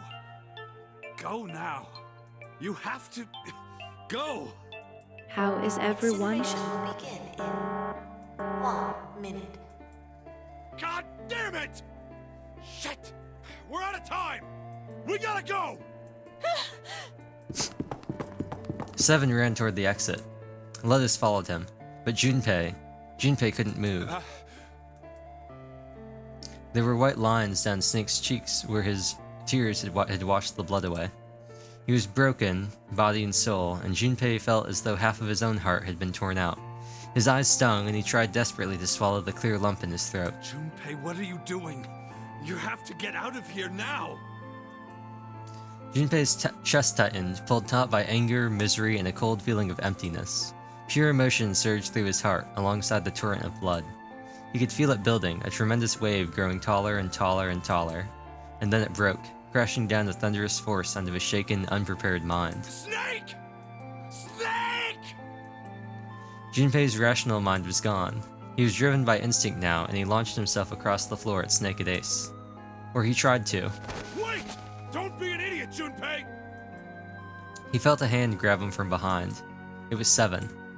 Before he had time to react, the larger man had pinned Junpei's arms to his side and was hauling him bodily back toward the door. No!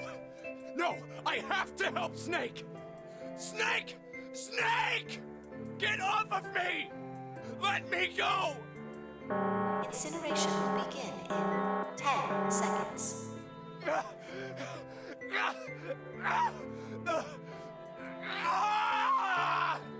7, 6. Damn it, I don't get a choice, kid! Don't blame me for this, alright?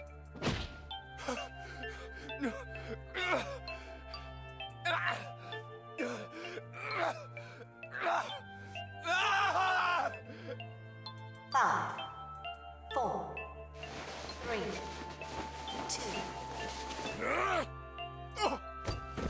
1, 0.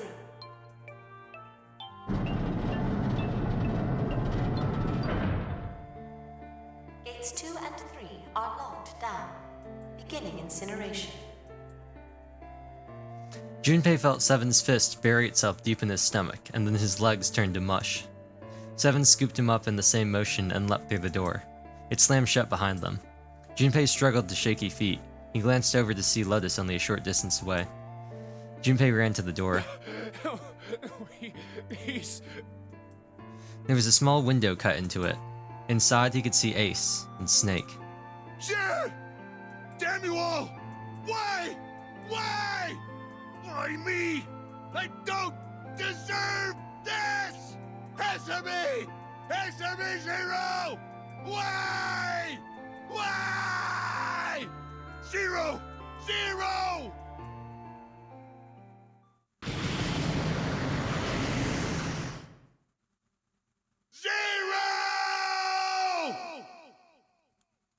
Gotta love those, like, the 4 pixels they gave us for that fire.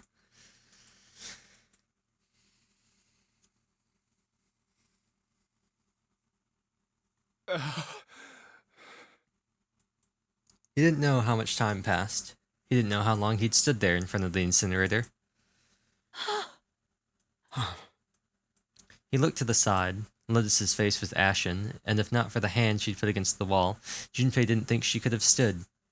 7 looked old and tired and used. His eyes stared at the floor, seeing nothing. Junpei said nothing. He simply began to walk toward the open door and the hallway they'd come down earlier. Hey, wait! Junpei! Junpei, where are you going? He blinked when their voices broke the silence. He stopped. You stay here. I'll go get Santa and June. You're gonna bring them here? How? Don't worry about that. Just stay here and wait, all right? He began to walk again. He looked over his shoulder and watched Seven and Lotus grow smaller and smaller. They stared back, not moving. He wasn't sure if they could. He turned around again. He knew where he was going. I saw an elevator on the way here. If I can get it to work, then maybe... Before long, Junpei found himself in front of the elevator. Next to the door was a button with a triangle on it. Please work. He pushed it, and the door opened. Yes.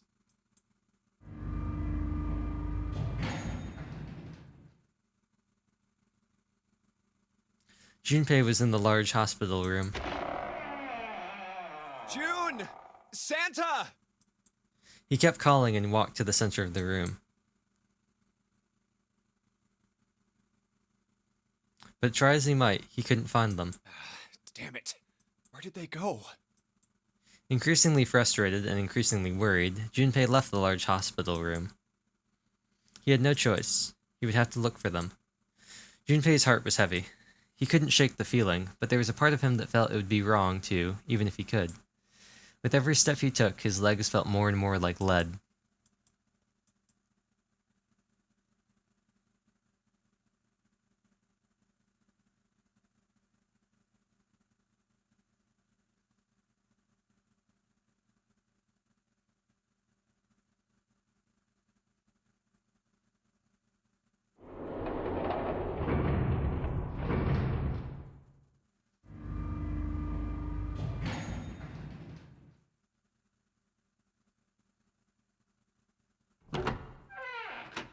How's he gonna get through here again? Sometime later, Junpei found himself at the chapel. How did they get back? Yeah, he stepped inside expecting to find nothing. But there on the red carpet in the center of the room... June! No, codenames didn't matter any longer. She was Connie. Connie! Junpei cried her name and ran. Like lightning, he ran across the room toward her. Connie! He stumbled to a stop. As he looked at her down at her body, lying so still on the floor, he felt the icy grip of fear upon his heart. She was still, so very still. No. It can't be. It's impossible. Oh, he's wearing shorts. Okay. Slowly, Junpei bent down toward her. His hands shook, and he felt very cold and very hot at the same time, like Katy Perry. He forced himself to look. Her back. Her back was moving. Slowly it rose and fell. Relief washed over him. Oh, Connie! Junpei reached down and gently, very gently, lifted her up. Connie, are you alright? Jumpy? Her face was pale and her lips were dry and cracked. Her eyes were blank and cloudy. They stared straight at Junpei but saw nothing. Oh, this is the same as the other dialogue. Trembling, Junpei wrapped his arm around her back. She was cold. Very cold. Junpei tried to convince himself that was only his imagination, but she felt as though she were fading away. He could feel his heart pounding frantically in his chest. Oh man. Connie, what the hell happened to you? You feel... Jumpy, I'm sorry. Her voice was very faint. I might not make it. No way. I am going to let you die. I am going to save you. I promise. Thank you, Jumpy. Thank you so much for everything. I was really happy to see you again, Jumpy. I think this is all the same as the other ending, but whatever. Really happy. Oh, don't give me that I was crap. Yeah, You're it's gonna the see same. Me again lots more times. You just gotta hang on. All right, Connie? Jumpy, did you know you meant a lot to me when we were kids? I've liked you for a long time, Junpei. A really long time. Junpei's vision had gone blurry. It took him a moment to realize his eyes were filled with tears. He could feel a piercing point of heat deep in his heart, like a white-hot flame. He looked down at Akane. Game over, man! There was a crack of static from above his head and a voice spoke. 0. You son of a bitch! Where are you hiding? Junpei frantically scanned the ceiling for the source of the voice.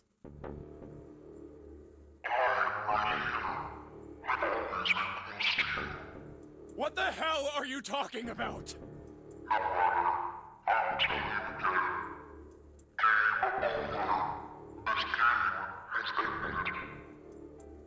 No. No, it hasn't. I'm not gonna let it end yet. I'm gonna get out of here with Kane. Why? Because you chose the wrong path. The wrong path? That is correct. Your path is inevitable, however. Admit defeat. Where there is shadow, there is light.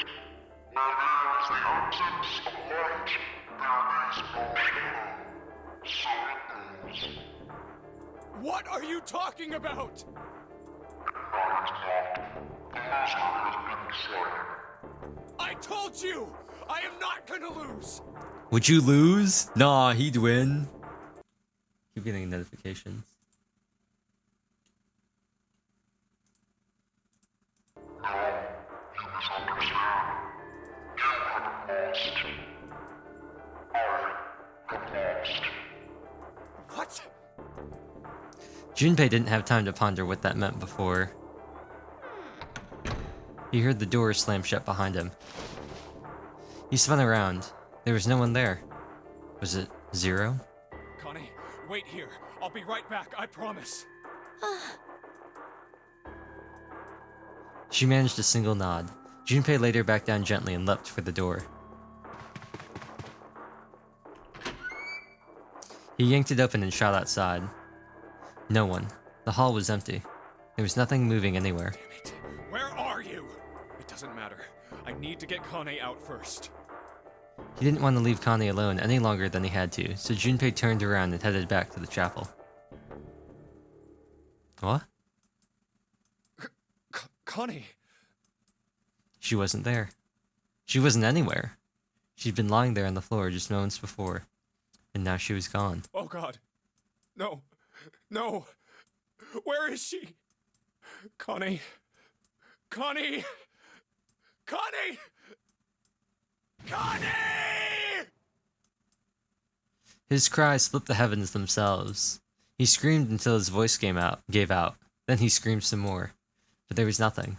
No answer. His voice faded away and all that remained was cold, unfeeling silence. That was when he noticed it. Huh?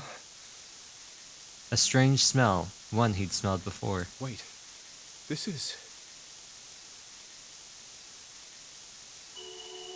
white smoke. 9 seconds later, Junpei's mind winked out.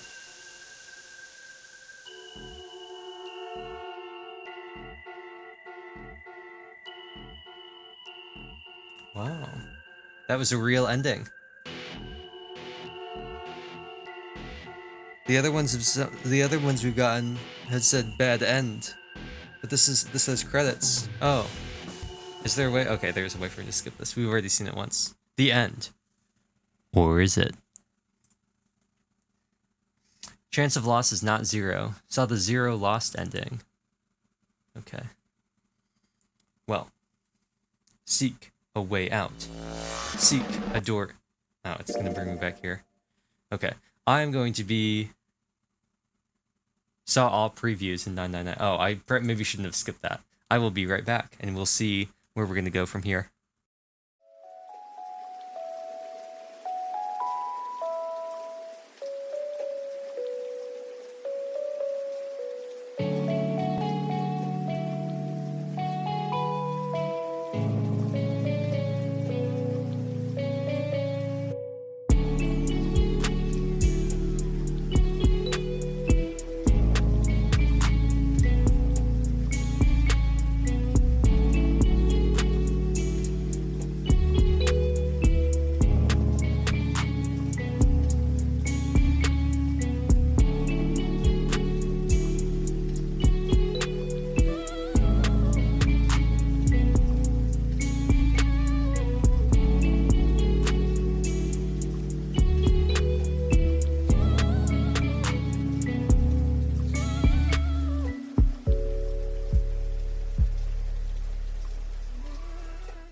Okay, I'm back.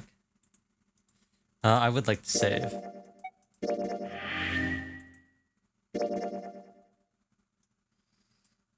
I don't know what this means. What that key is like that. Oh. So we're like almost at the end.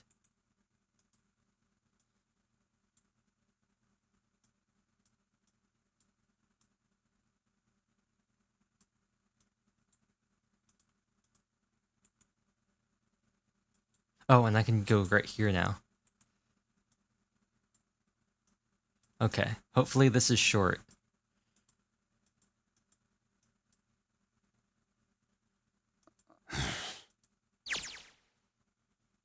Clover looked at, yep.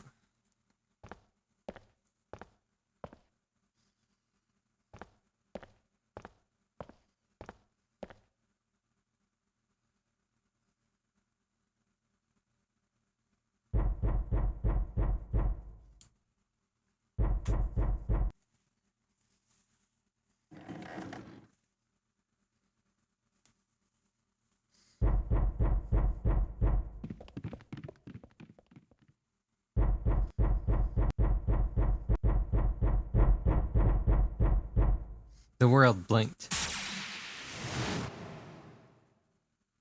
Suddenly, there was a voice inside of Junpei's head. Truth had gone, and truth had gone. Now truth is asleep in the darkness of the sinister hand. Wait, what? What the hell was that? That voice? Junpei was utterly and completely baffled. Huh? What? What's up? Morphogenetic field. Like Somnium files. Seven and Clover ran over to him, but Junpei didn't know what to tell them. Huh? If he told them he'd heard a voice, they'd laugh, or worse, think he was going insane. So all he said was... Oh, nothing. He cleared his throat a little too loud and looked pointedly down at his bracelet. There were a pair of small buttons protruding from either side of it. Junpei, he pressed the buttons.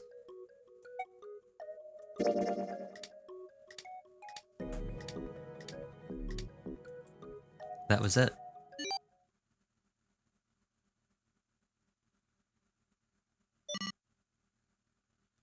Eight numbers blinked on and then off on the bracelet display. Junpei checked one last time.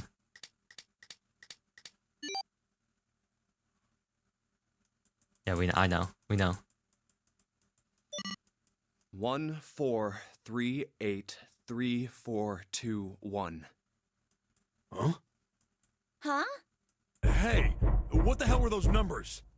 Oh my gosh, are those? Junpei didn't answer. He simply walked straight to the coffin. He knelt down in front of the keypad, running over the numbers in his head so that he wouldn't forget. 1 4 3 8 1 4.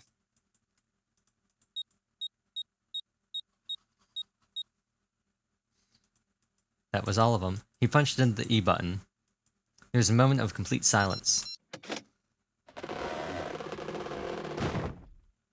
And then there was the sound of the coffin lid unlatching.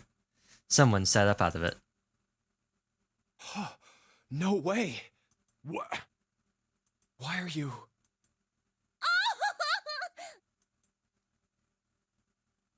Oh?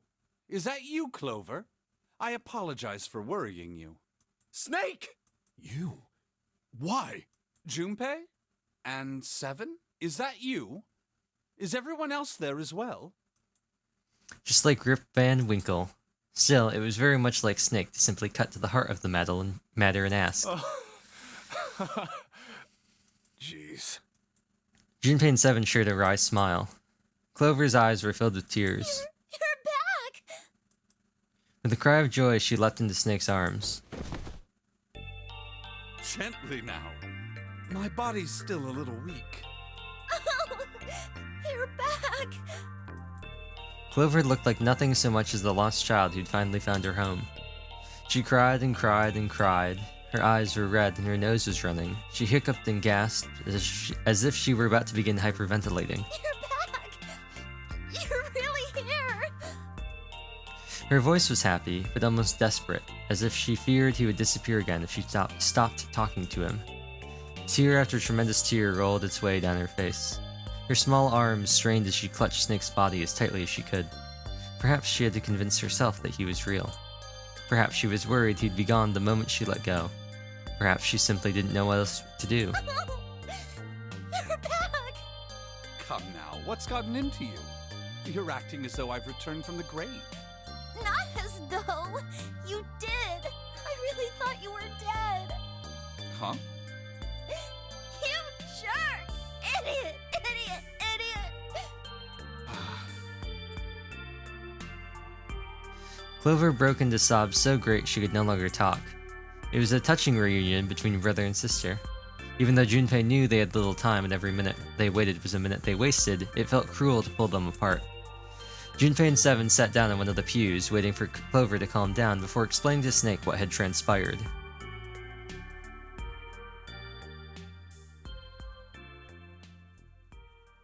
I see.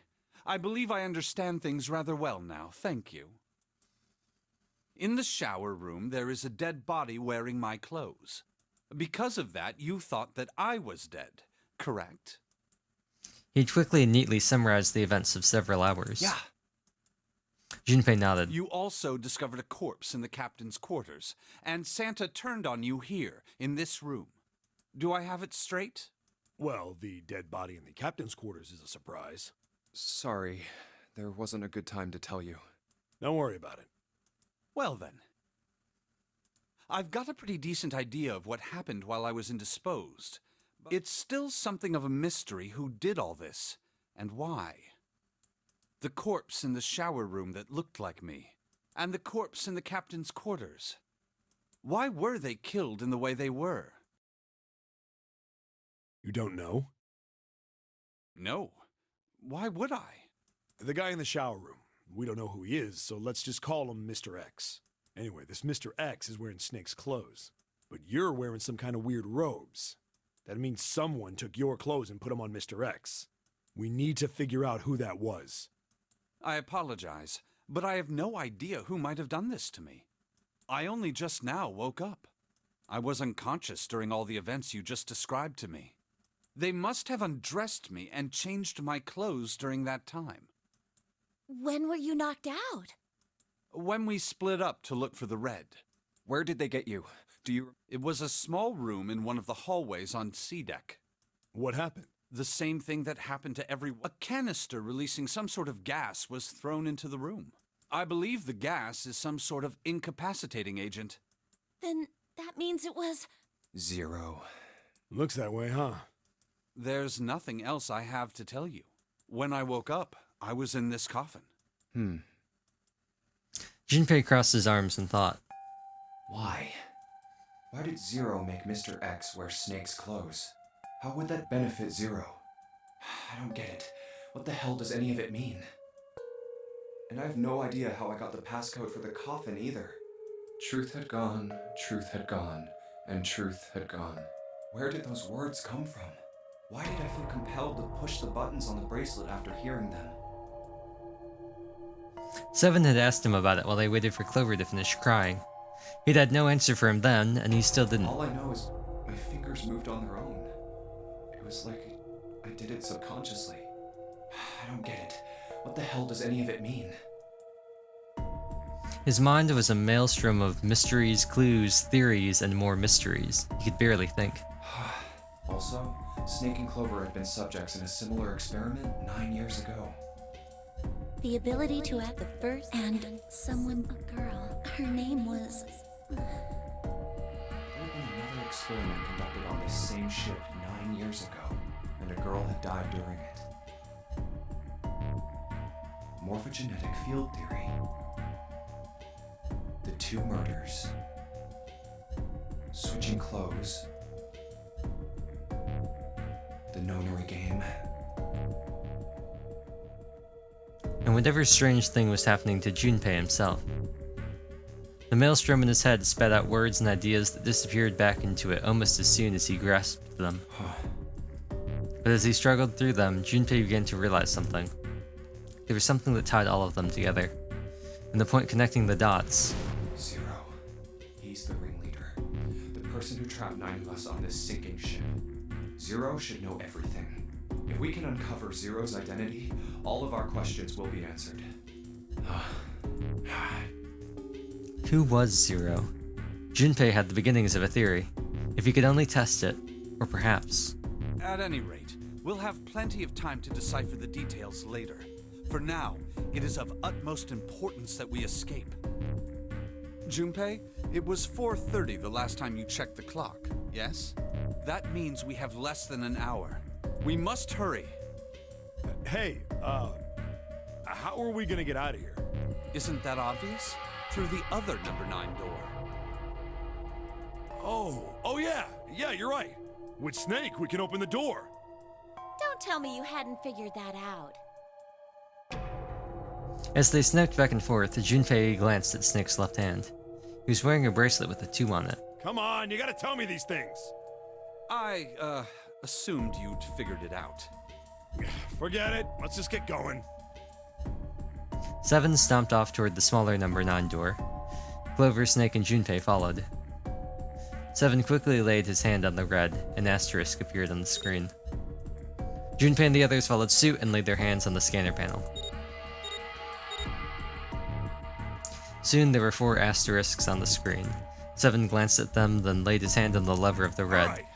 You guys ready to go? Yes. Hungry. Yep. Junpei paused for a moment. Not yet. Huh? Before we go in, I'd like to check something. You want to check something? Yeah, but before I do, 7, could you pull the lever? I want to make sure we can verify with just the 4 of us. What do you mean? We don't need... Just do it, alright? But if the door opens, don't go in yet, okay? Please, this is really important. I really need to check this, okay? Work with me here. Junpei looked directly into 7's eyes. The older man looked back for a moment, then nodded. Fine.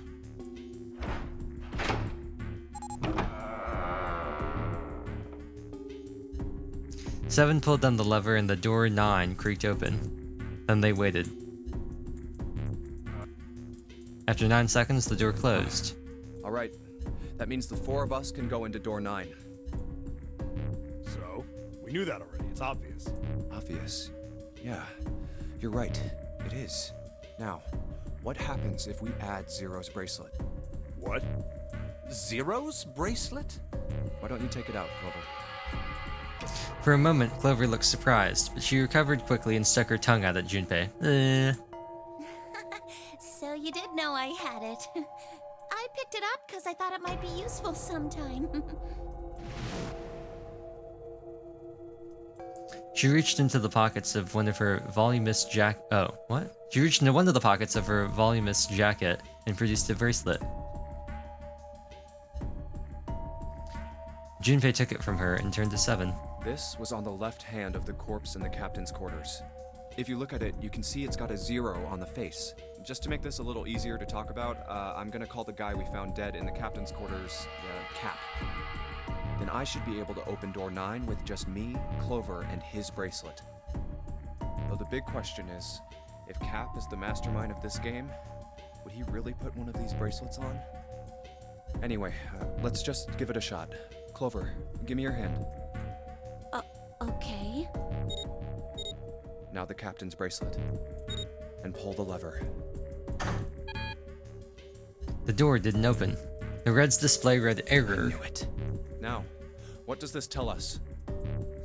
Maybe the bracelet has to be on your wrist in order for it to work? No, that's impossible.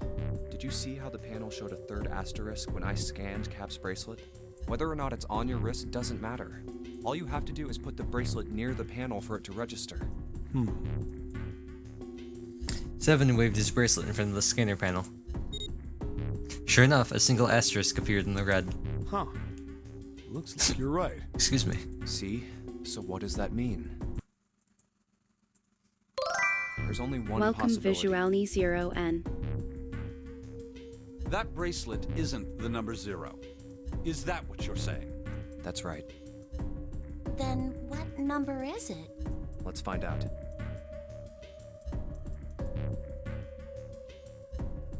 We can just go straight here, can't we? Let's try 7, me, and Cap. If this combination...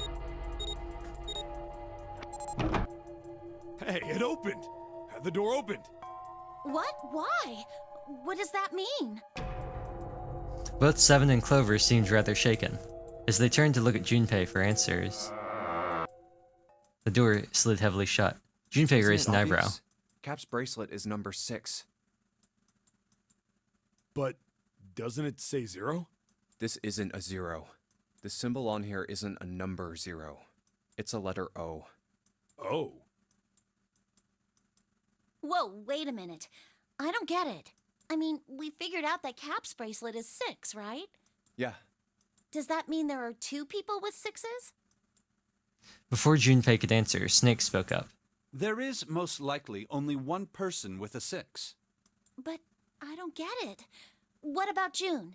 Well, this is only an educated guess, but I think June's number was never 6 to begin with. Her bracelet was flipped. In other words, June's real number is 9. That seems the most likely. Then all this numbered door stuff was just a load of crap? Why would you say that? Because if June is 9, then the numbers wouldn't match up. Clover grabbed Junpei's notebook and began to write furiously in it. Here, look. Junpei leaned over to look at it. A list of all the numbered doors June's gone through. I'll let you know what I'm writing, okay, Snake? And that's everything. I wrote down which door she went into and with whom. And I wrote what all the numbers were. So if you switch 9 in wherever there's a 6, the numbers don't work. If the digital root is 7, then you can't open door 4. If the digital root is 2, then you can't open door 8. Clover, do you notice anything interesting on that list? What do you mean? You're talking about 3, right? 3? Santa's always in the room with her. That's what you're saying, isn't it? Yes, that's right. What about it? That's quite simple, really. You told me that the first time you came to this room, Santa was the first to refuse to leave June behind. Now, doesn't that beg the question why? Why would Santa do such a thing? The answer is easy. Because Santa can't open door 9 with only 7 and Lotus. Of course, there's only one reason for that. His number isn't actually 3. Santa's real number, 7? Would you be so kind as to modify my sister's equations? Yeah, sure. 7 took the pen from a confused Clover and began to adjust her calculations. This is what you were getting at, right, Snake? He read out the changes he'd made. When he finished, he looked at Snake. Snake smiled. Thank you. That is exactly right, 7. Santa's true number wasn't 3. It was 0. Dun dun dun. No way. Santa is 0? And June was 9, not 6. Conversely, Santa was 0, not 3. Plus 3 and minus 3, they cancel one another out. Nothing appears out of order. Santa was still playing by the rules of the nonary game this whole time. Precisely. So you're saying Santa planned this whole thing? I'm not sure if he acted alone or not, but I think it is safe to conclude that he is 0. If my hypothesis is correct. Clover bit her lip. She seemed to have some difficulty believing her brother's explanation. Junpei remained silent and thought. Snake's hypothesis. Something doesn't seem right. June's bracelet being flipped. Even if that were possible, that would mean there are 2 number 9 bracelets. And if that's the case... All right, that's enough talking. Let's go. It's high time we went through that door.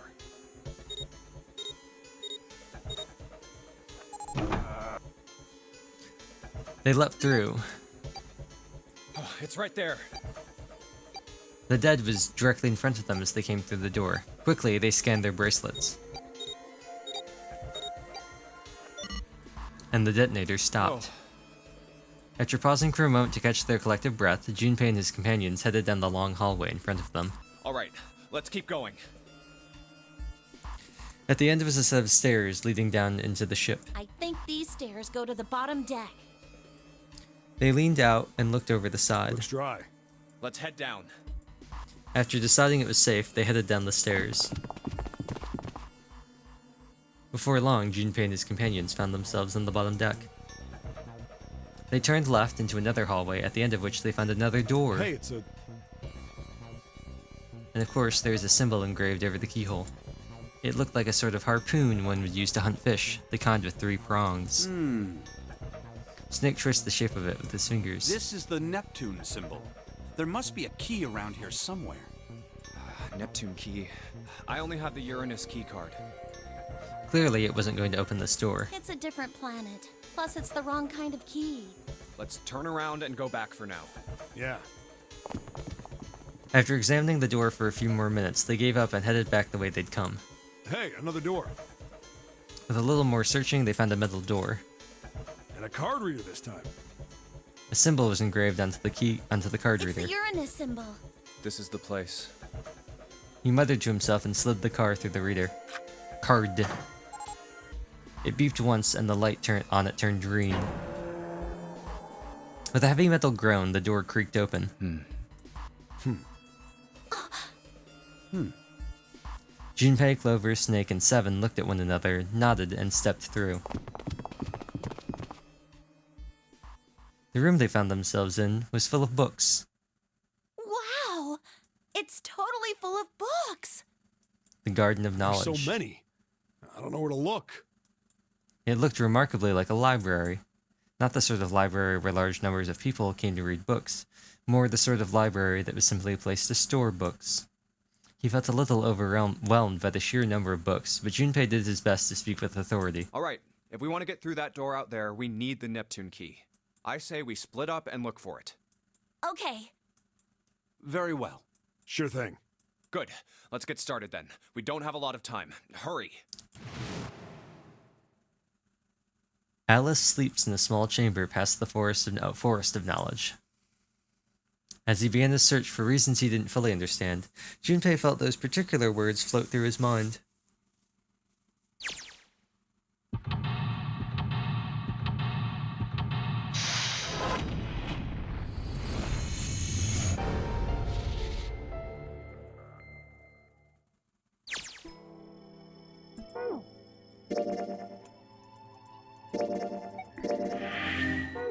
Okay. Oh. Oh.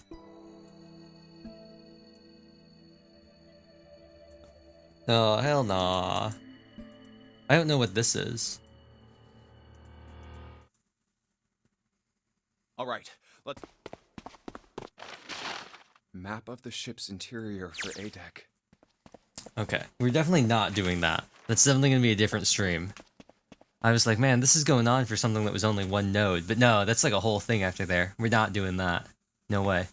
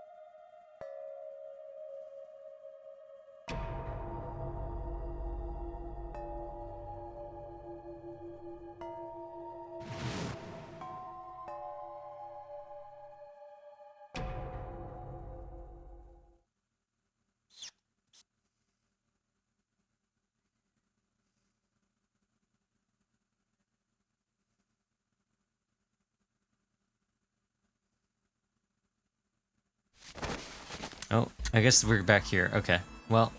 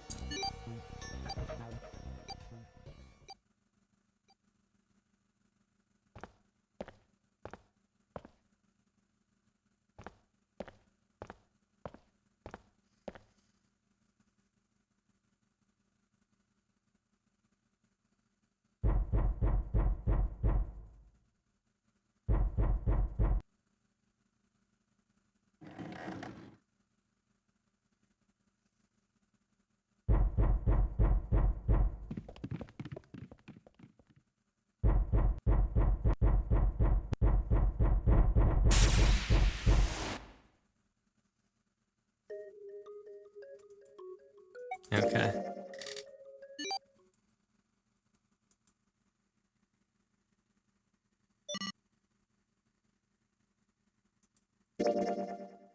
Okay. Oh. This is different too. I don't know what this means. But it doesn't appear that we can get to whatever this is for now. So, I guess we'll go through here. Maybe we'll see what this is as well, and then we'll see if we can figure out what that is. But that's going to be the end of this stream. I know this one's a little shorter compared to some of the other ones, but we were at a decent length. We're over 5.5 hours, and I wasn't expecting this to be suddenly this long. That looks like a lot of stuff. So, yeah. I'm gonna have to save this for some other time. So when we next do this, I guess we will work on the library. Just so I can think about, currently we're in the timeline where Lotus and Ace are with Santa and June after Santa took June hostage with the gun from the cargo room. And everybody is currently alive. We have already established that in this ending, the Ace is actually potentially mega sus here, in the sense that he is Gentaro Hongo, the CEO of Cradle Pharmaceuticals, who orchestrated the original experiment 9 years ago involving Snake and Clover, as well as Seven and Lotus's daughters. And then here we've established that it is most likely that Akane's bracelet was not a 6 but a 9, and that Santa's is not actually a 3 but a 0, which makes both of them extraordinarily suspicious as well.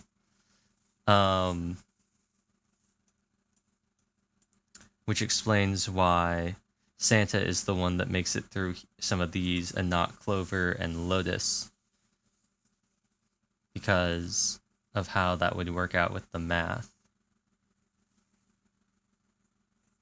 I think it had to be something like it had to be, or else if she had a 9, if Akane's was really a 9, then Santa had to be the one that made it through there, because something like the math wouldn't work out correctly, and then we would have found out too soon.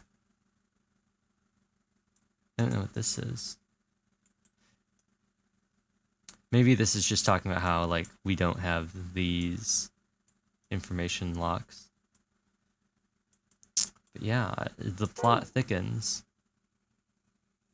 The plot thickens when adding milk. It looks like we have 2 more endings left. So, presumably, that means that this is an ending and this is an ending. Unless this does something.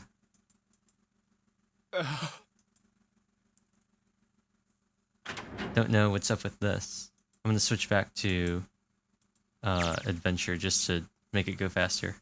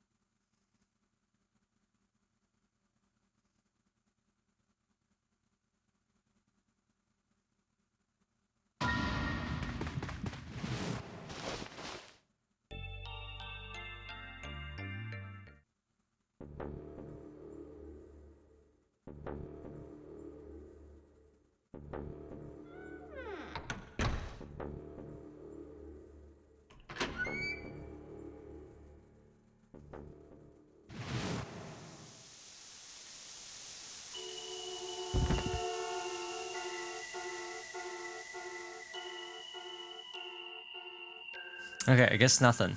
Okay. Okay.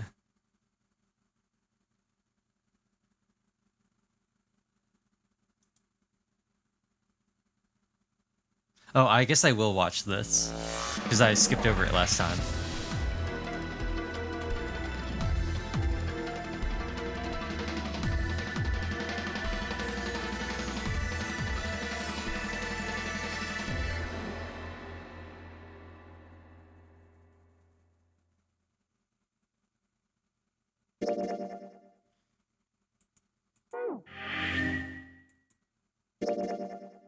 Okay, well, I guess that's that. So anyway, yes, I don't know when the next, I guess, edition of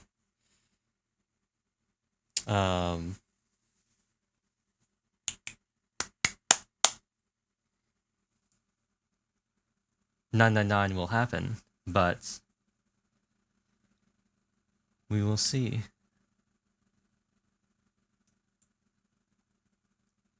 I honestly have no idea what I'm even gonna title the next one. I have no idea. I guess maybe we will find a mummy. I have no clue. But anyway, thank you all for watching. This definitely didn't go how I thought it was gonna go. I'll be honest. We got a lot farther and somehow not as far as I thought we'd get. I thought for sure we'd only get like one more ending. But I was hopeful that maybe we'd finish the game. We did not do either of those things. We actually got 2 endings in a way, and actually, yeah, we got 2 endings, and we opened up like this whole thing. So all sorts of stuff happened. We learned so much stuff. Ace is sussy, he can't see faces. Santa and Akane, I guess, are sussy.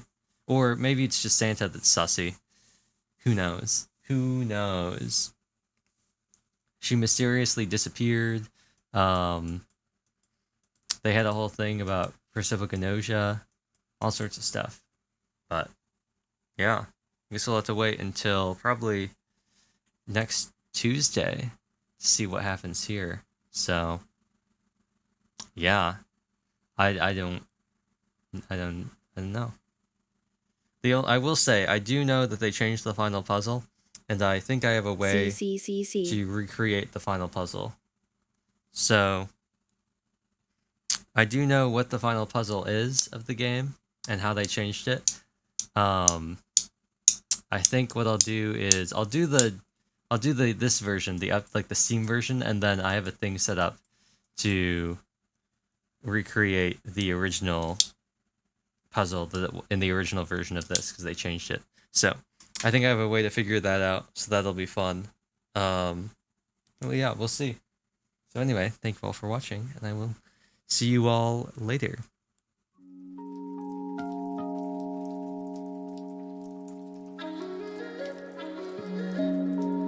I might also play, I don't know. I kind of don't want to resize my windows, but I could play 999 at like the resolution they suggest. I don't know if that's going to help with the fuzziness at all. But, yeah. Also, it appears, I'll have to check, but it seems like the recording did pretty well for the collab yesterday, so that's good. Anyway,